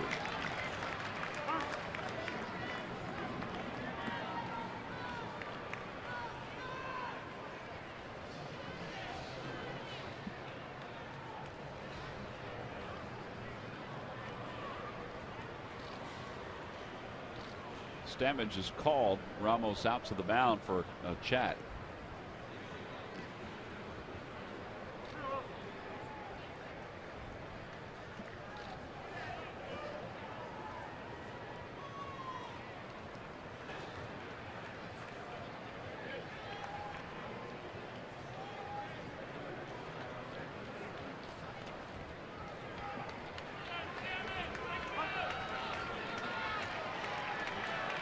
Two balls and 2 strikes to Franco here in the 11th inning with a runner at 3rd.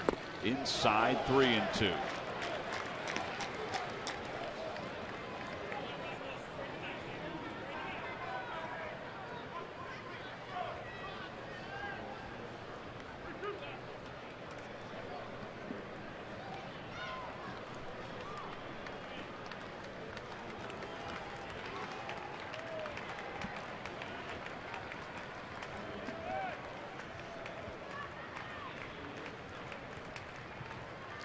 Watch Dominic Brown take his secondary lead at 3rd. He is getting way off there, so he's going to be going on contact. 3-2 pitch. Chopper toward 3rd. It's a foul ball. He was certainly going on contact.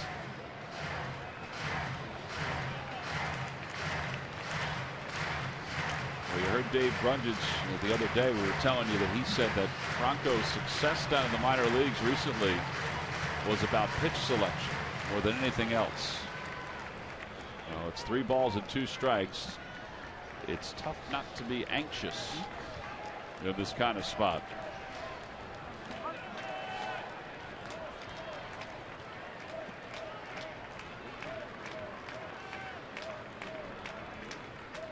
Again, the 3-2. Fights it off toward first base. Picked up by Moore coming home, and it hits, I believe, Brown, but he's safe at home plate. Going to second base is Franco. The Phillies take the lead. It's an 8-7 lead here in the 11th inning. That ball either hit the glove of Ramos and shot off, or it hit the glove and Brown and shot off. Looks like Dominic Brown's looking at his hand or his forearm going in the bench. But needless to say, it's all about Dominic Brown right there getting a tremendous jump from third base. Looks like it hit him right in the bicep. Brown, that is, right there in the arm. But what a tremendous jump from third base. Great jump, yep. Well, Matt, they scored a fielder's choice, an RBI for Franco. Give him some credit, making some contact. And an error charge to Moore to allow Franco to go to second base. As Ruff takes inside, it's 1-0. Darren Ruff pinch hitting for Jake Diekman. So Papelbon is warming up in the bullpen. The Phillies at one point down 7-2. And now lead at 8-7 in the 11th. 1 ball and 1 strike.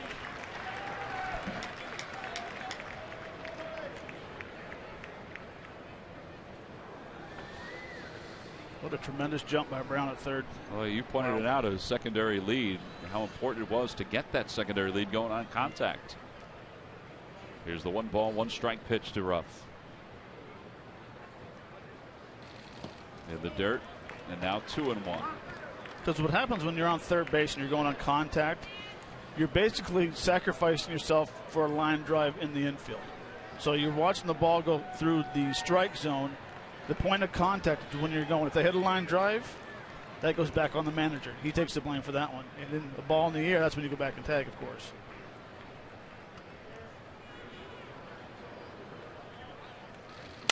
Ground ball left side. Franco's going to third. And the putout goes 6-3. So 2 outs, runner at third. And here comes Ben Revere, who tied this game up amazingly with a solo home run in the 9th inning. And here comes Matt Williams, and he's going to go to the left-hander, Jerry Blevins. Well, he's going to use everybody tonight. The matchup is there, and with all the pitchers that each major league team has with the expanded rosters, they can afford to do this. So a pitching change here in the top of the 11th inning. A run is scored for the Phils. They lead at 8-7. They've scored 6 unanswered runs, and they're looking for more. See Matt Williams reminding everybody to watch the bunt as Blevins comes in from the bullpen.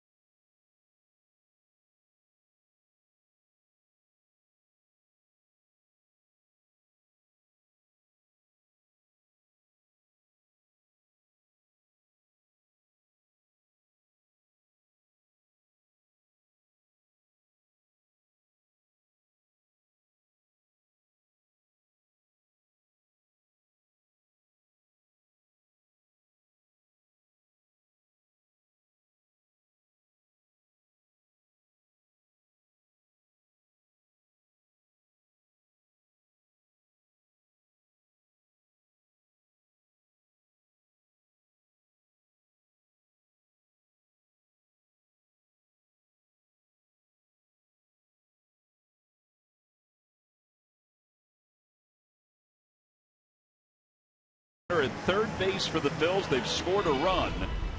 How about the 9th inning? It all began with Dominic Brown's single, and then hanging curveball, slider. Carlos Ruiz hits one into the flower bin in left field. And the little fella comes up with a hanging slider and drives the ball to right field. Well out to right field for a game-tying home run in the top of the 9th. And then the 11th inning with an error in center field by Bryce Harper. A little jam shot to first base. Dominic Brown does a nice job of base running coming to home. He scores on the fielder's choice. And that's where we stand right now. One run lead. I tell you what, I don't know how Franco even made contact on that pitch. Just watching it again, he has got a big swing. Revere takes a strike. Revere currently ahead of Josh Harrison. Revere 2 for 4. Harrison 3 hits today. That one's floated out toward left center field. A base hit that'll score Franco. It's 9-7 Phillies. And all Ben Revere does is hit. Amazing. He's got a single, a double, and yes, a home run. And 2 runs have scored, 2 unearned runs have scored for the Phillies here in the 11th inning.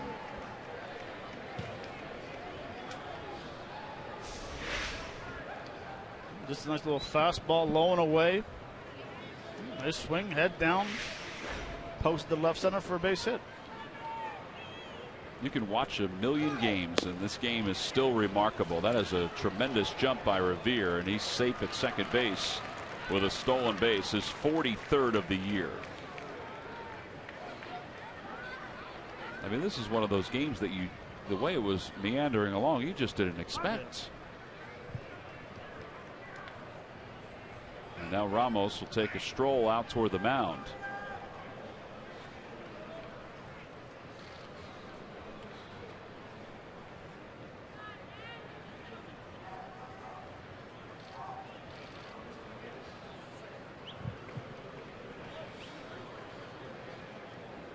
.43 stolen bases, a .316 batting average for Ben Revere. And now they're going to walk Rollins intentionally. So lefty on lefty for Utley.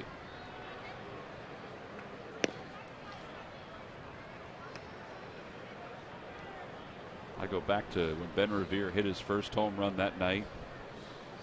Just how happy everybody was, and he was stone cold. You mind if I use that? Stone cold? No, go right ahead. Stone cold serious when he said, you know, I'm a line drive hitter. He goes, line drive hitters are going to hit home runs. It's not going to be my last one.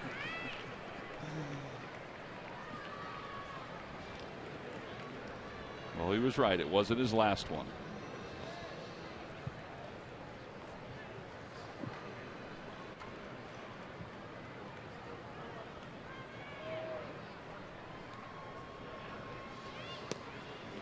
Pitch is outside. It's 1-0.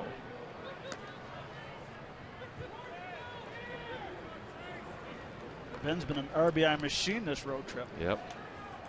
Saw that graphic. 23 RBIs this season in the breakdown.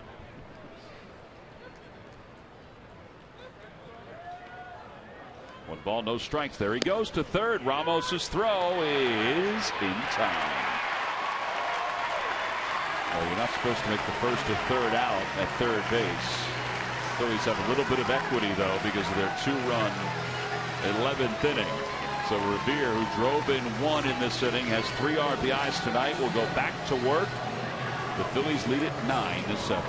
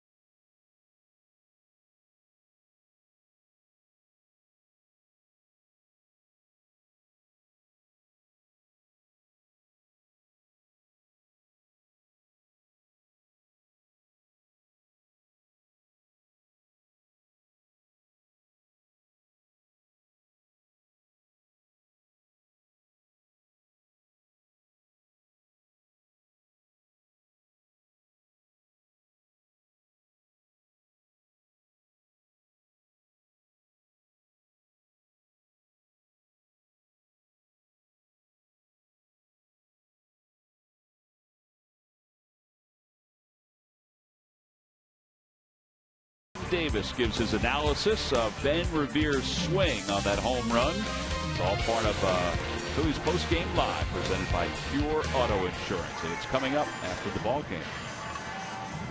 They have a lot to talk about tonight on Phillies Post-Game Live. You know, we've talked about Revere and the fact he has 3 RBIs, his home run tied it, Ruiz's 2-run home run.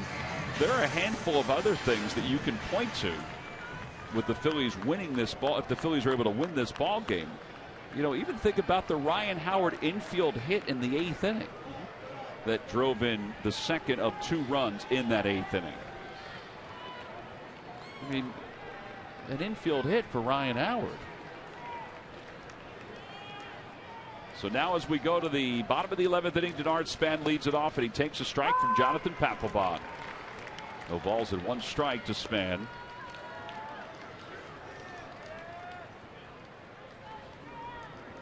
Span has had himself a very good night. He's 3 for 4. Papelbon trying to pick up his 34th save and number 320 for his career. Back-to-back strikes. It's 0-2. Span thought that one was too high.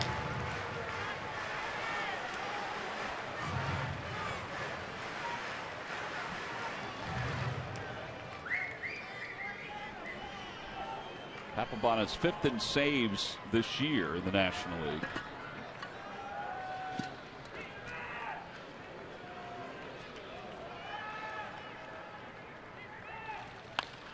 Out toward left center field. It's Revere's ball, but Brown will step in front to make the catch. See, that was the problem with Harper and Span. Same size? Same size. 1 away here in the 11th inning.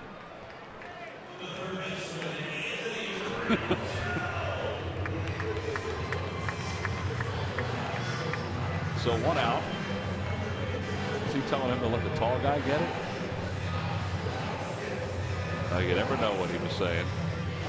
Well, here's Rendon. Rendon has a 2-run double tonight. He has scored a couple of runs.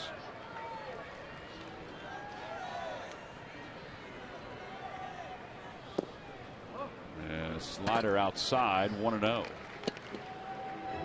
Jason Worth is out of the on-deck circle.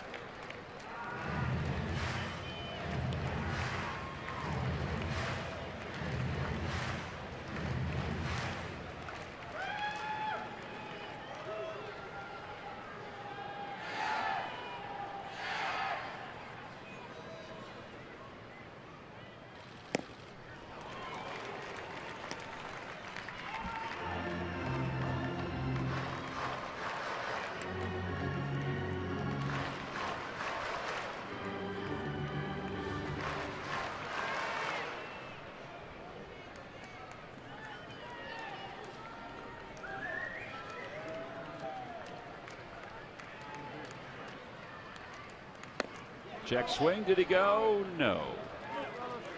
Says Mike Everett. 2-2.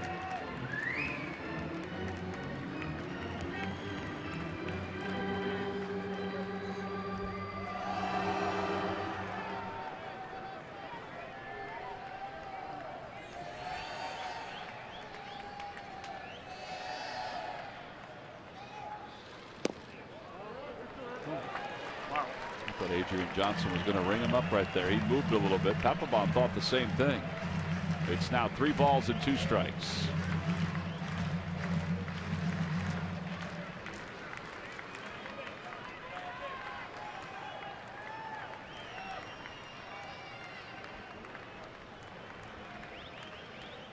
And now the pitch.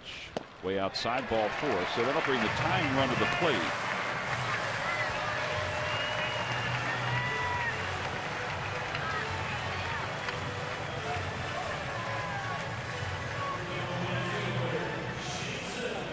So Worth will be the batter. Worth has a hit tonight, an RBI double. He's also flied out 3 times, and he's hit it to a double play. All right, get into the mind of Jason Worth there, Matt. We'll get you out, but get into the mind of Jason Worth there. Is he thinking first pitch, I'm going after something, or he's going to wait a little bit? I'm thinking he's going to wait a little bit. And he waits and takes a strike. It's 0-1. I mean, that is his MO, but we've seen many times in his career, he's thinking, all right, he's going to throw me and get me over fastball. I'm going after it. Or a guy who throws extremely hard, he'll try to jump all over that first fastball. But with Papelbon, you don't know if he's going to throw the fork or the slider. Or 0-2. Now, this is where Worth a lot of times goes to work. When he's behind, no balls and 2 strikes, somehow he's still able to work the count deep on many occasions.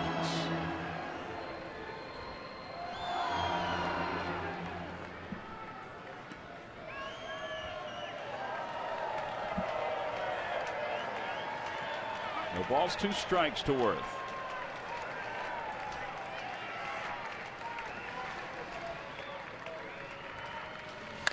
And a line drive, base hit it to center field.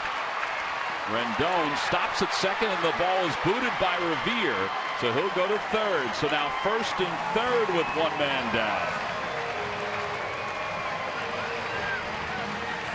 And that'll be an E8, the 4th error of the year for Ben Revere, and now Tyler Moore is the batter. That ball was smoked back through the middle by Worth. Fastball elevated, supposed to be in. Too much to the plate, and that's why I was hit back through the middle. Well, you figured the way this game was going, the bottom of the 11th inning wasn't going to be all that easy with a 2-run lead. And now Tyler Moore, who's 0 for 1, he came on in a switch when the Nationals had the lead for Adam Laroche. So he's just set up to try to turn 2 and end this ball game. They want to try to get an out, even if a run scores. Moore takes outside, 1-0. There was a pivotal pitch to Rendon that Papelbon wanted, but didn't get from the home plate umpire Adrian Johnson. 2-2 slider. Well, you got to brush that aside at this point. 1 ball and no strikes to Moore. And a line drive toward left field. Dominic Brown's not going to get there. He'll take it on a hop. 1 run is in. Runners on first and second. What a throw by Dominic Brown to keep Jason Worth at second base. It's now a 9-8 ball game, and Ian Desmond will be the batter.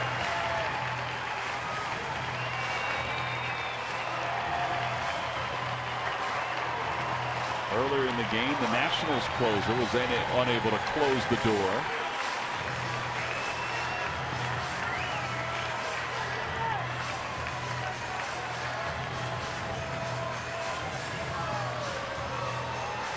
Well, now Desmond will be the batter.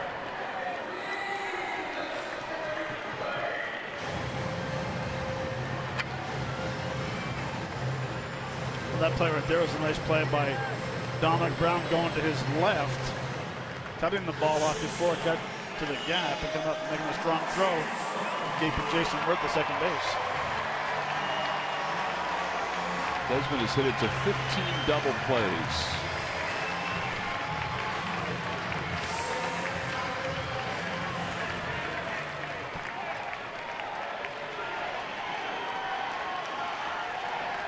He's 1 for 3. He grounded out in his first at bat. His hit was in his second at bat in the 4th. All that against Jerome Williams, who went the first 5 for the Phillies. Runners lead off first and second.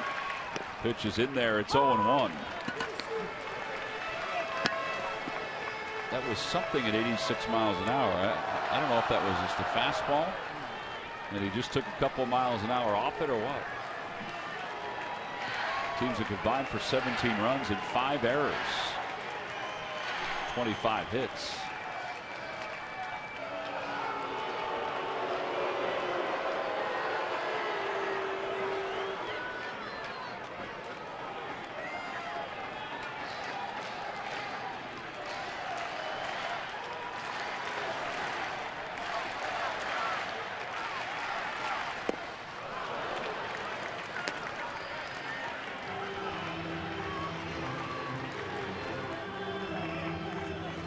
Must have been a split finger fastball at 87. It had to. And the one before it was 86. Must have been just a hanging split finger.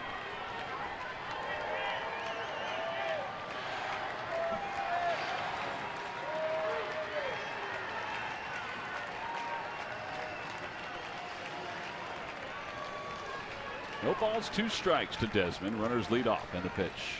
Swing and a foul tip. He got him, 2 outs. That one was upstairs, a fastball upstairs. So 2 away here in the 11th inning. And here's Bryce Harper, whose error opened up the door for the Phils to take the lead. This is the best fastball tonight at 92. Elevated high enough to where he could get on top of it after throwing back-to-back splits the previous 2 pitches.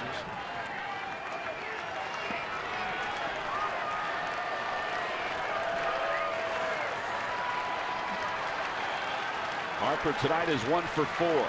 Worth's at second, Moore's at first. The pitch to Harper, and he lines it out toward left field. Here comes Dominic Brown. He makes the running grab, and the ball game is over. 4.5 hours later, the Phillies down by 5 at one point, come back and win it 9-8 in 11 innings, and they have stunned the Nationals in the opener of this 3-game series. For Jonathan Papelbon, it's save number 320 of his career. And yes, Ben Revere once again is our Chevrolet player of the game. 3 for 5. His home run tied it. 3 RBIs. Well, Matt, each of these hits was important.